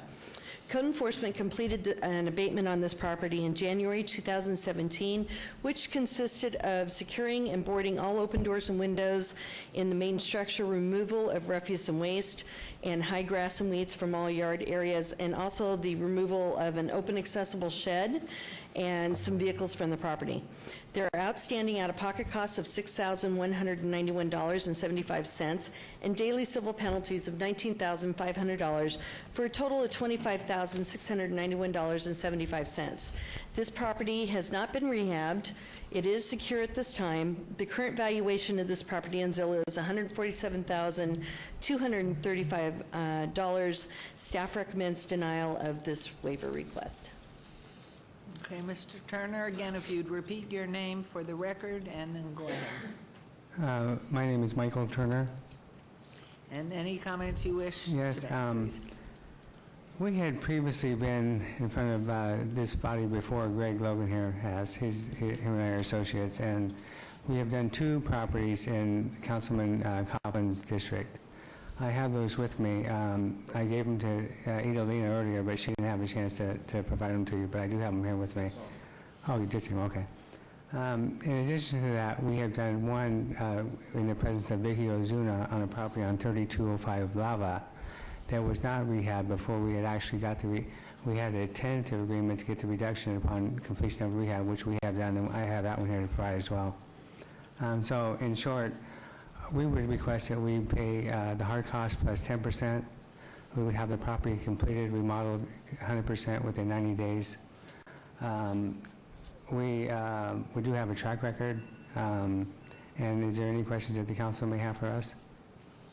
Well, at this point, what I'm going to do, it isn't a public, open public meeting, so anybody wishing to make comment on this agenda item 70, I'll close public comment and give it over to you to Councilman. Thank you, ma'am. You have a track record. I've seen, well, we've obeyed costs before for Sure. you, and you have delivered, and the properties look wonderful. Thank you. They are now better than all the other houses on some of those streets. So this is the point of how this can work. Entrepreneurs like yourself can come in and grab something and fix it, and all the neighbors are blessed, and we get it off our neck. That's right. Did we waive 90% of the hard cost last time? I mean, soft cost last time, or 80%? On ours, I believe it was 90%. The one you did in Ward 3. Yeah, The you've two of done them. 2 in Ward 3. Yeah. Oh, my gosh. We did 2 in Ward 3. One was at 1405 Joshua, and one was at 1209 Norman. Yeah, they're both in Huntridge, and Mayor, they've done a good job. They continue to deliver for the neighborhood, so I will then do the same thing on this because they've shown track record of success. Therefore, I move for assessment of all the hard costs of $6,191.75 and 90% of the civil penalties, assessing 10% in essence, $19,500 in the civil penalties. Will that 10%, Vicki, will that cover our soft costs? Don't worry about your budget, just tell me. Yes. I was worrying. And how about a timeline as well in your motion? Wait for her to.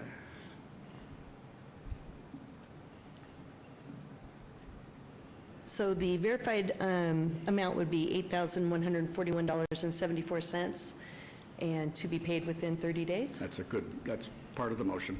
30 days, 8,000 and change, whatever Vicki says. It's a pleasure doing business with you. Keep improving our old neighborhoods. Thank you. We will. Thank you very much. Thank you. Okay. Thank you. There's a motion, please vote. And please post. Motion carries. Very nice.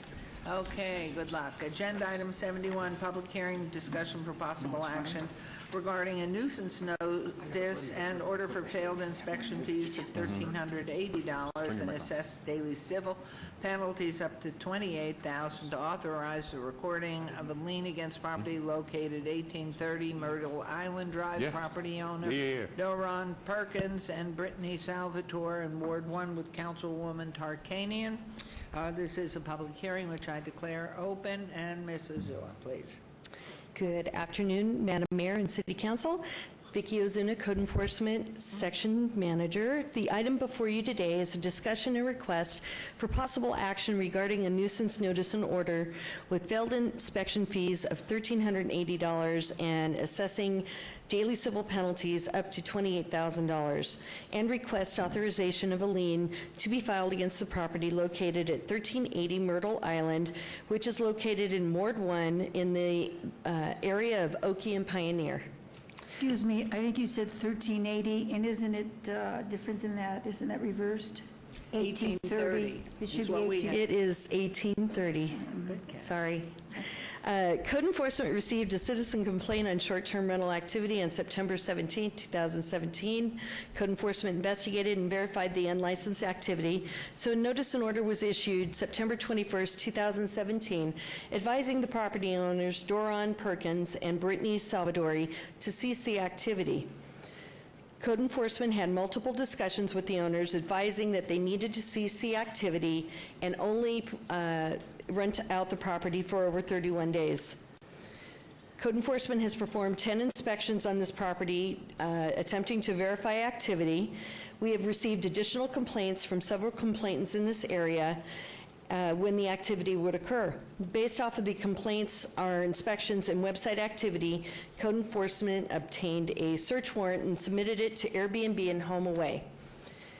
The rental information was returned from Airbnb, which was verified activity from October 2017 to April 2018. I would like to point out that when we submit our waiver request to Airbnb, they actually notify not only the property owner of the property that we're requesting the information on, but they also notify the people who have rented the property.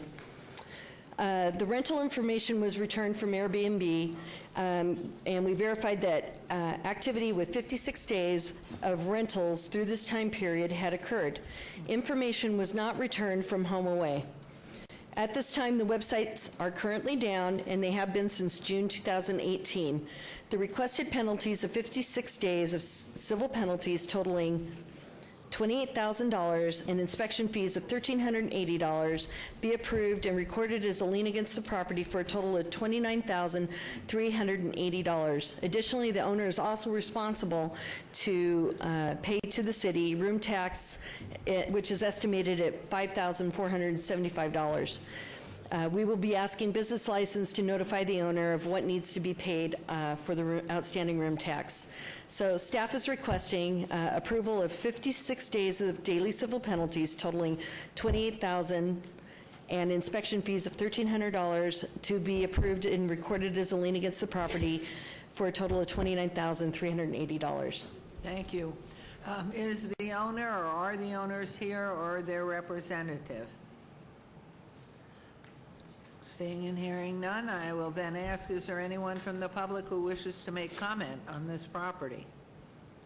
And if so, please state your name for the record. Hi, my name is Hal Jones, and I'm a representative of a neighborhood association, the Buffalo Neighborhood Coalition Association. I'm also very familiar with the adjacent neighborhood association, the Rainbow Park Family Association. I didn't see anybody here from there, so I thought I would speak on their behalf. Thank you. There's been quite a few short-term rentals that have caused a lot of issues in our neighborhood. One question that I know I'm going to get asked, will this change anything? Will this short-term rental be shut down at this point?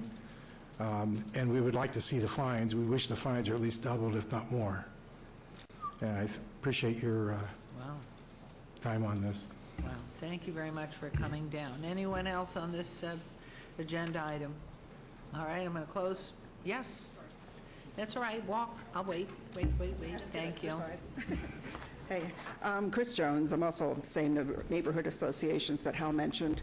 I just wanted to mention that, and it's probably preaching to the choir, but to get these fines paid, truly paid into the bank of the city, is to then have money for code enforcement and certainly other things if it turns out we have quite a bit. But I think this is so fundamental that if we don't collect and enforce, then the illegals, which we know we're out of control on, will flourish. It's sort of like a virus or a sickness.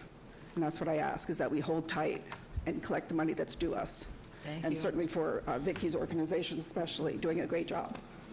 Thank you. Okay. All right, Councilwoman? I don't know, Vicki. I don't know if you received today the October 16th, 2018 letter from Brittany Best and Doran Perkins. Did you receive that? I know it came to Luann and she gave it to us. Yes, I received a copy of it, and we have reviewed it. And you have reviewed it. Some of it seems to be in opposition to what you said, but yours sounded more logical. I just want to make sure that your version of all these things, you've compared it with that and you feel you're accurate. The information from Airbnb is very accurate for us. It's the number of stays, the amount of money they made, which I forgot to mention was over $41,000. And it also includes the name of the people who stayed at the house. There's been several problems with this home, not just the individuals who are here, but others who have spoken with me. And I move to have the, the hard costs and the daily penalties remain the same. The daily penalties were $28,000, as you stated, and the hard costs were $1,380. So I move that we do the full amount. And in the future, I would like to tell, I would just like to tell the people who are here, we are trying at the legislature to have the amount raised that we can find. And I've been talking to every single legislator I see. I hope others are too, because the county gets 1,000 a day and we don't. We get 500. So we are working on that, but we're limited. So I move to approve item number 71 as is. Thank you very much. Is motion to approve. Please vote on agenda item 71, and please post.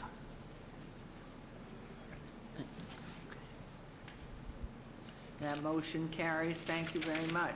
Now, Councilman Coffin, I understand, is it true, Councilman, you want to bring back agenda item 69 and change the date on that, or no? No, Your Honor, it's 69, no, it's more complicated. So we just leave 69 as is? As it is. Okay, thank you very much. We'll move on to agenda item 72. Items 72 through 83. Hold on while I do that. Okay.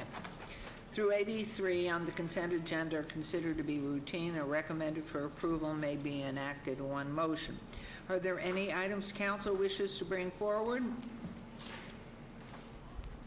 Okay, Mayor Pro Tem may have a motion.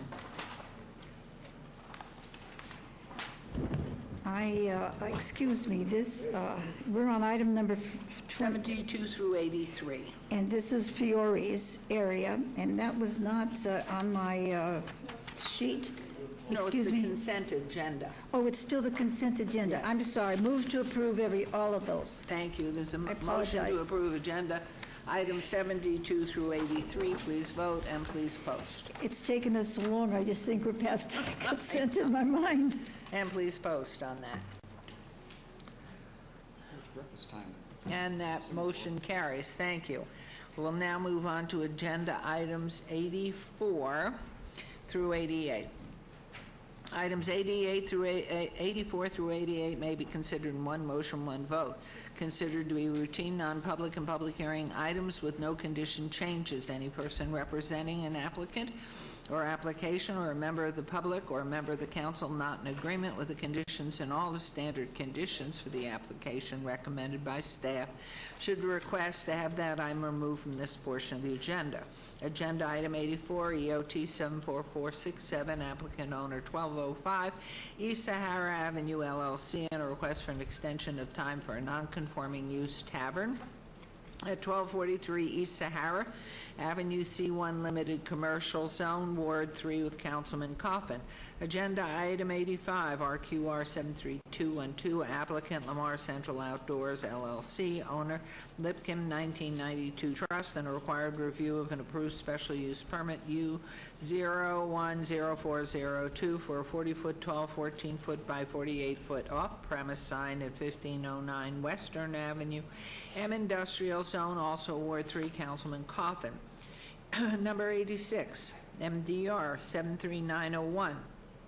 Applicant owner, Howard Hughes Company, LLC, and a request for a development plan review for Summerlin Village 22 on 446.69 acres, southwest corner of Lake Mead Boulevard, Clark County, 215 P-C Planned Community Zone, Ward 2, Councilman Soroka. Agenda item 87, ZON 74107, applicant owner, 7th Street Management LLC, and a request for rezoning from R1 Single Family Residential to PO Professional Office, and related item SDR 74080, and a request for a site development plan review for a proposed 15,912 square foot office building with waivers to allow a front yard setback of 10 feet where 20 feet is required, a 0-foot wide landscape buffer along the west property line where 8 feet is required, 46 parking spaces where 54 are required, a 3-story, 43-foot tall building where 2 stories or 35 feet is the maximum height allowed, a residential adjacency setback of 90 feet where 128 feet is required, and a lot coverage of 65% where 50% is the maximum allowed on .48 acres at 708 and 714 South 7th Street, R1 Single Family Residential Zone, proposed PO Professional Office, also in Ward 3 with Councilman Coffin. Staff recommends approval of items 84 and 85. Planning Commission and staff recommend approval of items 86 and 88. All items are public hearings, which I declare open. Is there anyone who wishes to be heard on items 84 through 88? Seeing none, I'll close public hearing. And Mayor Pro Tem, may I have a motion to approve 84 through 88? That's you. I'm sorry. I move to approve. Thank you. There's a motion to approve 84 through 88. Please post. Motion carries. Drink more. We'll go on now to agenda item 89. VAR 73980, public hearing, applicant owner Gary D. and Tori R. Jackson, possible action request for a variance to allow an existing accessory structure, Class 2 casita, to be 20 feet in height where it is not allowed to exceed the height of the principal dwelling unit on .27 acres at 332 South Crestline Drive, R1 Single Family Residential Zone, Ward 1 with Councilwoman Tarkanian. The staff recommends denial. Planning Commission recommends approval. This is a public hearing, which I declare open.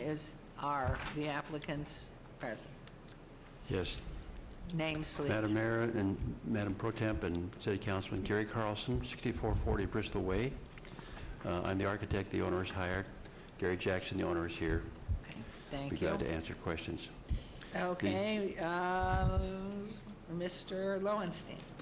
Thank you, Madam Mayor. This case is before you as a result of a code enforcement action. No evidence of a unique or extraordinary circumstance has been presented, and that the previous property owner created self-imposed hardship by constructing an accessory structure without building permits that does not meet the Title 19 requirements. In view of the absence of any hardship imposed by the site's physical characteristics, it's concluded the applicant's hardship is preferential in nature and thereby outside the realm of NRS Chapter 278 for granting of variances, and recommends denial. Thank you very much. This is a public hearing. Anyone from the public who wishes to be heard on agenda item 89? Close public hearing. And Councilwoman. We had received a complaint about the height of this building, and so we went out, my staff and I went out and visited the building.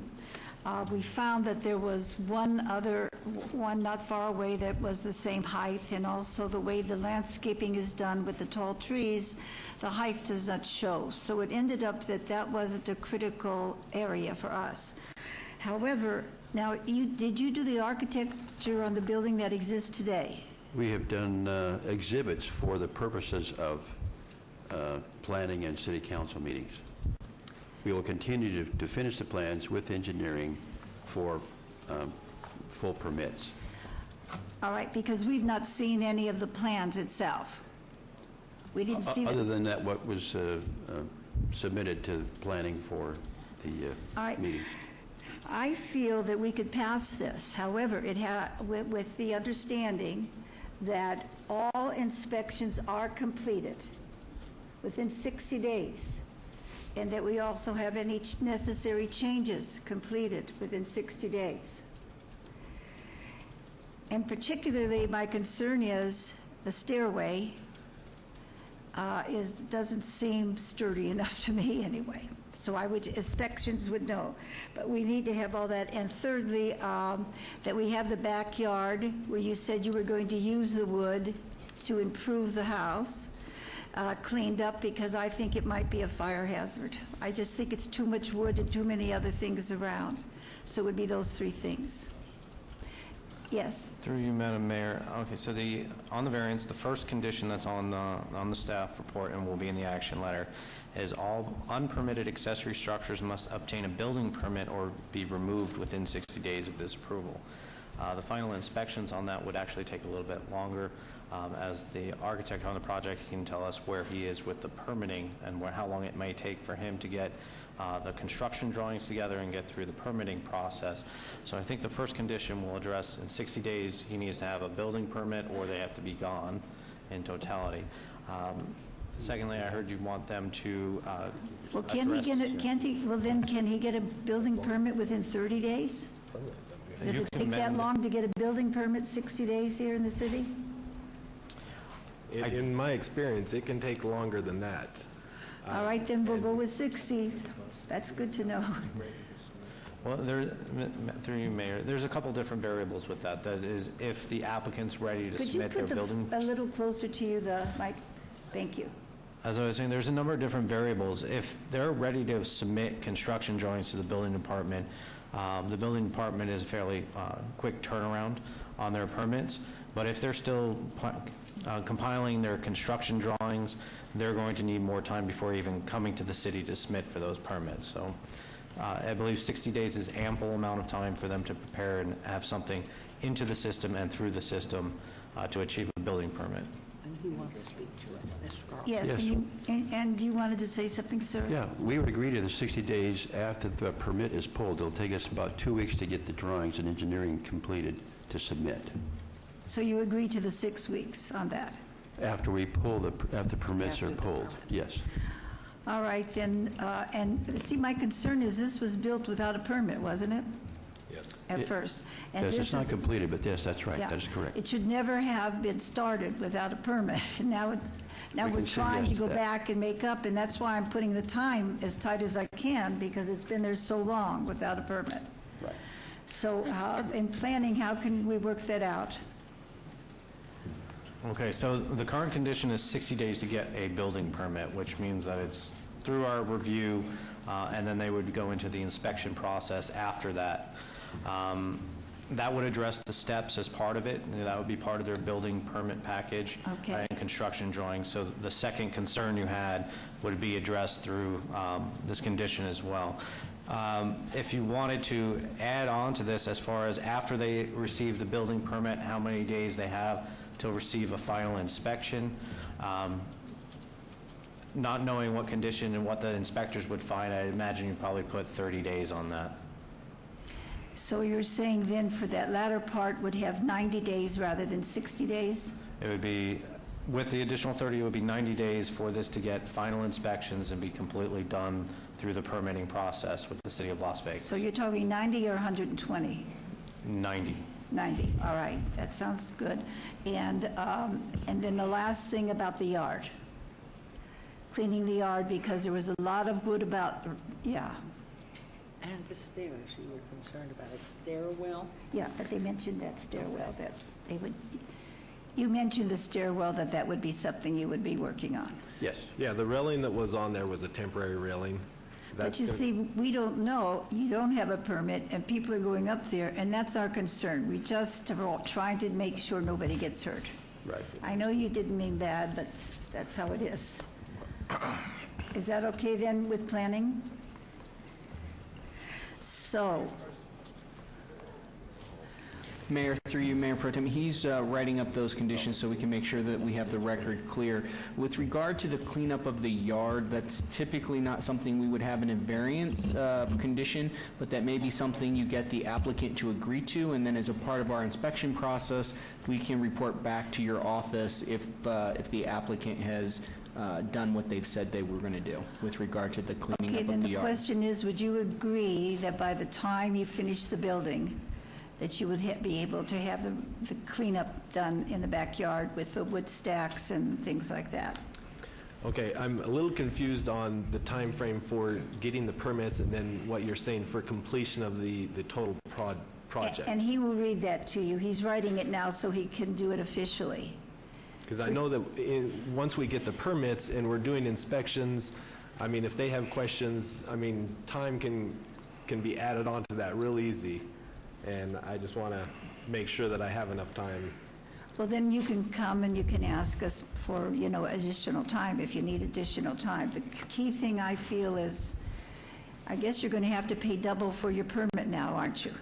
That's my understanding, and I want people to understand that too. If you don't take out your original permit, you have to pay double when you get your permit if you're approved. Does he have that finished? Mayor Pro Tem, do I have to ask a question while he's working on that? Are you?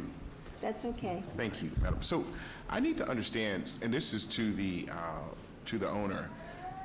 So you built a structure, a 1,233 square foot, 2-story accessory structure, correct? Now, and it's got an outdoor stairway which leads to a second floor deck, right? And the plan says that you have it has 2 bedrooms in it? Yes. A living room? It has a bathroom, and it has a laundry room and a full kitchen. Kitchen, not a full kitchen, a kitchen. A kitchen. Okay. A cabinet. Yeah. Part kitchen. Okay, so you built all of that, and you felt as though you didn't have to pull any permits whatsoever to build that? Is that what I'm understanding? No. Okay. What am I missing? I was pretty sure that this would come to the point that I would need permits. I didn't feel I had time to get the permits first. I have 7 children. My oldest was married and needed a place to stay, and so you basically built a house? Yeah. Without pulling any permits? Yes. And you are really coming to the city asking for some lenience on that? I mean, he's going to pay double. Hold on, I'm talking to the, but there is tremendous liability. I mean, I got a hood put over on my barbecue pit, and I had to pull permits for it, right? If it blows up, then it could potentially blow up my whole neighborhood. I mean, my goodness, while you're building this process, you weren't saying to yourself, man, I probably should go get some permits for this.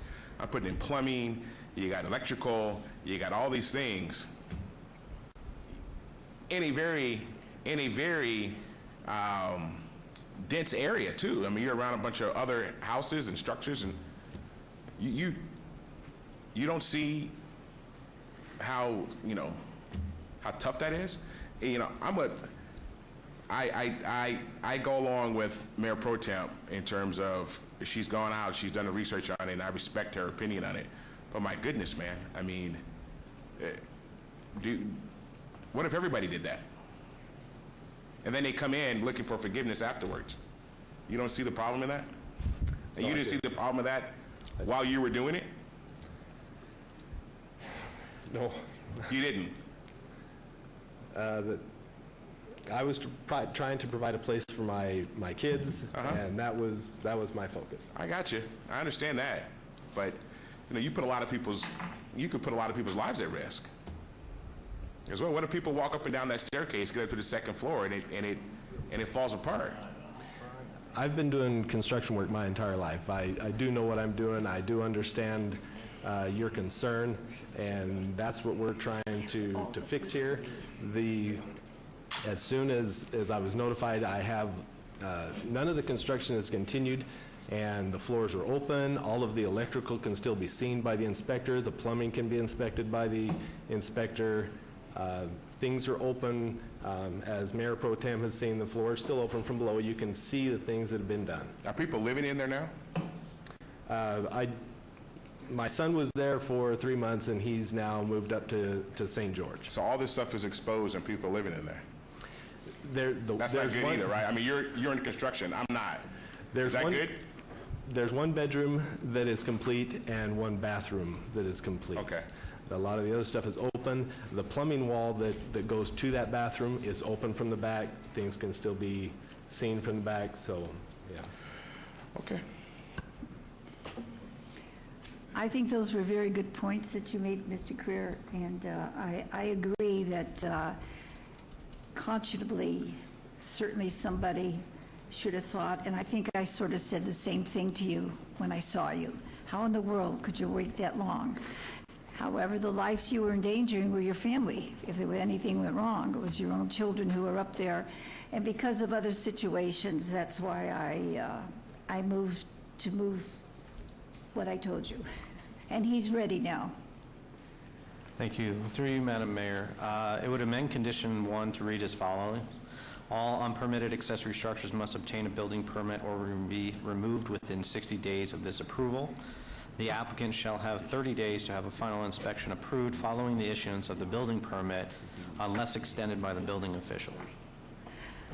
All right, and now on each one of those permits that he didn't take out on time, he pays double, right? That is my understanding through the building department. There is a double All right, fee. so you do have that burden there. And lastly, I'm asking you, will you agree to the condition that the backyard is cleaned around it? I know you said you had wood there that you were going to use if everything else got approved to finish things up. I should say, Mr. Creer, that this is really a one-story building. Underneath it is parking. There's parking underneath it, so it's a one-story building. But it is what I consider something, and that's why I want to move so quickly on it, please. And will you accept that condition on the cleanup? Yes. All right. Mayor Pro Tem, I have a question. Now, are people in this process of him getting this right be able to occupy the building? No, it should stay unoccupied. Okay, but like I said, he said Oh, he we'll had his put son that living in there. there. We'll put that condition, that's a good point. Let's put that in there, it stays unoccupied.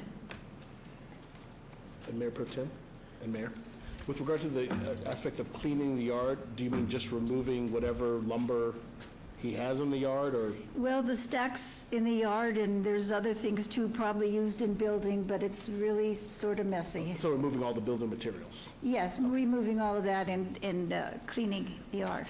I don't build with wood, so I don't know how many, piles you need of wood here or there, but I just think that would be a good thing to do because I think that's good for yourself. So will you add that condition as to? No occupancy. No occupation at this time. Through you, Madam Mayor, it would read as follows. The unpermitted accessory structure shall not be occupied until a final inspection is approved. All right, and we have the cleanup in there as a understanding, as you said we needed. All right. You are, yes, and that is going to be my motion to accept this item, and I just want to say, don't ever do that again, please. You have a good family, and you're a good man. I know from what I saw, as I said, my staff and I visited you, you just can't do things like that. So I move on the motion that was presented through planning. Thank you. There's a motion, and please vote, and I'm assuming you agree to all the conditions. Yes, I do. Thank you. And please post. Motion carries. Thank you. Thank you. Thank you. Good job, Councilman Creer. Okay, we'll move on to agenda items 90, 91, 92. 90, ZON 74058, a request for rezoning from PR Professional Office and Parking to O Office, and related item number 91. VAR 74059, a request for a variance to allow a 5-foot side yard setback where 10 feet is required, a lot width of 65 feet where 100 feet is required on .18 acres at 332 South Jones Boulevard. And agenda item 92, SUP 74060, on a request for a special use permit for hospital use 2-bed birthing center at 332 South Jones Boulevard, PR Professional Office and Parking Zone, proposed O Office. The applicant is Serenity Birthing Center and the owner is Christopher D. Sullivan. Planning Commission recommends approval on all items and staff recommends denial. These are in Ward 1 with Councilwoman Mayor Pro Tem Tarkanian. Public hearings, which I now declare open. Is the applicant or representative present or both? Both are here today, Your Honor. Doug Rankin, 1055 Whitney Ranch Road, Suite 210, Henderson, Nevada, along with April Clyde, who is the applicant. The project is located on Jones Boulevard. Jones Boulevard has been zoned PR throughout the time, but it's kind of languished under the PR zoning. As such, a change in the zoning is appropriate. This is located in the neighborhood revitalization area, and it meets the goals of the revitalization area to rezone this to office. It's a conforming zone change, and it's consistent with the general plan. It meets various goals, including goal number 2 for mature neighborhood revitalization, and policy 215, which allows for a relaxation of setback requirements, should be encouraged, and objective 2.16 to improve the quality of infill development on underutilized properties. So the zoning is appropriate at this location. The land use in the area is a mix of both service commercial and office. This is our location on the office area.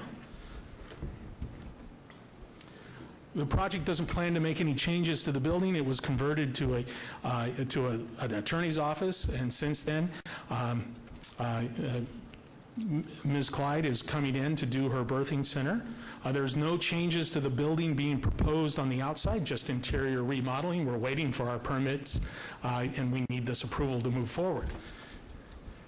We're providing 8 parking spaces where 3 are required, so we have the required parking. We do have 2 variances regarding this current situation of the site. The site is not being changed. However, when you change the zoning, our setback requirement changes. So we go from a setback of 5 feet to requiring 10 feet. And also, the lot width changes too. So we need a lot width variance. We can't make the lot wider, and making the building smaller would be a hardship.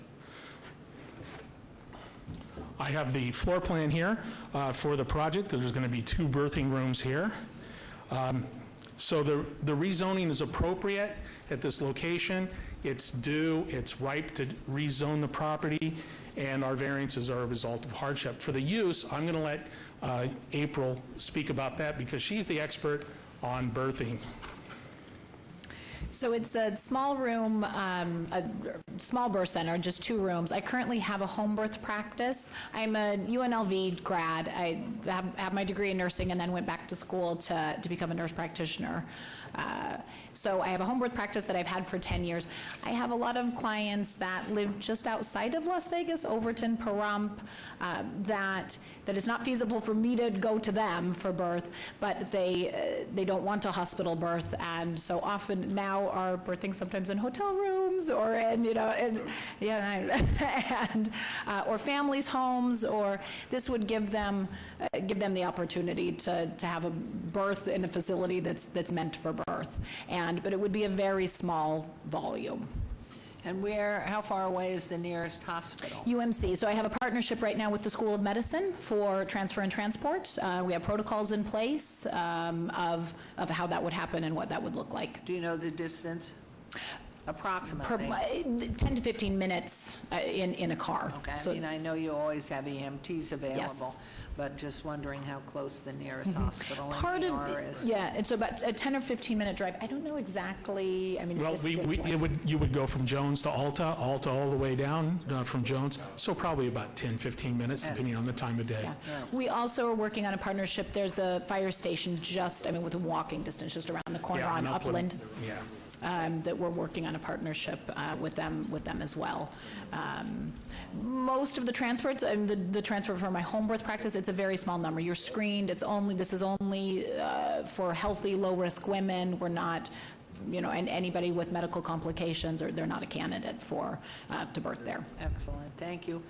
This is public hearing. Anyone wishing to be heard on these items, please come forward. Close public hearing, and Mr. Lowenstein. Thank you, Madam Mayor. The applicant is proposing a two-bed birthing center with overnight care. The use is classified as a hospital, which prompted the request to rezone to office. The office zoning district would allow for future development that may not be harmonious with the surrounding area as currently required in the professional office and parking district that has well established itself on the east side of Jones Boulevard, as well as would not be compatible with the adjacent residential property to the east. As such, staff has recommended denial of all applications. Thank you. Thank you very much. And Councilman Coffin, I see your Thank light you. is Yeah, on. question, if I could have. I know Mayor Pro Tem has investigated this thoroughly, but I'm just curious, how many others birthing facilities are there in town? This will be Nevada's first. It would be. For the whole state? It took state legislation change to get it to happen, so I've been working on this since 2012. Oh, all right. So Congratulations. this is novel then. Will it be less expensive than staying in a hospital with all the attendant costs of that? By about a quarter. It would If you be- compare unmedicated vaginal birth in hospital versus birth center birth, it's a quarter of the cost. Okay, thank you very much. I got my question. And Councilman Creer, your light's on. Did you want to make comment? Yes, Madam Mayor. Obviously I'm a little tongue-tied when you threw me off at the hotel.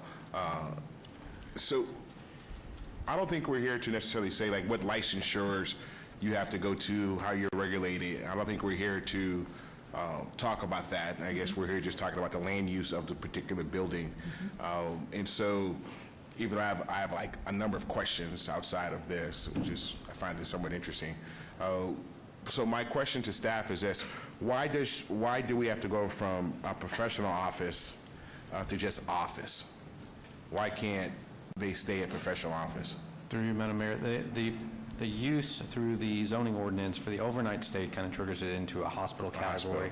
The hospital category is allowable through the use permit in the office zoning district and would not be permitted in the professional office designation that is currently on the site. Gotcha. Okay, so now with the hospital, basically, 15 minutes.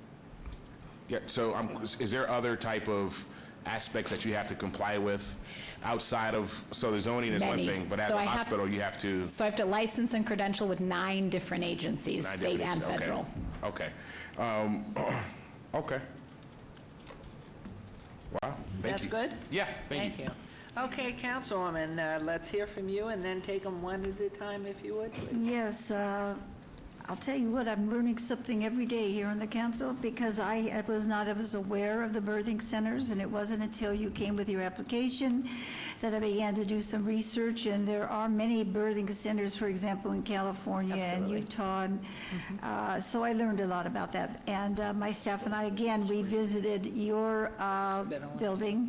Yeah. We know that Jones is changing, Mr. Creer, it's changing now. It's moving to more intense type of zoning, and we realized that, and we also realized the parking was good, and I have to tell you, your facilities look excellent. They look I've been visiting several hospitals lately, and they look as good as the hospitals. I mean, you don't have those big machines, but for a regular birth, they certainly look good. And the key thing is there's a backup plan. I think there always has to be a backup plan. So just in case neon comes back to that area or something happens, you know that you have just right around the corner individuals who have had training in that and could help you also. I move to approve. All right, on agenda item 90, we'll take them one at a time. Yes, that's Motion the to first approve one. agenda item 90, please vote, please post.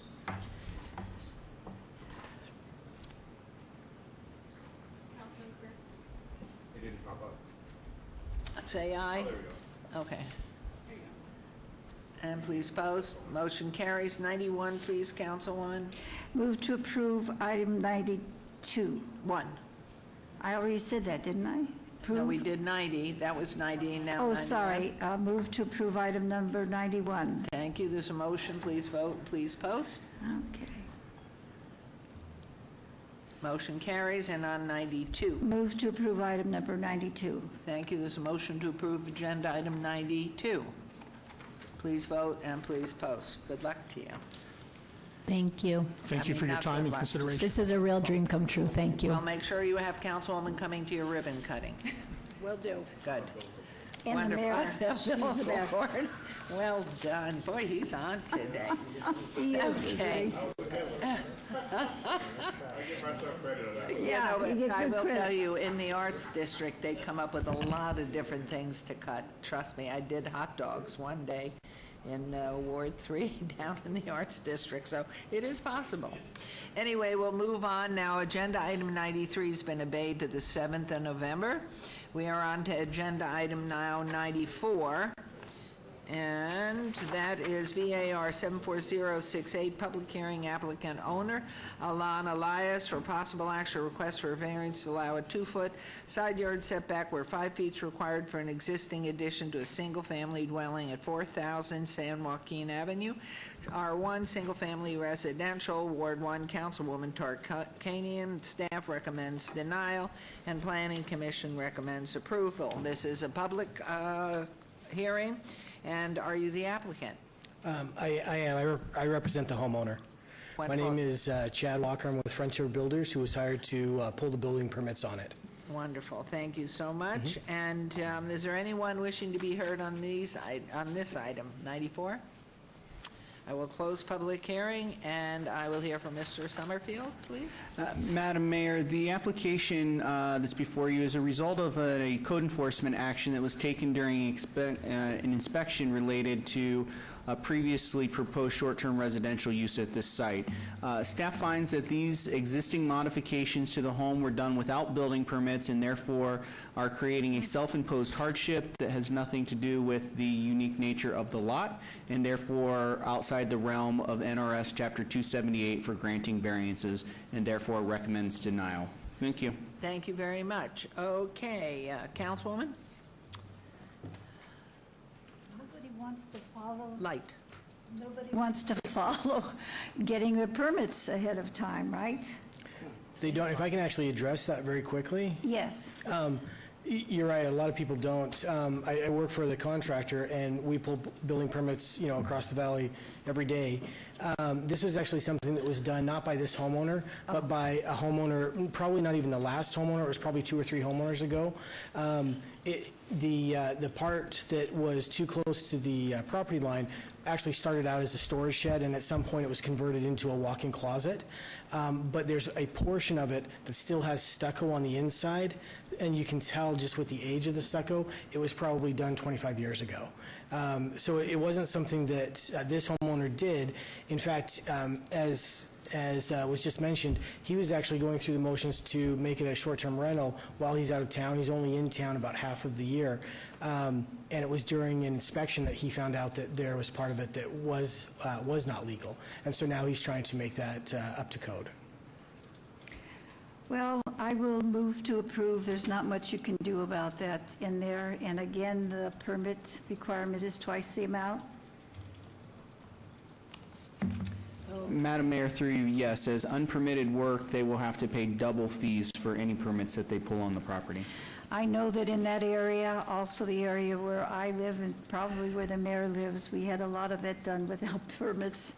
It was a long time ago, so I understand that. And so I move to approve. Thank you. There's a Ma- motion. Madam Mayor, if I might, just, Mayor Pro Tem, we did not, our planning commission did not, unlike the last one, did not put a time frame on this one. Do you have a time frame that you would like us to include in the conditions of approval for obtaining permits? I think we could do the same amount of time.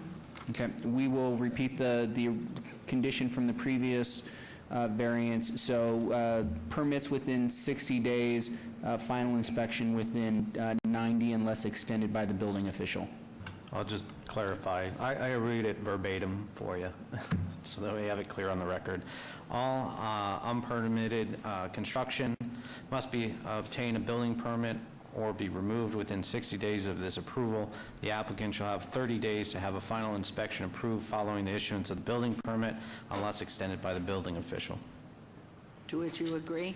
As far as the building permit itself, we have no problem with that. We're ready to go in about 2 weeks to pull the building permits. The way the building department is right now, we're looking at probably a couple of weeks on top of that for the permit itself.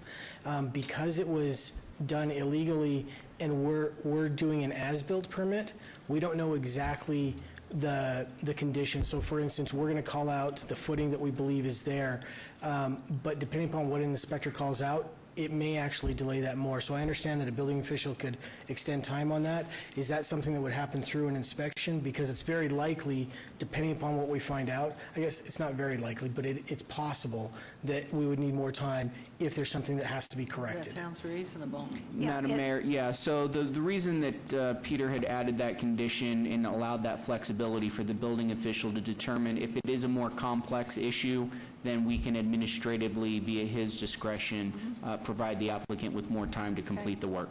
Yeah, we're great with that. All right, he agrees with that, and you have the motion already?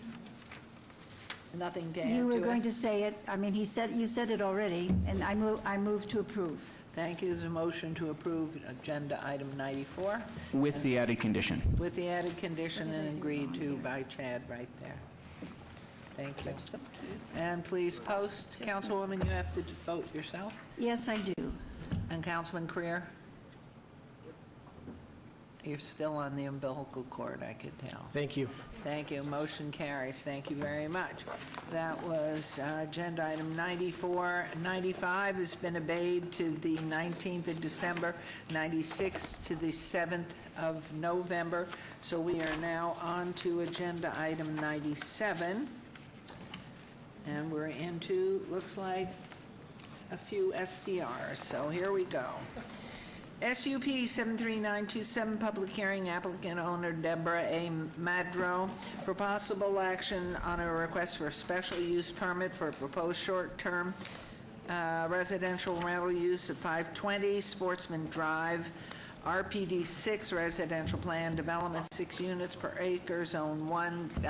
Councilwoman Tarkanian, the Planning Commission and staff recommend approval.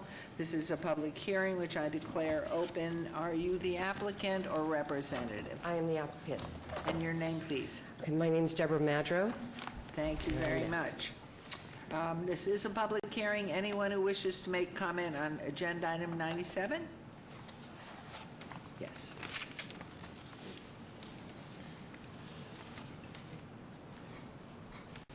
Would you like the applicant to explain her application first, or?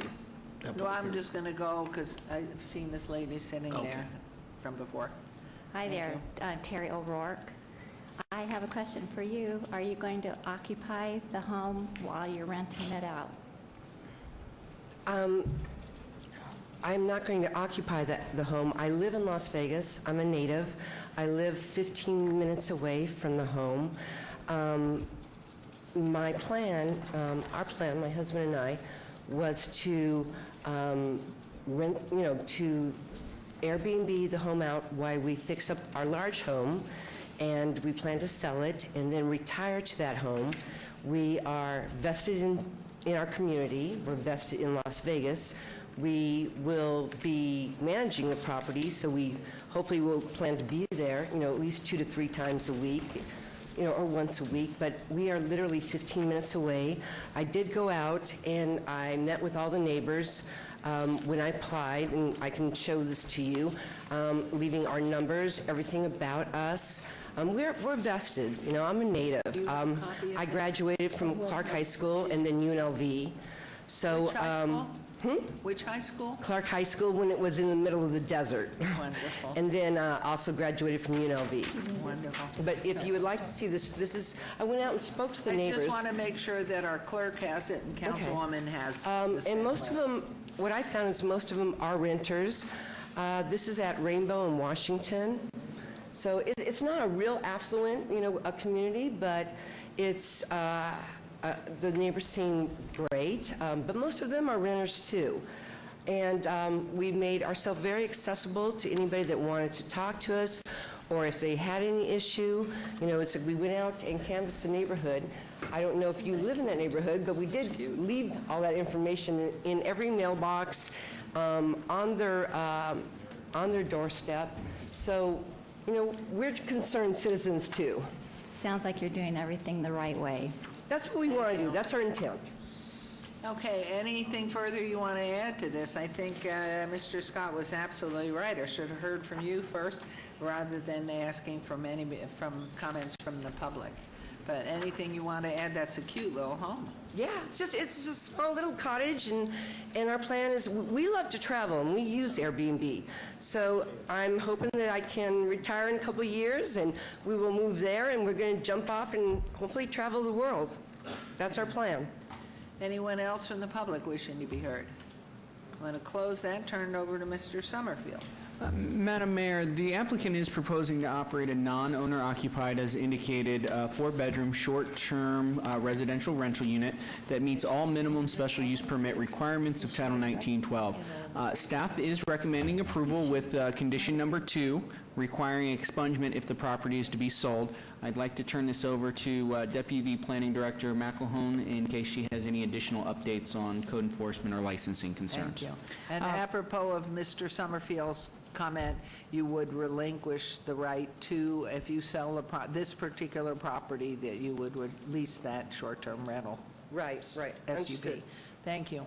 For the record, Mary McElhone, there have been no enforcement or compliance issues with this property. No short-term rental activity has been found, and we have found no listings.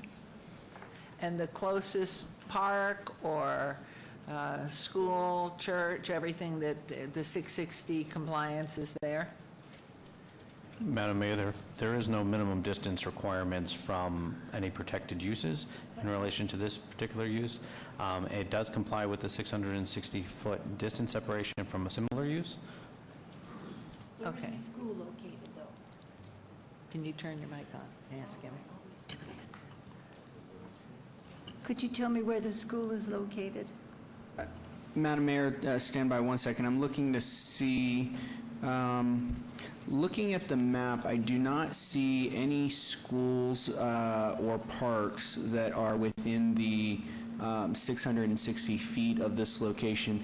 Due to this location's proximity to Rainbow, there's a substantial commercial corridor there on Rainbow that is within the area, and then the rest is just within the single-family residential neighborhood with some multifamily area to the south of the radius, but there are no parks or schools within the 660 feet. Could you look, please, at the northeast part of the circle about 2 o'clock?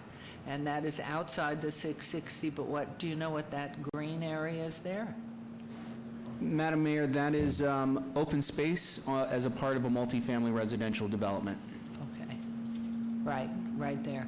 Because Yep. I know in consideration as it goes forward under the short-term rentals, looking at neighborhood parks is critical to it. So, but just now I'll turn it back over to you, Councilwoman. Well, I don't feel it fits into the neighborhood. If you look, you have all your streets go through the internal part of that neighborhood. Usually when I grant more where you have an outer street that you can go to. I don't know if she can see it. Is it on the map? And also, when the neighborhood concerns came in, it was about 15 to 1. You had one that liked it, and the others did not like it on the ones that came into us. So even though I know you're a good person, I just feel that I would have to move to deny. And That's your motion. Did you want to That's make my any motion. comment Yeah, back, can I please? respond to that?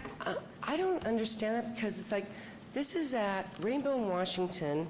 Sportsman, it's like, it's right off of Washington. On the other side of Washington is an apartment complex. I personally went out and talked to people.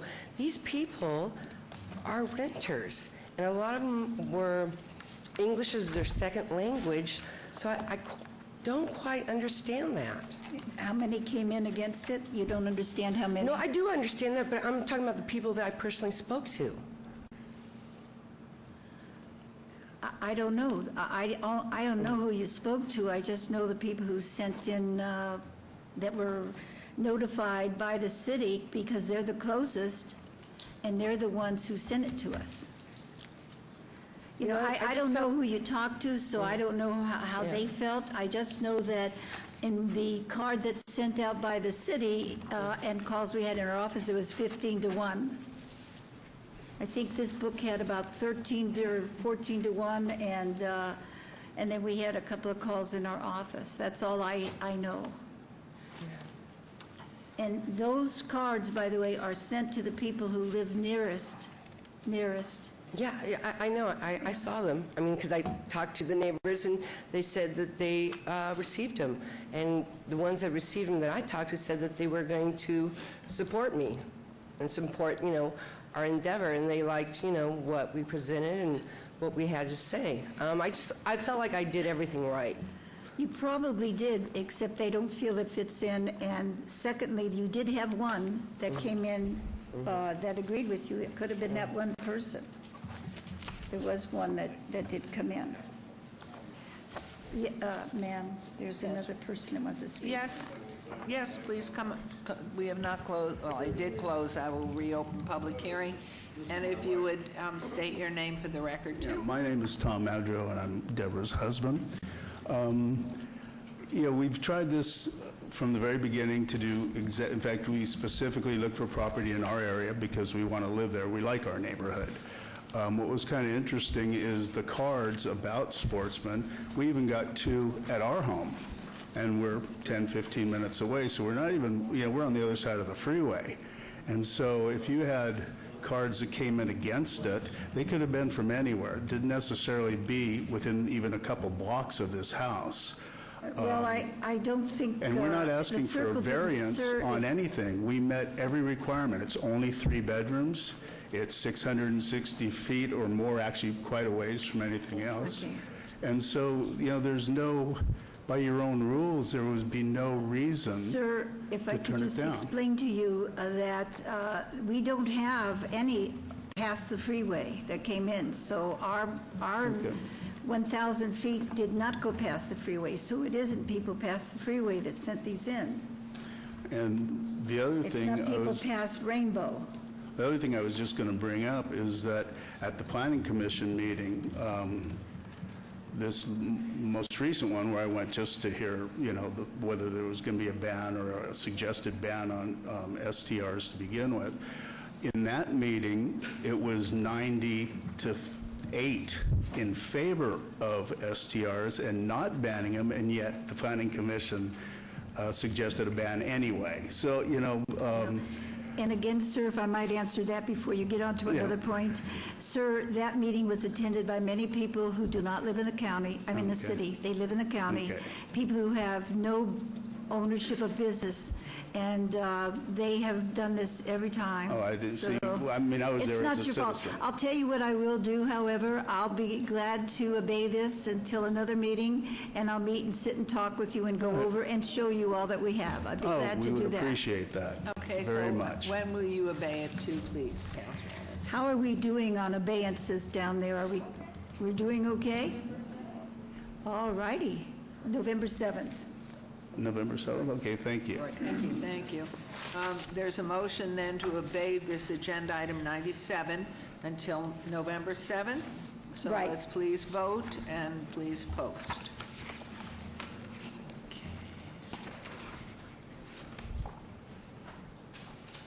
Okay, agenda item 98. And the other thing I wanted to remind you both, I know you know that, but is it 30 days or 31 days?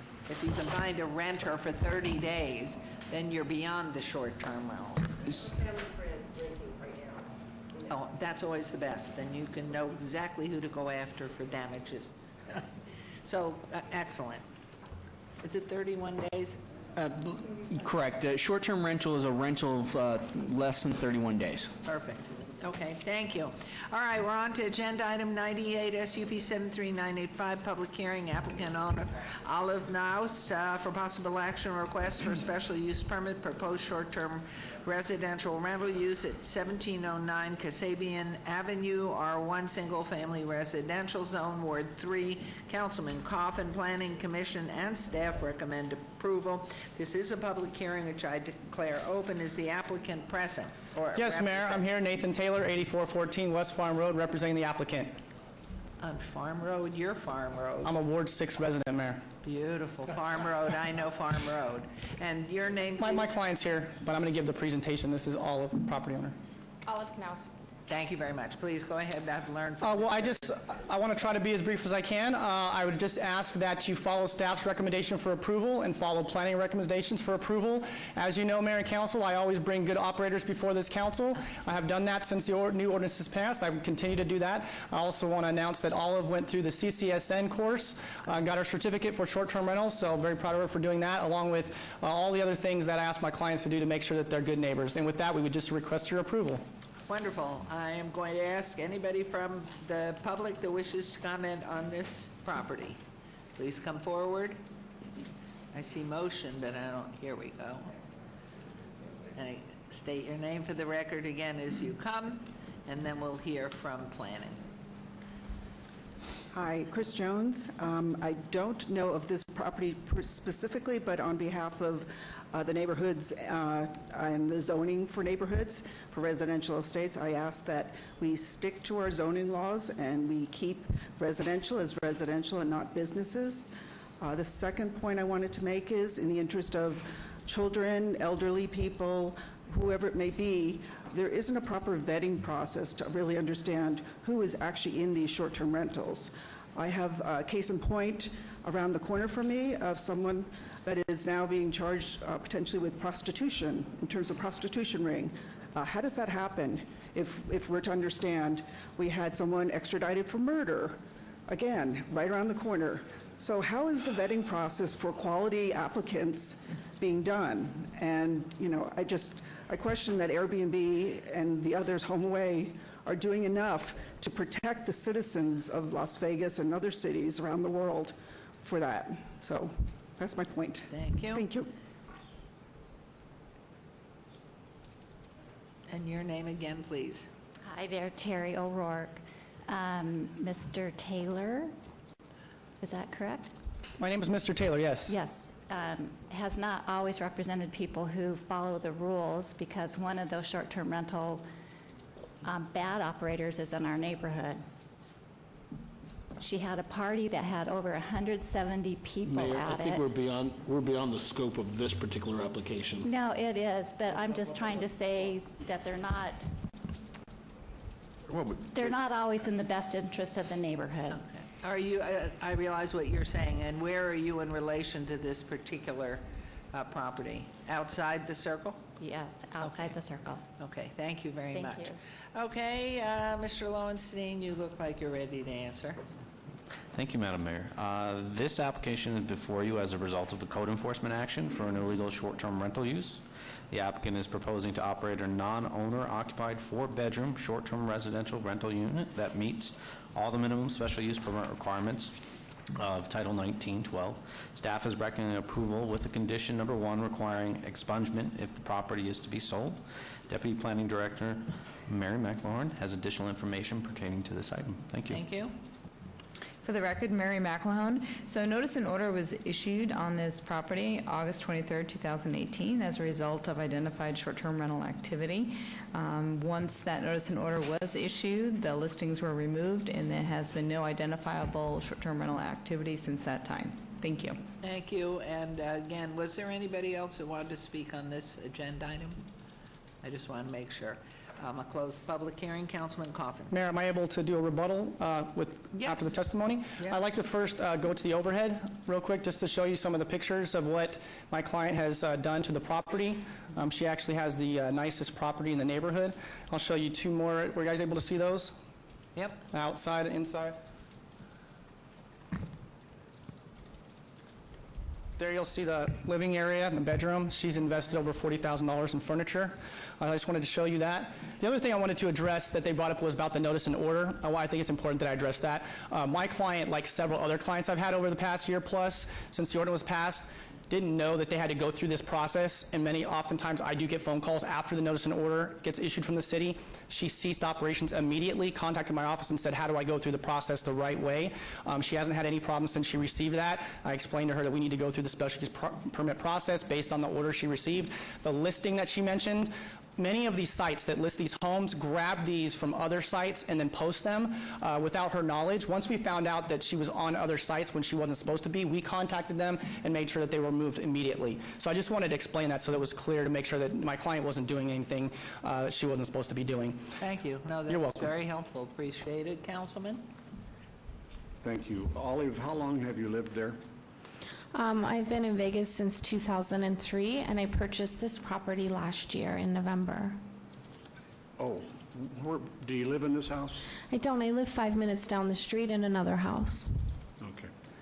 All right, well, we're really up against it right now. The public is just getting upset because they are saturating. That 660-foot rule, Nathan, was, I think, grabbed out of the air by staff, and we adopted it, because it's one of those things where you have a problem determining what is doable. In this case, it's in an old neighborhood.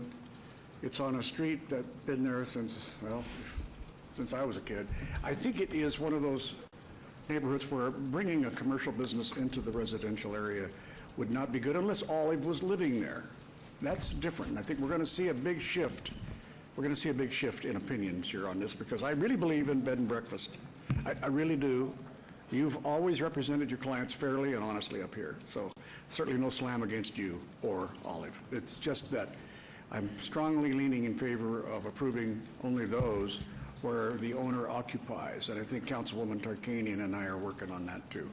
So, that's what I'm thinking. Mayor, through you, Councilman, do you mind if I just show you a couple more pictures of the neighborhood? I'd like the City Council to get an idea of what this neighborhood looks like and what my client has done. I think it's important for you guys to hear this. Let me show you some pictures of what this neighborhood looks like. You just saw what her house looks like, right? Let me show you what the neighborhood looks like. We'll just go through this as fast as we can, Mayor. So you see we've got a couch in the front yard, trash can in the front yard. Can you see that one? Yes, we sure Okay, can. we'll go to the next one. So we've got the shopping cart here. We've got the lawn that's not maintained, unlike my client's yard. Could you see that one, Mayor? Okay, we'll go to the next one. We've got another couch in the front yard. This is right in the neighborhood. We've got more trash cans in the front yard. Here we've got another one here where the yard's not taken care of. You've got more trash tables in the front yard. Let's go to the next one. Chair in the street. This is not my client's property. This is the neighborhood. My client spent money to beautify the neighborhood. I'm sorry, Mayor, but I have to do this. I think it's important for you to see this. Cars parked on the yard. That's not my client's property. This is the neighborhood that my client's investing in. Here's another one. We got a boarded up garage with cars, trash. Look at this. This is the neighborhood. And then I showed you pictures of my client's property, more trash cans. This is the neighborhood, okay? This is the neighborhood. And then we can go ahead and show one more time the beauty of my client's property on top of this. And I talked to the Planning Commission about this last month. This is what we're dealing with here. And I understand the councilman's concerns. I appreciate what you said. But I also think it's important to understand this. My client went through the process that's legal right now with the City of Las Vegas. It's the current ordinance. She meets the current distance restriction, whether we like it or not, and I understand your concern, Councilman. It's 660. She meets that. Staff's recommended approval. Planning Commission's recommended approval. We had nobody at the Planning Commission meeting opposing this application. She spent $1,030 for her application fee, another $850 to have a site plan and a floor plan design. She paid $850 or $600 to get her certificate CCSN. She spent $20,000 renovating the property. She purchased the property for $250,000. She's done everything under the letter of the law of the City of Las Vegas right now. She's not asking for any preferential treatment, no waivers. We're willing to ask Councilman to please allow us 6 months. If she has one violation of her special use permit in 6 months, take her special use permit away. But give her the opportunity to do the right thing, because that's all she's done up to this point, is do the right thing. And that's all I'm asking. Thank you very much. Well said. A couple of points here. First of all, were all those photos on Kasabian Yes, sir. They were all on Kasabian. code? Those are her neighbors. We have a hot spot of bad news. We may have complaints already in. They may be in the pipeline. What do you know? Through you, Madam Mayor, so I don't know of any specific complaints on the street. We don't have that at our fingertips, but we'll take a look and see if we have any existing complaints. And based on the information that was shared with the council today, we'll have officers take a look at that street, and if we're having issues, we'll address those appropriately. Well, it looks like you will have them, and when were these photos taken? Yesterday, Councilman. Let's see what we can do as soon as possible on that. And I have one more No, I view. think It's I the just want backyard. I'm going to tell you what I'm going to do. I'm going to move for approval with a 6-month callback. Thank you, on this. Councilman. In Thank you. essence, Olive has to maintain it. We're going to maintain that neighborhood better after we sock some people with fines. Thank you, Council. So I think it'll help.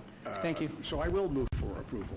Thank you very much. Wonderful. Through you, Madam Mayor, if Councilman would like, I'll read a condition, and if that's acceptable, then you can make that part of the motion. The condition would then be, an administrative review shall be conducted 6 months after the date of issuance of a business license. All right. Please incorporate that in a motion, Your Honor. And you Thank agree with that?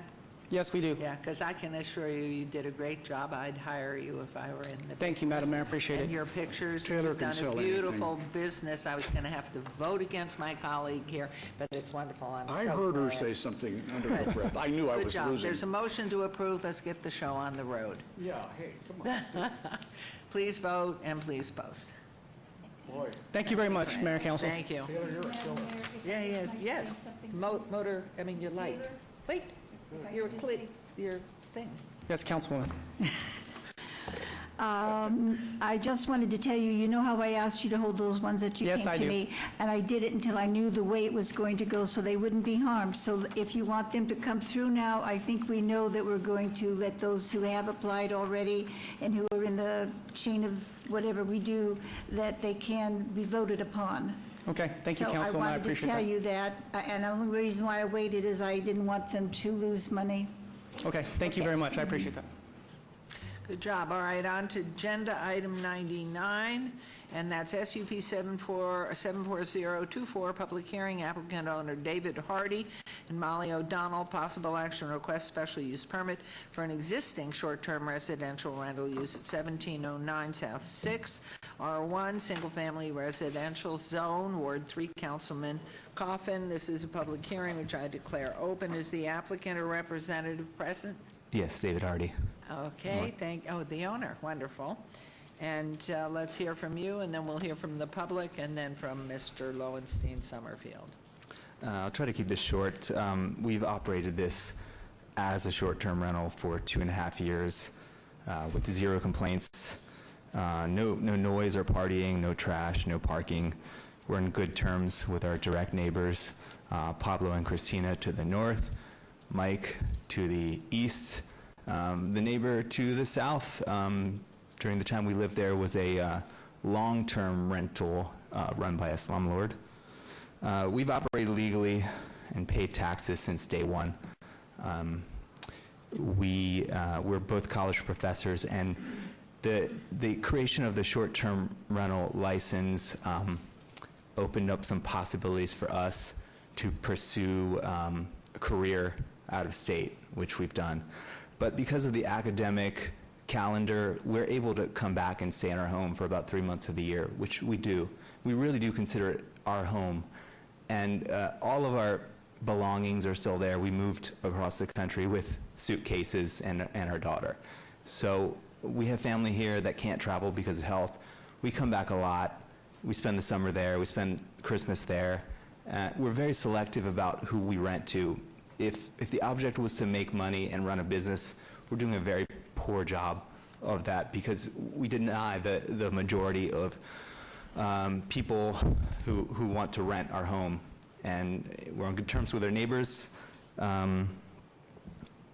we submitted a lot of the material at planning reflecting the communication with potential guests, just showing how many people we deny based on, wanting to keep our house in good condition and our neighbors happy. So I know everyone has, everyone saying they're a special snowflake, but, we have a unique situation, and I'm here to ask for approval. Thank you very much. Thank you. Any comments? I saw you voted for approval, both planning and staff. That is correct. Wonderful. Public hearing. Anybody wishing to be heard on this item? Hearing and seeing none. Councilman. Your Honor, there are other people applying for short-term residential uses on 6th, not just the one we heard a little bit about today, but others, and so it's going to get crowded there. I think I could have sympathy if David, you and Molly were living here, but you're not. The previous applicant lives a short distance away. You do not. Here's a problem. Excuse me It's one second, growing. if I could. I got a signal from Mr. Summerfield. They have something. I just want to make sure we had gotten the staff report on the record if we could. You had asked a question, but we hadn't done the staff report. Okay. Could we do that, Councilman? Oh, sure. For Mary McElhone, please, or Mr. Sure. Lowenstein? The applicant is currently operating an existing licensed, non-owner occupied 3-bedroom short-term residential rental unit that meets all the minimum special use permit requirements. They're applying for the special use permit in conformance to Ordinance 6585, and staff is recommending approval, which also has the condition requiring expungement of the property if it is to be sold. And then Deputy Director Mary McElhone. For the record, Mary McElhone, there are no existing documented complaints at this property, and they've been operating for 2 years, more than 2 years now. Thank you. And you had agreed to release the special use permit if, in fact, you sell the property and move. Absolutely. If I could address your concern, we pay someone a significant amount of the profits to be our boots on the ground, to meet every guest in person. We don't have a lockbox on the door where people can let themselves in. So the rules are explained to every guest in person. The person who maintains the property lives 4 blocks away on the other side of Maryland. So there is someone there on our behalf that we pay to maintain the property, to take the trash cans out and put them back in the next day. So yeah, we're not there much of the time, but someone else that we pay a lot of money is. And you've been operating for over 2 years. Almost 2.5 years. Thank you. David, do you have someone, Your Honor, if I may? Yes. David, you said you had family living here. How many family members are here? You say they cannot travel because of health. Yeah, my wife's family lives in Henderson, and her mother, her father, her grandmother live there, and they can't travel because of health reasons. Can They're any older. family member move in and live at this home? That's not really possible, I don't think, at this time. I mean, much of their time is spent caring for the family members who have bad health. Yeah. Your Honor, I can't move for approval on this. I don't know how about the rest of the council, but here's a problem with 6th Street. Dozens of homes in that general area are being fixed up fast by speculators who are counting on getting licensed as short-term rentals because of the proximity to the strip. The neighborhood is firmly opposed to all of these. I have a lot of complaints, not about you specifically, but about the idea that all of these are coming and we've got to stop it somewhere.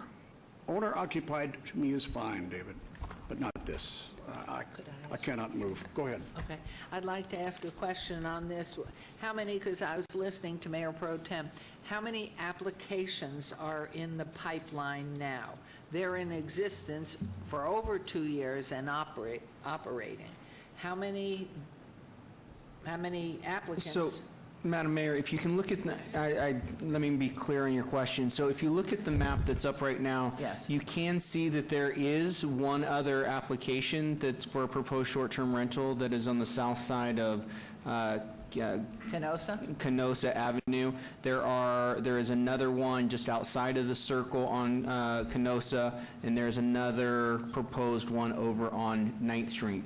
Those are all proposed. This is an existing license, so the waiver for any of these other proposed short-term rentals on 6th Street that might come close to this one would all require waivers from this existing location. So, but there are, to the councilman's point, there are requests for others in this area. Yeah. This is the existing one, so this one sets the kind of the precedent for the distance separation to any next one that may request to come in, You know, as not you see. sitting on the committee, but hearing and constantly talking with council people about short-term rentals, I think there is a sense of what we're trying to do and protect neighborhoods and residences, moving more towards owner-occupied, which is, I'm sure, why Councilman Coffin asked David for that question.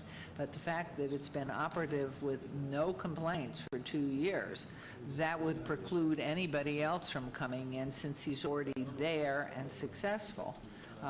I have to vote. I mean, I would love to support you on it, but I see all these other ones that may come around, and we have a bird in hand here that seems to be working quite well, and would hope, yes. If I could But I have to defer possibly back get to our back to council this, person. Yes, we have another question. Okay, I see absolutely zero difference between the one we just approved and this one here. So you're going to have to explain to me why you made a motion to approve the last one and I voted for it, and why you would make a motion to not approve this one and ask me to vote against it.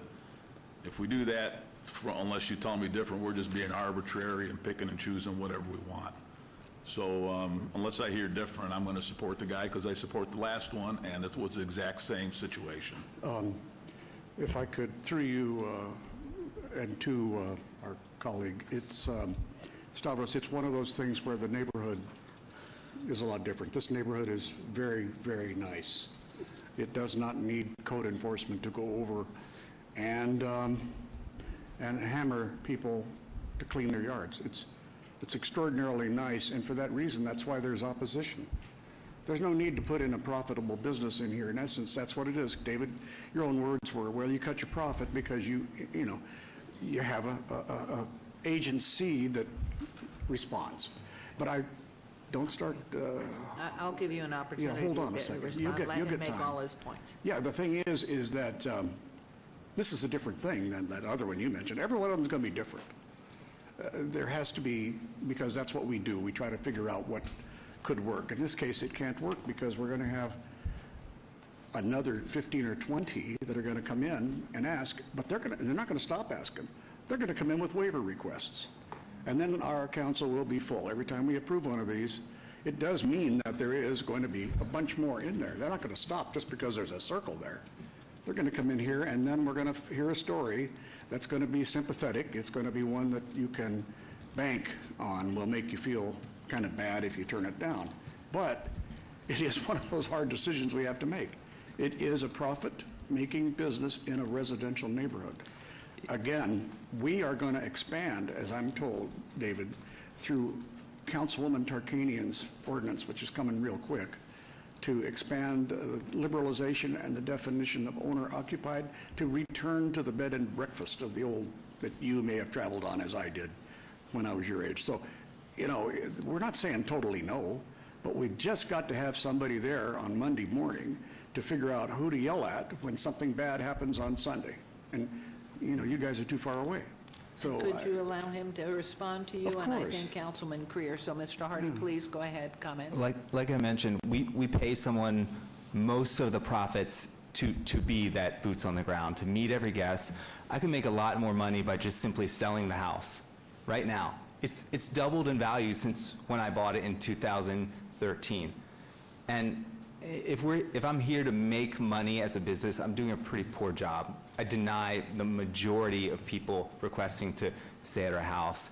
The neighbor to the south of me probably made a lot more money as a slumlord renting yearly to a yearly rental. And last year, you you said as a council that there would be a way forward for good operators who are doing the right thing, and we base life decisions on that. And now you're telling me, no. Okay. And Madam Mayor, through you, if I just might mention, you mentioned the 650 feet, right? I just have one question. Thank you, Madam Mayor. You've been operating for the past couple of years with a license?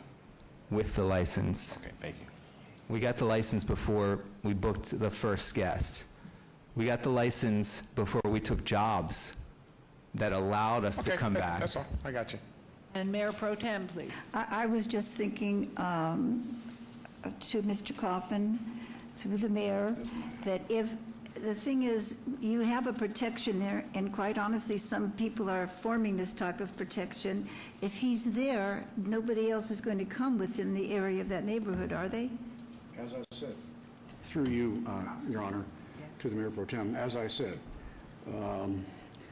there will be many, many applications coming, despite the fact that there is, if this license were to pass, you're going to be plagued with them. Oh, I'm plagued with them more than anybody. Well, I'm sure. I think I'm But kind of okay. coming close to you. You are, that's right, you're second.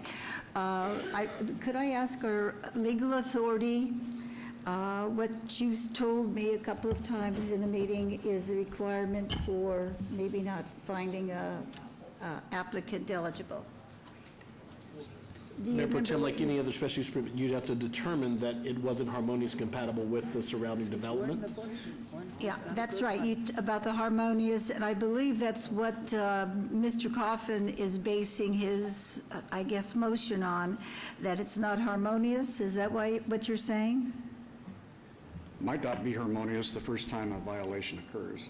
This is a problem. We have to look ahead and see if the potentials, as you've been sounding the warning bells for years, and finally I started listening to you. I know. I You realized voted me that down we twice. just can't be very generous in this stuff. We'll hear a lot of good stories. David and Molly tell a good one too, and it's true. Just as, but here's a neighborhood that's in good shape. I drive it almost every day. Kasabian, unfortunately, needed a shot in the arm, and they're going to get it from that permit. There has to be, it has to be case by case here. We just don't say yes or no to everything. I'm just, if I might just say this to you, that you and I are coming up for election. We don't know what, no, I'm not coming up, I'm out. You're coming up for election. I don't know what's going to happen with whomever takes my place, and you don't either. If you place this now, you have someone who has already showed that he's a good person. The others that come may not be so good. I mean, this one seems to me one of the best we've had here. If the others come, I don't know if they'll be that good. And if I'm not here voicing the other side, and I don't know if you're going to run or not, but I just want you to think of the future too, that's all. Okay, so what I'd like to do, I mean, I'm hearing a very different type of thought process here, so I'm going to ask Councilman Coffin to make his motion and see if it flies. If not, there'll be another motion. I'd like to move to obey this item to the second meeting in November. I think that is it the 21st, 22nd of November? And Any could I reason why we ask cannot the obey? 21st. Could I ask, and not being mean, rude, undermining anything, what will make the difference? I mean, I feel very strongly a bird in hand is worth two in the bush.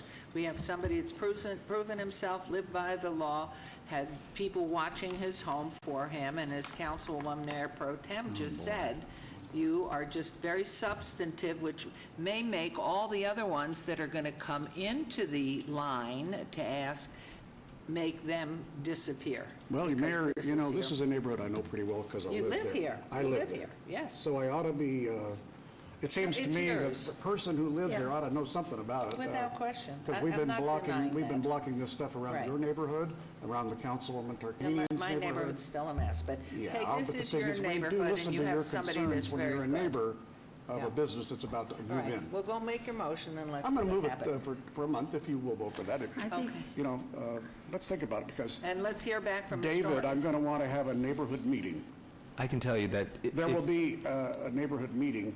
if you obey it, I won't be here. We'll just sell the house once the 2-year grace period runs out. I'm asking for approval now. Councilwoman, Mayor, I move to obey this item to the second meeting in November. Okay, there's a motion to obey this to the second meeting in November. Please vote and please post.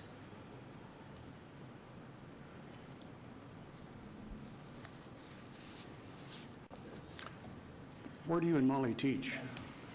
James Madison University, Virginia. I taught at CSN prior. Okay, so where you are, Mr. Hardy, the motion did carry to obey it. Until it's dead, it is not dead. I would highly recommend that you have another meeting with Councilman Coffin, because there are, I mean, just listening to Mayor Pro Tem and having been living with this so long, there is, you obviously have operated according to Ms. McElhone, absolutely according to the letter of the law. You've done everything reasonably, and one never knows what happens. The main thing is that you said you would release the property and your SUP should you decide to sell it, but I would certainly take advantage of this, although I voted, as did Councilman Anthony, in your favor and against the motion. Please hang in for the course. I think you're a very fine person. You've been doing a good job. The fact that you're in education, to me, has a specialness to it. And so please don't take it as hard as you seem to be. Hang in there and Your Honor, come if I back. could add in something. Was there something else? Well, yes, on the specifics on the meeting that they have to have. Staff, tell us we have enough time for a noticed meeting and the mailing to the neighbors. Madam Mayor, through you, we typically would want to have that meeting 10 days before the next council meeting, so we would need the applicant to work with us, get us the notification fee so we can do the mailing. They have to identify the location and time, so we've got probably at most 2 weeks to get that done. So that we can get it out in time for whenever that meeting is going to take place. But we need to notify 10 days before the meeting is going to And could occur. I inquire of you two things? One, can they continue to operate as is because they have the license licensed, until that time? Correct. They are licensed. They just need to maintain conditions of their license, and they continue to operate until the current code expires without the SUP until July of 2019. Okay, and the other question is, I thought I heard Mr. Hardy say, because they're both professors out of state, can the hearing be set at a time that you would be back here? And are you coming back at Thanksgiving? What is your schedule and your wife's schedule to be back in town? My so wife's this pregnant with meeting- another child, so I don't know how much longer she can fly. That's why I'm here. I took 3 days off work to fly here to meet with you. Okay, well, that's something hopefully you can work out at convenient time with councilmen. As to the mailing has to go out 10 days before that meeting. So, Madam Mayor, so my staff, who is doing a great job watching from home, has indicated that we need everything. So we would need the payment for the mailer, we would need the location and the time of the meeting by 10:31 for a neighborhood meeting to be prepped, and ideally, they would have the meeting before November 11th. And his wife's expecting shortly? Probably not until after the new year, but But you, because flying. yeah, it's. And so you're back in Virginia, you say? is I'm where? leaving tonight at 11:30 to go back to Okay. teach tomorrow morning. So at this point, until you have the baby, when would be convenient, or is there someone else? Nobody else is on the ownership of the property, so it would have to be. Madam Mayor, it doesn't have to be the owner that, I mean, from our perspective, from staff's perspective, the applicant could have a representative there to explain what they're proposing to do, hear concerns from any members of the community that were to attend that meeting, and then, meet back with the applicant to convey those concerns and present any mitigating factors that they may have heard and may want to act on. Neighborhood meeting does not require the actual applicant or property owner. It requires somebody to represent the project that's being proposed, typically. And his license runs till when to continue operation? So under the way that ordinance was written, they have until July of 2019 to get a approval of an SUP. So as in a licensed operator, if this SUP process continues as it's been obeyed, he continues to operate legally until such time as that license is no longer in effect. I just don't know what the difference between me and the one before me, which was passed with no delay, is. I've actually been operating for 2.5 years without any trouble. What order of business are we on now? Okay, so I think where we are now, just know I would stay in touch with Councilman Coffin's office and see how you work through it, and best of luck with your new coming child. Mr. Hardy, the man waving his hand in the back of the room is Felipe Ortiz. Please go see him to make contact with us. Okay, thank you. And we'll move on now to agenda item 100, SUP 74026, public hearing, applicant owner Rebecca Dolman for possible action request, special use permit for proposed short-term residential rental use of 1404 Francis Avenue, R1, single-family residential zone, Ward 3, Councilman Coffin. Planning and staff recommend approval. This is a public hearing, and is the applicant present? You must be the applicant. Yes. And your name is Rebecca Dolman? Yes. And you are Craig Palacios, 201 South Maryland Parkway, representing? representing Rebecca Dolman. Thank you. Okay, so do you want to talk to us? Yeah, Mayor Pro Tem, council members, good afternoon. Thank you firstly for the reappointment to the CAC, and apologies for not being here. I was in such a hurry to get down to Rebecca's agenda item. I blew right by it. Otherwise, I would have certainly been here to witness that. Thank you again for the reappointment. So we have, pardon me? No, you already accepted. He's playing with you. We have another of the special use permits for a short-term rental. This one's on 1404 Francis Avenue. This is similar in a house that was in a derelict situation. My friend and client, Rebecca, has spent over $50,000 to improve the property. And as an example, I can give you a quote that was written about how at least one of the neighbors feels. I know we're about 4 to 1 in approval. But our immediate neighbor says, I have an Airbnb next door to me and has been a godsend. Before the house was run down and with people squatting in it, now is renovated and cleaned up. The short-term rentals are pleasant and respectful, never had one problem. Staff has recommended approval. It's been through Planning Commission, and now we'd like to respectfully request your approval as well to move forward. Okay, Mr. Summerfield, Ms. McElhone. Madam Mayor, this application is before you as a result of a code enforcement action for an illegal short-term rental use. The applicant is proposing to operate a non-owner occupied 3-bedroom short-term rental unit that meets all the minimum special use permit requirements, Title 1912. Staff is recommending approval with the expungement condition on it. And then with that, I'll pass it over to Mary. Yes. So code enforcement issued a notice in order as a result of the short-term rental activity on July 6, 2018. Once that notice was received, the short-term rental activity did cease and desist, and they did remove the listing. Thank you. And how long have you been in operation? A year and a half, more or less. And what happened there was in March of 2017, she went through what she thought was all the steps to become a legal activated short-term rental and acquired a Nevada state sole proprietor's business license rather than a City of Las Vegas short-term rental license. Thank you. Public hearing. Is there anyone from the public who'd like to comment? Please come forward.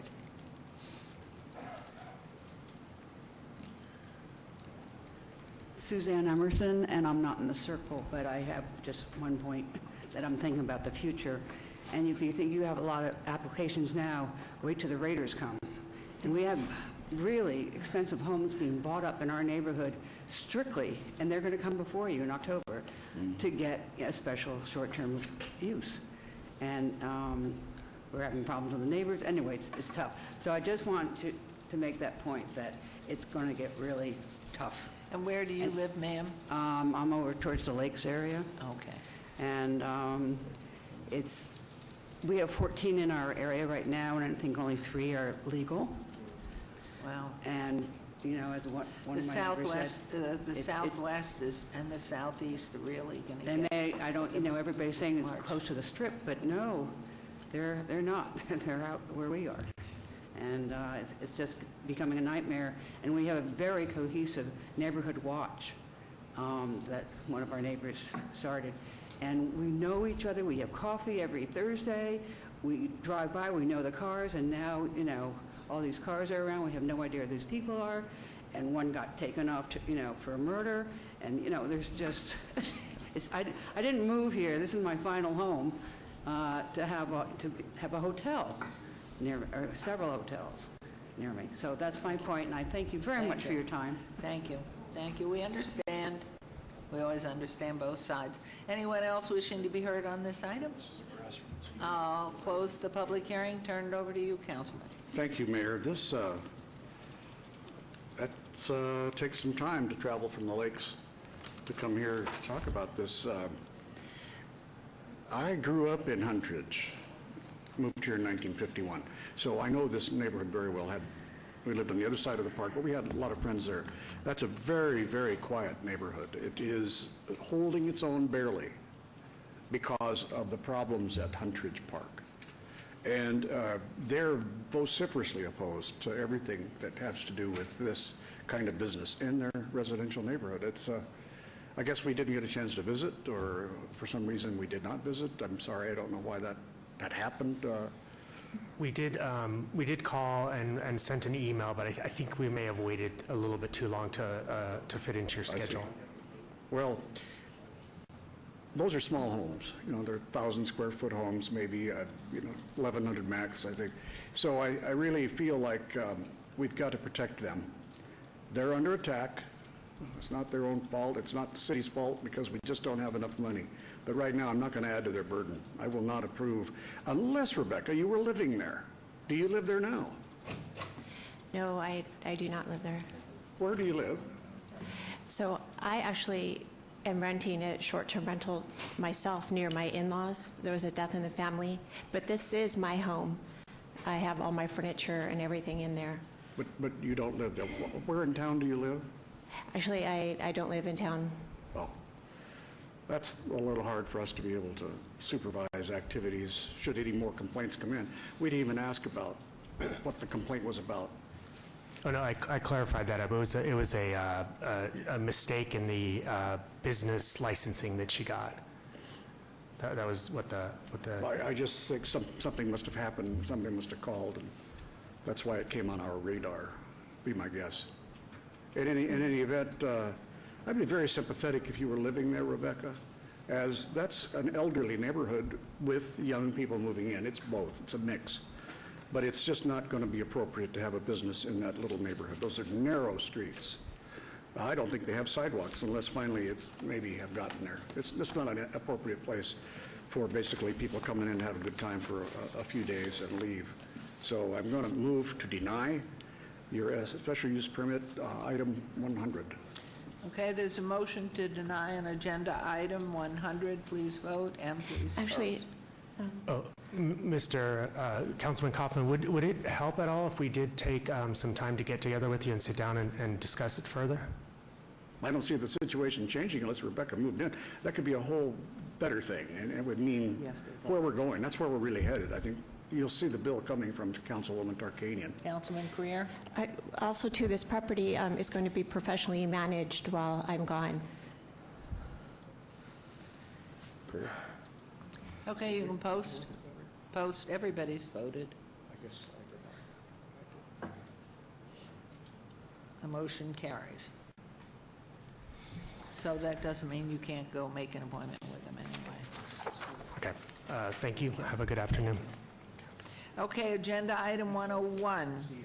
SUP 74030, public hearing, applicant owner Dennis Matthew Lay and Rochelle Negan.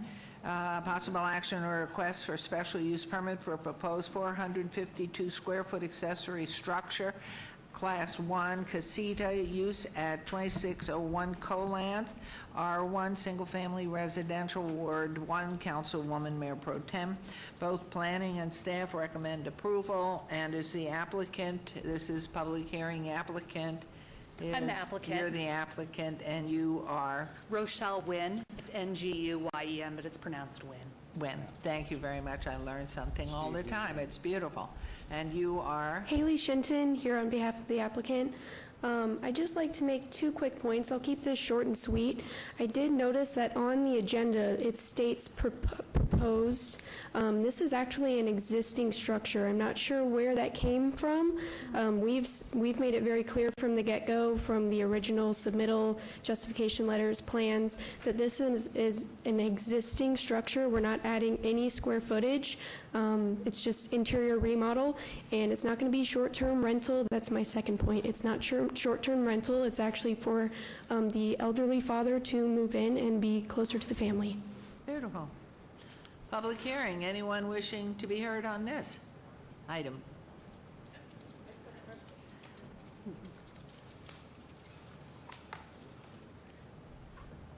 I would just ask, I guess, request in the light of all, Chris Jones. I would just ask the council to just consider if in fact, as the statement was made, that this casita will not be used for short-term rental, that in fact that be a stipulation of approval, should you approve this request for the casita. Thank you. Thank you.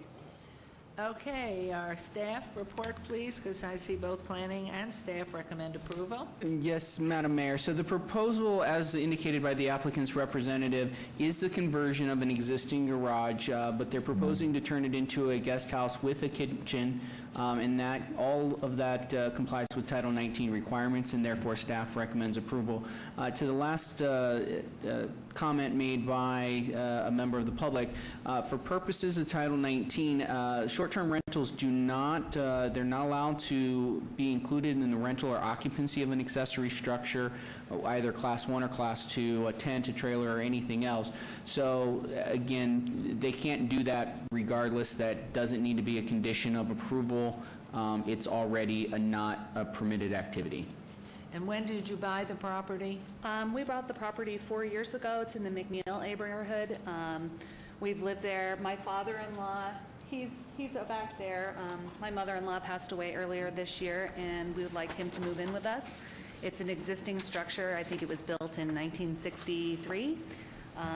We just want to convert it so he has a place to live and he's close to us. Beautiful. And for the record, it was never our intention to have a short-term rental. I know that in our neighborhood, myself included, we don't like them in our neighborhood, and they're all over our neighborhood, legal or otherwise. And I know some of our neighbors have come up to us and said they see special use permit on the sign on our thing, and they thought we were putting in we were trying to turn it into a short-term rental. So there's no indication. I've explained that it was a construction. I know that people have contacted our city councilwoman, Ms. Tarkanian, and asked about whether or not we had to even go through this process because it was a family member living in there, and they were told that we didn't even need to go through this. But it's my understanding, because we are trying to add the construction, that we did have to do that. And so that's why Wonderful. And I must say, it's McNeil really has had its issues. We just had the block party on Sunday. I got did. I a saw lot you of both there. complaints about some short-term rentals in there, some that aren't licensed either. So wonderful. And anyone else? I'll close public hearing, then turn this over to Councilwoman Tarkanian. I want to know what type of Kool-Aid you gave the people who live in McNeil neighborhood. I have never... Kindness Kool-Aid. Everyone's so nice. Kindness Kool-Aid. I must tell you, it's about, I think it's 40-1. There was only one person that didn't feel this was good, and about 40 felt it was good. And, you know, McNeil is tough. You were part of it. You know how tough and how strong they are. You've got the leaders that, you know, the ones who speak up the most often and push the hardest. You did a good job in that and letting them know. But it also shows the kindness in the neighborhood, I think, because they're aware that you're doing this for the grandfather. And I'll move to approve. Thank you very much. There's a motion to approve. Please vote and please post.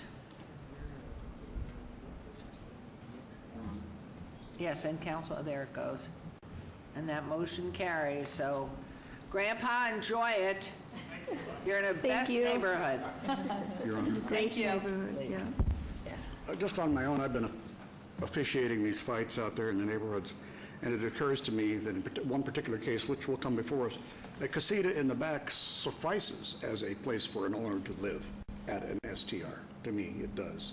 So in that case, those sorts of things should be considered. Without Not the question. same, No, those are. not in the same structure, but another structure, as long as you're there. Thank you. Great. Okay, agenda item 102 is obeyed to the 5th of December.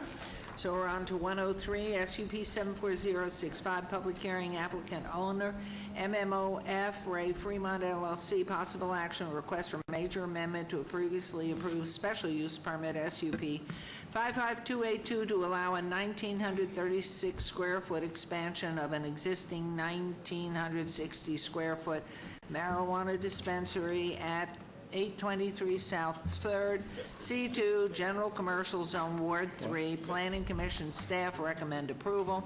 I will have no part of this as my son is in the business, and we'll turn this over. It's a public hearing, which I can declare open, and is the applicant or representative present? And I'm going to turn this over to Mayor Pro Tem.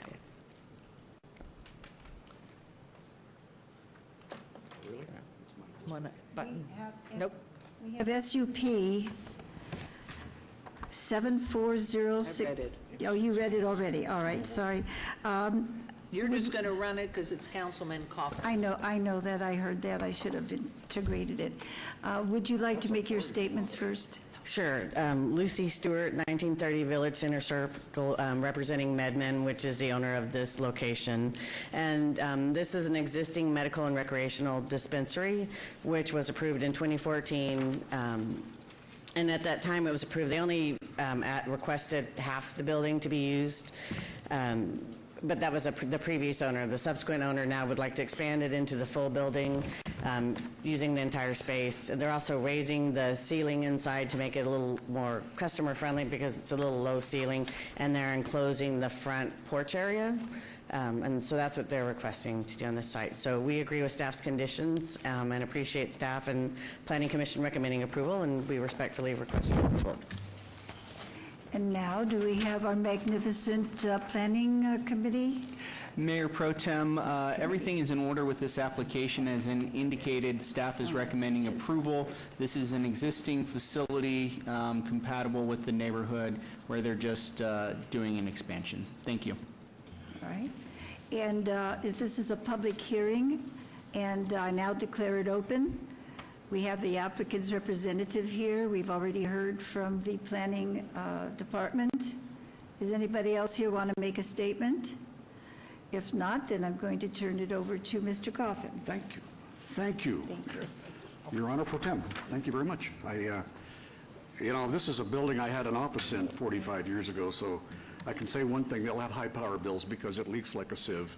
So as long as they're not growing anything, it shouldn't smell in the neighborhood, so that's good.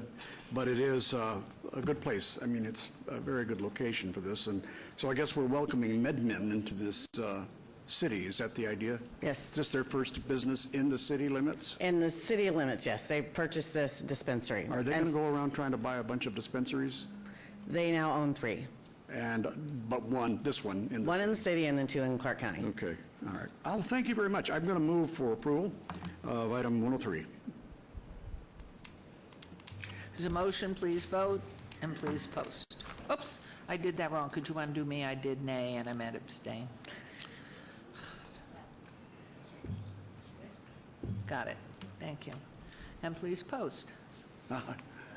Motion carries. Thank you very much. Thank you very much. Okay, agenda item 104, SDR 74032, public hearing, applicant Z Life at 1025 Main Street LLC, owner 1025 Main Street LLC. Possible action and request for site development plan review for proposed 38,656 square foot, 4-story, 76-unit hotel development with waivers of downtown Las Vegas overlay setback, streetscape, architectural design, parking lot screening, and interior parking lot landscaping standards and to allow 22 parking spaces where 76 parking spaces are required on .80 acres on the north side of Coolidge Avenue between Main and First Street. CM, Commercial Industrial Zone, Ward 3, Councilman Coffin. Staff recommends denial. Planning Commission recommends approval. This is a public hearing. Wow, this is a public hearing which I declare open. We know it must be the applicant carrying this. This cannot be other than, wow. Okay. Not all the way, Michael. It's just fine out there. That, oh no, it's going to light up if they can plug it in. Closer. Beautiful. Okay, who's the applicant? Please come forward, state your name for the record. Or applicants, you've got more things. Look at this party. Does it plug in, more importantly? There's a switch on the side there, if you can light it up. Oh, I see a little black button on my side. On my side, in the corner. See the button? Right there. Good afternoon, Madam Mayor, Council. We're still, give us a Okay. moment here. We're trying to find a plug that's alive. And then I see the button that goes off on. There we go. Yep. Nope. Yep. Yes. And then there was Yeah. light. Okay, let's try it again. Good afternoon, Council, Madam Mayor. I'm here, Michael Cornthwaite, 111 Las Vegas Boulevard South, representing the applicant, 1025 Main Street, LLC. We're here asking for your approval and your support in building a beautiful 4-star, 76-room boutique hotel in the Arts District at 918 South Main. We're excited. We believe that this is a harmonious use, and we ask you to take a look at our model and our renderings, and feel free to ask questions. We're very excited, and we believe that this will be exactly the shot in the arm that the Arts District needs at the moment. Thank you. Thank you. And so which side of this can you point? Which is Coolidge and which is Main? Let's see. Main on your right. Okay. First Street is on your left, and Coolidge is away from you. So you And- had brought this before us in concept before. Correct, And, correct. So it's nice. We've to made a see lot of it all. progress in the We meantime. certainly Yeah. have. Okay, this is a public, well, first of all, do you want to say anything more? And your name is, I know your name is not Z Life. No, that's not me. My name is Brett Robillard, 1017 South First Street. I'm the architect. Beautiful job, really exciting. Okay, anything more you want to add before I have staff report on this? I don't think so. I think, although confidential at the moment, we have a very exciting operator who's joining us as, but we're not going to mention who that is, but you can ask the councilman. Okay, maybe He he'll get to knows, it. but Yes. it's still under wraps for now. Okay, Mr. Summerfield. Madam Mayor, the applicant is proposing to construct a new hotel in downtown, which we're excited about the concept. However, the submitted plans indicate that several waivers of the interim downtown Las Vegas development standards will be required, including architectural design standards, building placement and build-to-line requirements, streetscape requirements, and parking lot screening and landscaping requirements, as well as parking. Staff does not support the various waivers that are being requested. Additionally, the submitted plans do not depict the required dedication of right-of-way along Main Street as required by the Department of Public Works, which Mr. Anderson will speak to in a moment, as well as there is a curb cutout depicted on Coolidge that may not be accommodated within the city's Coolidge Avenue Main to 4th Street project. Therefore, staff has recommended denial of this project based on those factors. And as I said, Mr. Anderson may have some additional information related to those off-site concerns. Bart Anderson, Public Works. Main Street is master planned for a 90-foot cross-section. Currently, there's a 40-foot half-street dedication at this location, and so an additional 5-foot is required in order to meet the specifications of the planned streets and highways. Where possible in the downtown area, the City of Las Vegas is widening sidewalks and making it more pedestrian-friendly, and the additional right-of-way is incorporated into those wider sidewalks. The planning director had also alluded to a proposed loading bay on Coolidge. The city has a project that is currently being implemented on Coolidge that does not accommodate that proposed curb cut, if you will, of the loading bay, I'm sorry. And the applicant's been directed to work with the designers for the city's project, but the designers that I've spoken to are somewhat skeptical that it can be incorporated into the city's beautification project on Coolidge. So I gather we're continuing to work to address that, but when do you reach an impasse? And then what happens? And then the architect has to figure out something. Right. Yeah, they've been directed to contact the applicant or the city's project manager. But again, I've spoken to him and he's skeptical at this late stage of the city's project that we could accommodate that because we're ready to go on our project. Oh. Do you want to make any comment? I'm going to go to public hearing anyway and then turn it over to Councilman. Sure, yeah. I think when we received all the initial comments back from staff, there are numerous. And so subsequently, we've been working to adapt the building design to address many of those. The public right-of-way concern has been resolved. We've actually pulled the development back towards the east to accommodate that extra 5 feet in our current plans. And as such, we've also brought out the brow of the building, this element here, outward so that at least the edge of the building frame does meet that 5-foot line and address the street edge. It was important to us to, obviously create a massing within the Arts District that made sense, and we thought that the height and holding that corner on Main and Coolidge was very important. Also, this curb cut along Coolidge was more severe and longer, really, in the initial application, and we're working to get that to be just a single loading bay for access into some of the back-of-house uses. The rest of the elements, I believe, not in totality, but many of them have been resolved in terms of screening of HVAC and mechanical equipment and things of that nature. So I think collectively we've made a lot of progress since we went and received approval from planning to where we're at now, and we're eager to continue to make progress to make this realistic for the And city. it's beautiful with that lever sticking out. I think it makes it much more attractive. I mean, that depth is wonderful. So, right, and it really is something, hopefully you'll be able to resolve this. So is there anyone from the public wishing to comment on this agenda item 104? It's really attractive. What's the timeline, assuming you get approval? And yes, sir, your name, please. John Basso, 450 Fremont. I'm a small business owner in the neighborhood. This is a dream to me. I'll just take 30 seconds, and I just want to say the more 4-star hotels that would have the nerve to come down to the neighborhood that aren't gaming, that are just for luxury, for great, the type of tourism that we want.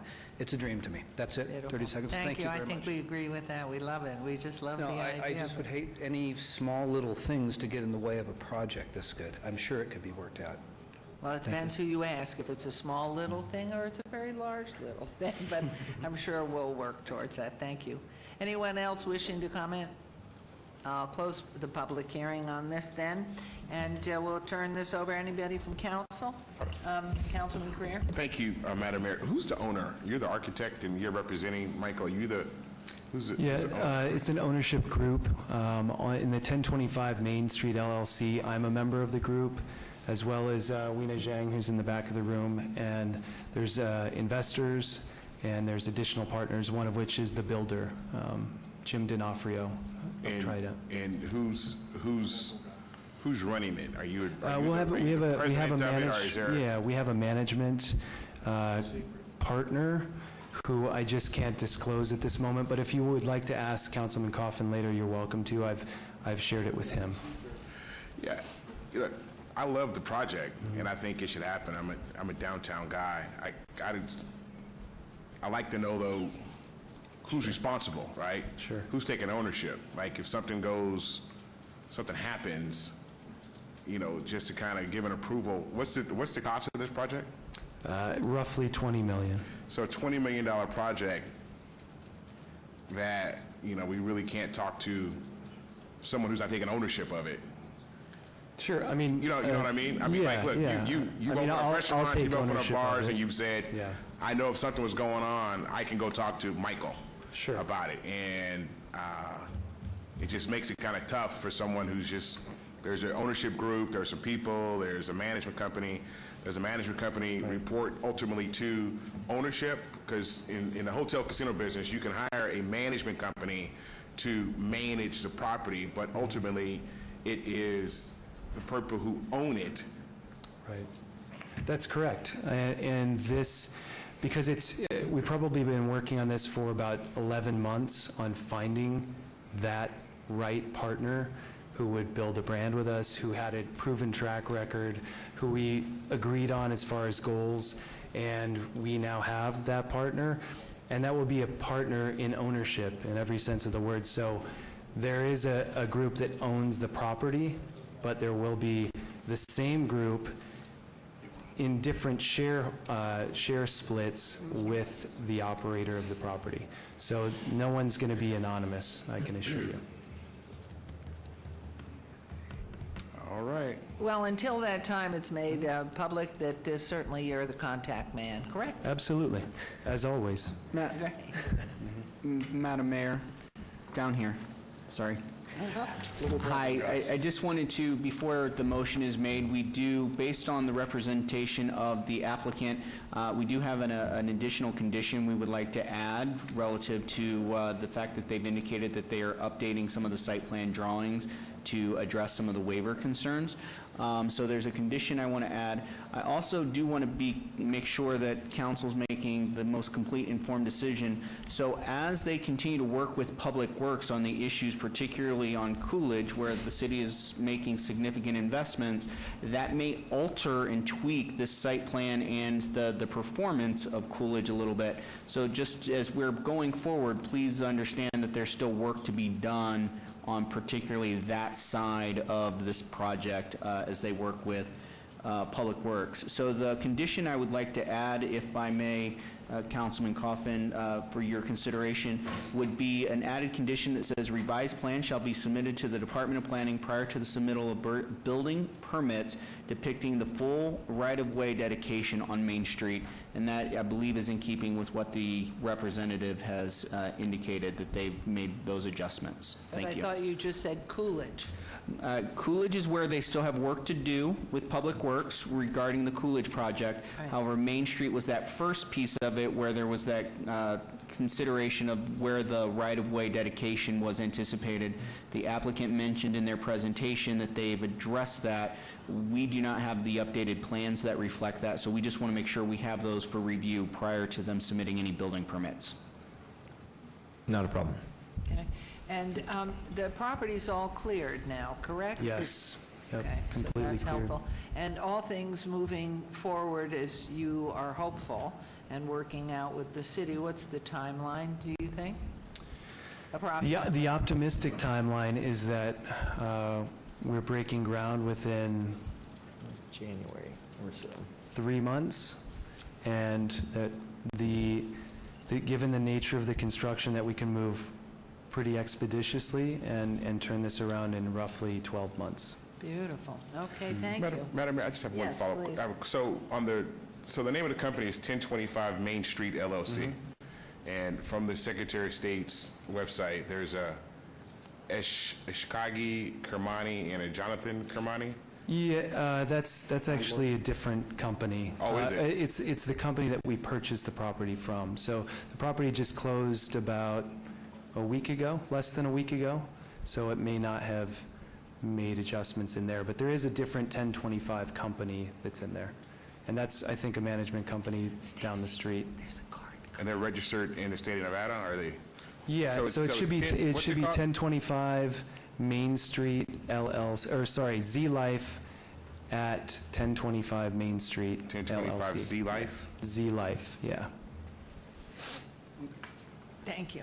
Okay, Councilman. Thank you, Your Honor. This is the second or third visit that I've had. This is the first time I had seen the model, but I heard they had it done, and I asked them to bring it. And I'm glad it did come, because we really have a lot of people. The entire council considers downtown to be their property. And so you got to sell everybody, not just Bob Coffin, the ward guy. It is important for them to know that things are happening, and particularly things like this. Carmani, it's good to know that Carmani sold the land, because that means he's willing to sell land. We don't want him just sitting on it. This is a perfect example of a good use. I understand the waiver on parking, and I understand, as you explained earlier, we have a boutique hotel. People will be coming in via taxi, Uber, Lyft, et cetera.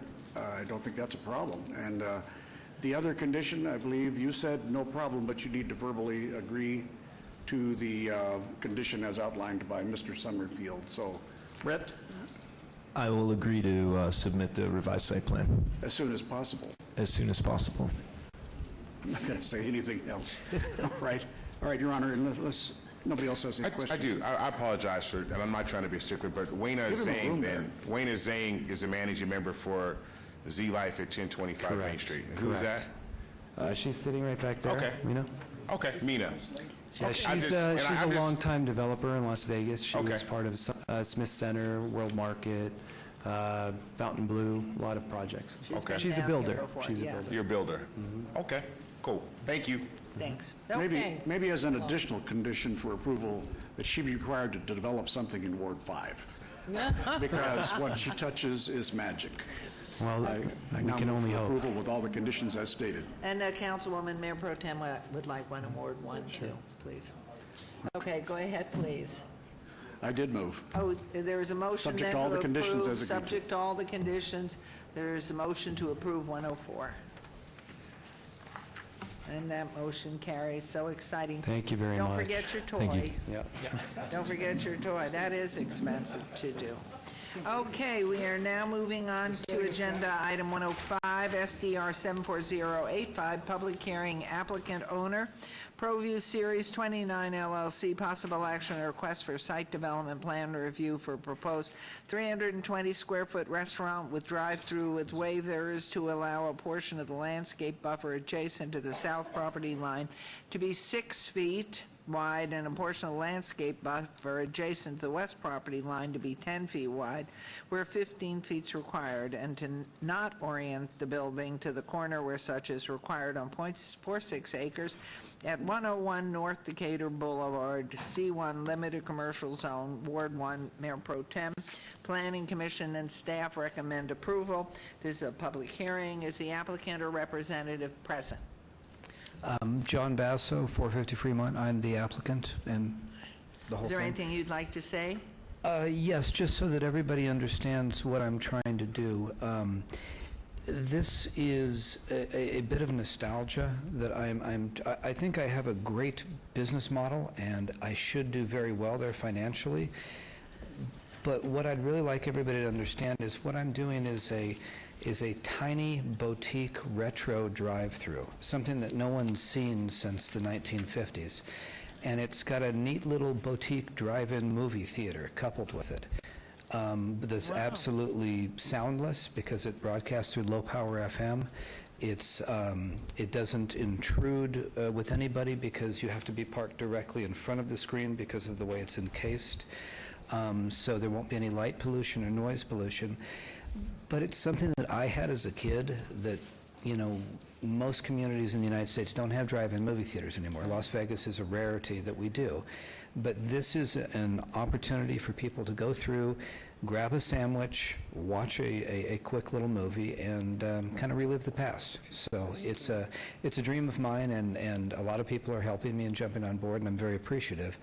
But I'm willing to answer any questions concerning It looks that. great. Open. Get open quickly. What kind of food are we driving through? Hamburgers. But Milkshakes? But no, hamburgers, milkshake, popcorn, old-fashioned glass bottle, sodas, stuff like that.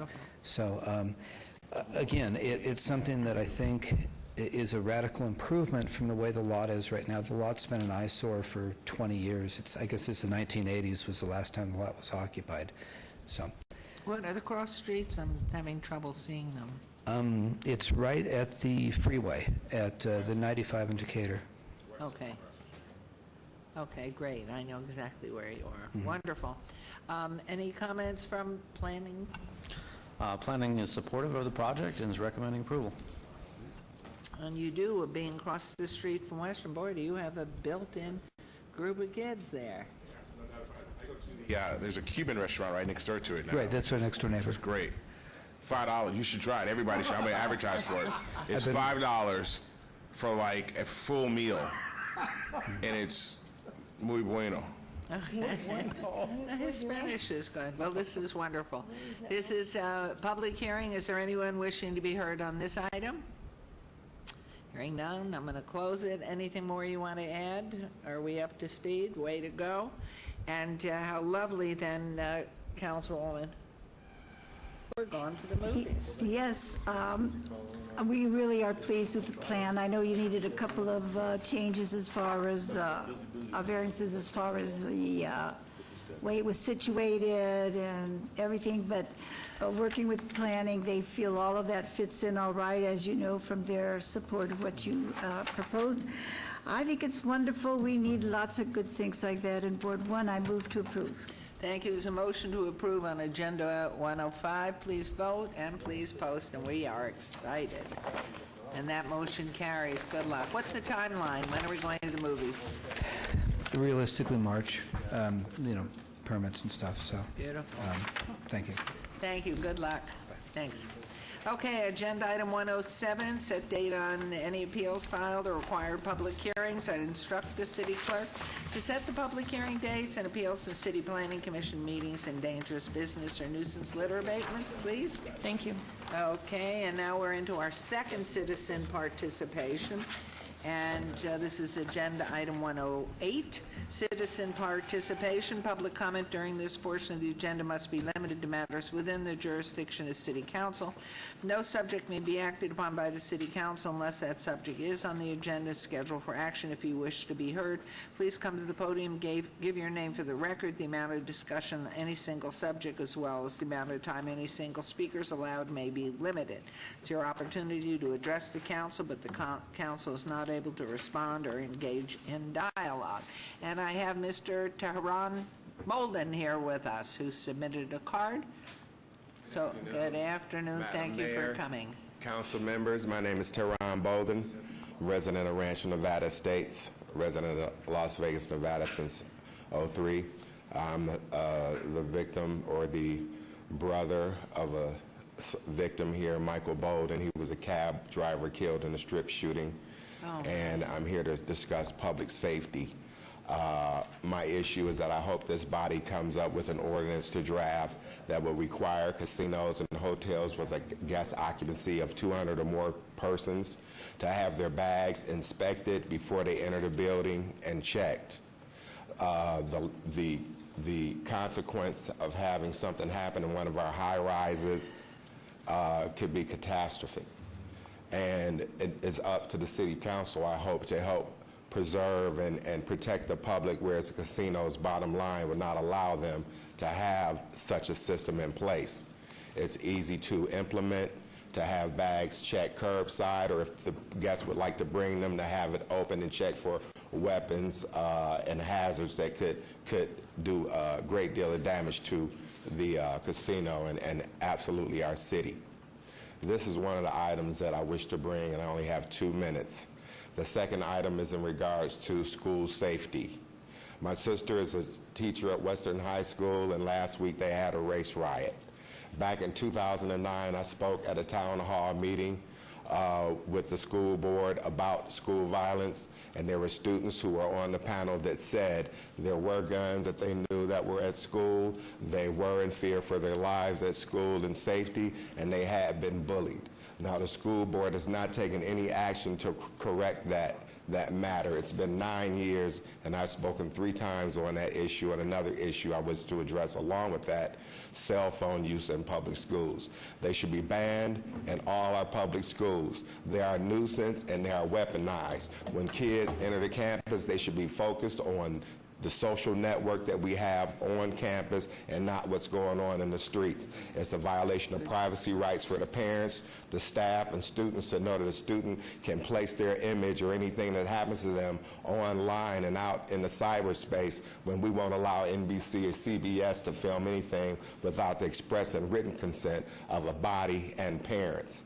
So we are lacking on that matter. Now, I would hate to see what's happening. There was a race riot there, and had there been weapons on that campus, it would have been a massacre in the quad that day. We have to take precautions. I think that Western High School will be a fine example to lock it down. There's 2,400 students. You have 6 magnetizers. You can have them in and out with staff. Will be checked as well, okay, in 15 minutes. Ban the cell phones, let the kids get a chance to be humanized again, give them the opportunity to feel safe. And this is one of the things and one of the problems that we have in our schools. The teachers cannot perform to their capabilities to have to compete. Our kids have no focus, and they lack eye-to-eye contact and the personal skills that they should be developing in our school system. Now, I don't mean to be rude and mean and sound harsh, but as a person, a survivor of an incident, I can understand the grief that families go through, and they should not have to suffer that and be in fear. I appreciate your time, and I wish to hear any comment, and I hope to get some support from you all here at this body. I will express my same feelings and ideas to the school district here, Clark County School District, and I think that it's time that we took some action and became proactive and be the first responders, because the first responders don't happen after something's happened. That's the second responders. The first responders are detention and prevention. I appreciate your time. My name's Teron Bolden, and it was a pleasure. We're sorry on your brother and the loss of your brother. I would highly recommend that as soon as you can, tomorrow morning, you call Dr. Heirous Jara, the new superintendent. He is very concerned about safety in the schools. I've met with him and asked him how we can all get together to help on this, but he's the first stop. And certainly as a new superintendent out of Orlando, Florida, he has a sense with Pulse and Buddy Dyer, the mayor there, tremendous concern. And I'm sure that all of us would be gathering with you to make it a safe place for youngsters to be in school, be it elementary, middle, or upper schools, or in the universities as well.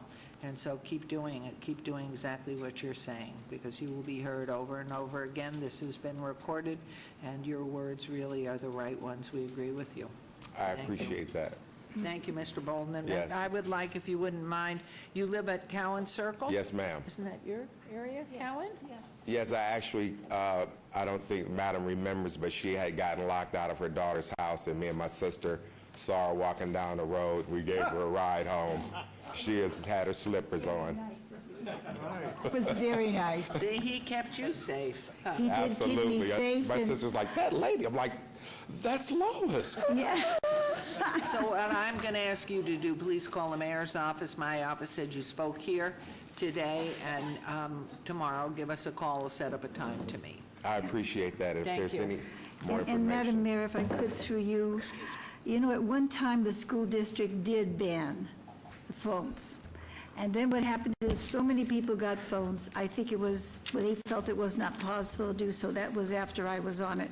But I agree with you, and I agree with you for all the reasons you mentioned, and an additional reason, and that is all the studies that are coming out of hospitals and research institutes show us that there is an addiction problem with that, number one.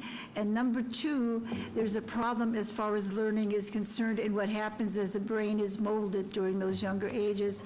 And parents will say, I agree with you, I agree with you. And then the next thing you know, the child has got the phone back. So I just want to say tremendous. I'll help you all I can. I appreciate And again, that. thank you for the ride.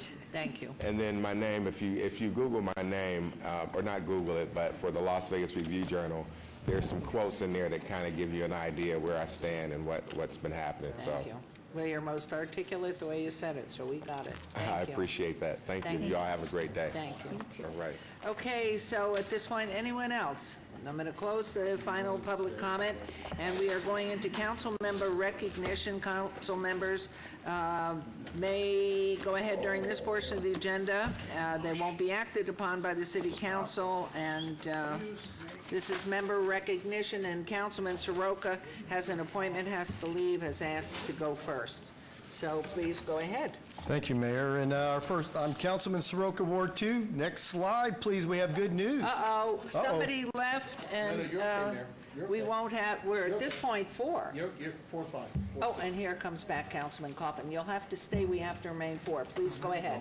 We'll go rapidly. I'll do I'm not whatever. going to say anything, Mayor, so just... Okay, so we'll just go quickly. Of course, I'll do whatever we need to do, Mayor. I'm here. And but we have good news on our next slide. In our missing Nevada Child Seekers segment, we have recovered a missing child. Oh, wonderful. And the good news especially is this one was pretty stale when they found her. So normally it's only those that are recently missing that we find. So congratulations, we found Kaylee Timble, and congratulations to Nevada Child Seekers and the Metro Police. Next slide. Next up, we have unfortunately another missing child for Nevada Child Seekers, and it's Alejandro Pantoja. He's 17 years old, male, 6'2", 175 pounds, with brown hair, brown eyes, and was last seen in the area of Mirror Lake Drive and Finchwood Lane. Last seen wearing black shirt, black sweatpants with black shoes. He may be carrying a backpack with personal belongings. Please call the numbers below if you see Alejandro in the community, and we have had good success with your help, so please continue that. Next slide, please. Good news. Very good news, Mayor. We have a big event coming up. Across the city, we're getting to lead the way, but we have document shredding in Ward 2 on November 3rd for 2 hours from 10 a.m. to noon. Special note, Malin Crop is sponsoring this event, and as mentioned previously, please collect one of their packages, because you can neutralize your pharmaceutical pills in this bag and dispose of them without contaminating our water or our landfills. So this product will neutralize pharmaceuticals, up to 45 pills in one bag. So please take advantage of that opportunity to help our drinking water remain as clean as possible. And with that, next slide. I appreciate hearing from you, and I look forward to seeing you soon. And we do have a coffee with the councilman coming up, so please contact me on any issue on any of these contact information here. So Councilman Steve Soroka out. Thank you. Okay, we're going to move very quickly, and Councilwoman, you go next, so we can get Councilman Soroka out here to his appointment. All right. Oh, no, you're okay, because there are 4 of us. Oh, you're doing it that way. Okay, no, you're okay, because we're still 4. Thank you, Bob. Thank you for staying with us. Do you want me to go Okay, ahead? yes, please, go ahead. I just wanted to quickly say that flu shots are very important at this time. It's the beginning of fall. That means that season is just around the corner where you catch flu easily. And there are 4 strain flu vaccines available, as well as high-dose vaccine for people age 65 and older at the public health centers. The cost of the flu vaccine is covered by most insurance with no copay. Anyone who has questions about this should contact his or her health provider, and for more information, call 702-759-0850. Shots are especially recommended for people who are at a higher risk of the flu complications, and the health district is offering these flu shots at the main public health center at 280 South Decatur Boulevard, Monday through Friday between 8 a.m. and 4:30 p.m. Please arrive before or no later than 4 p.m. in order to allow time for processing. We have an Opportunity Village Fright Night Opportunity Village, which is located at 6300 West Okie Boulevard, has a new indoor haunted attraction this October. Vegas Fright Nights, and I was told that Mr. Coffin was asked to participate in the Fright Night. Vegas, I don't know what they wanted. Vegas Fright Nights delivers scares with 2 separate haunted houses, which is a good idea. And these will be jam-packed with spine-tingling special effects, breathtaking animatronics, and shriek-inducing scare zones. The intensity level of these is reduced. 5:30 will be less intensity, and 6:30 will be, after that, will be more intensity. So if you have little ones, you want to come at 5:30. If you have older ones who really want to get scared, you come at 6:30.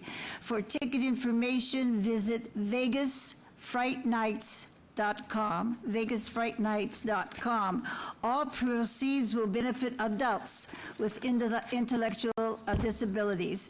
And lastly, we have a family trunk or treat in partnership with the Mirabelli Community Center. I'm helping sponsor a trunk or treat and movie in the park on Thursday, October 25th, beginning at 6 p.m. Children who are toddlers to 10 years of age and who are in costume can enjoy the trick-or-treating and all the activities they have free of charge. The movie Beetlejuice will be shown in the park beginning at 7:30 p.m. Remember, this is Mirabelli Park at 6200 Hargrove Avenue, and parking is right there. Thank you. Thank you. Councilman Crear. Thank you very much, Madam Mayor. We're going to start with STOMP. The West Las Vegas Library hosts STOMP, which stands for Standing Together, Opposing Misuse of Power, on Saturday, October the 20th, from 12 p.m. to 3 p.m. This is a free community event for men, women, and teens, promotes prevention, awareness, and advocacy to end domestic violence. Resources will be available from professional organizations and agencies. Several interactive workshops and discussions are planned, but registration is required for participation and begins at 11 a.m. at the West Las Vegas Arts Center. This event is co-presented by Delta Sigma Theta Incorporated, Las Vegas Alumni Chapter, Las Vegas Clark County Library District, and the City of Las Vegas. For more information, visit artslasvegas.org or call 702-229-ARTS, which is 2787. Seniors Got Talent Showcase, Mix and Mingle. The Doolittle Senior Center will host their upcoming showcase, Mix and Mingle, on November the 14th. If you're interested in participating, tryouts will take place on Tuesday, October the 23rd, from 1 p.m. to 3 p.m., and Wednesday, October 24th, from 10 a.m. to 10 p.m. If you should have any questions, call 702-229-7529. And next is our chili cook-off. The Las Vegas Senior Center, located at 451 East Bonanza Road, will host a chili cook-off on Wednesday, October 24th, from 11:30 a.m. to 1 p.m. Registration is required, and your chili will be sampled, and a winner will be crowned. For more information, please call 702-229-6454. The Police Athletic League is offering free tennis at the Andre Agassi Boys and Girls Club on Tuesday through Thursday from 5 p.m. to 6 p.m. and boxing at Steele's Boxing Gym on Tuesday through Thursday from 4 p.m. to 6 p.m. for youth between the ages of 6 and 17. For more information or to enroll, call PAL of Southern Nevada at 702-829-6521 or email Officer Taylor at g6998t@lvmpd.com or email Officer Parker at a14160p@lvmpd.com. And Community Safe Night Halloween Carnival. So join me on Wednesday in conjunction with the Clark County Commission on Wednesday, October 31st from 5 to 8:30 p.m. for Community Safe Night Halloween Carnival at the Pearson Community Center located at 1625 West Cary Avenue. There'll be games, snacks, jump houses, face painting, petting zoo, and more. And this is a free event in partnership, as I mentioned, with Clark County, Metro, KCP, and other local organizations. For more information, call 702-455-1220. Don't forget, you can always stay in touch with us on Twitter at Cedric Creer, Instagram, Councilman Creer, Facebook, Councilman Cedric Creer. That's it. Thank you, and very quickly, remember early voting's October 20th through November 3rd, and that's at voting centers now, not at City Hall. Check your Clark County Voter Center on the Clark County website.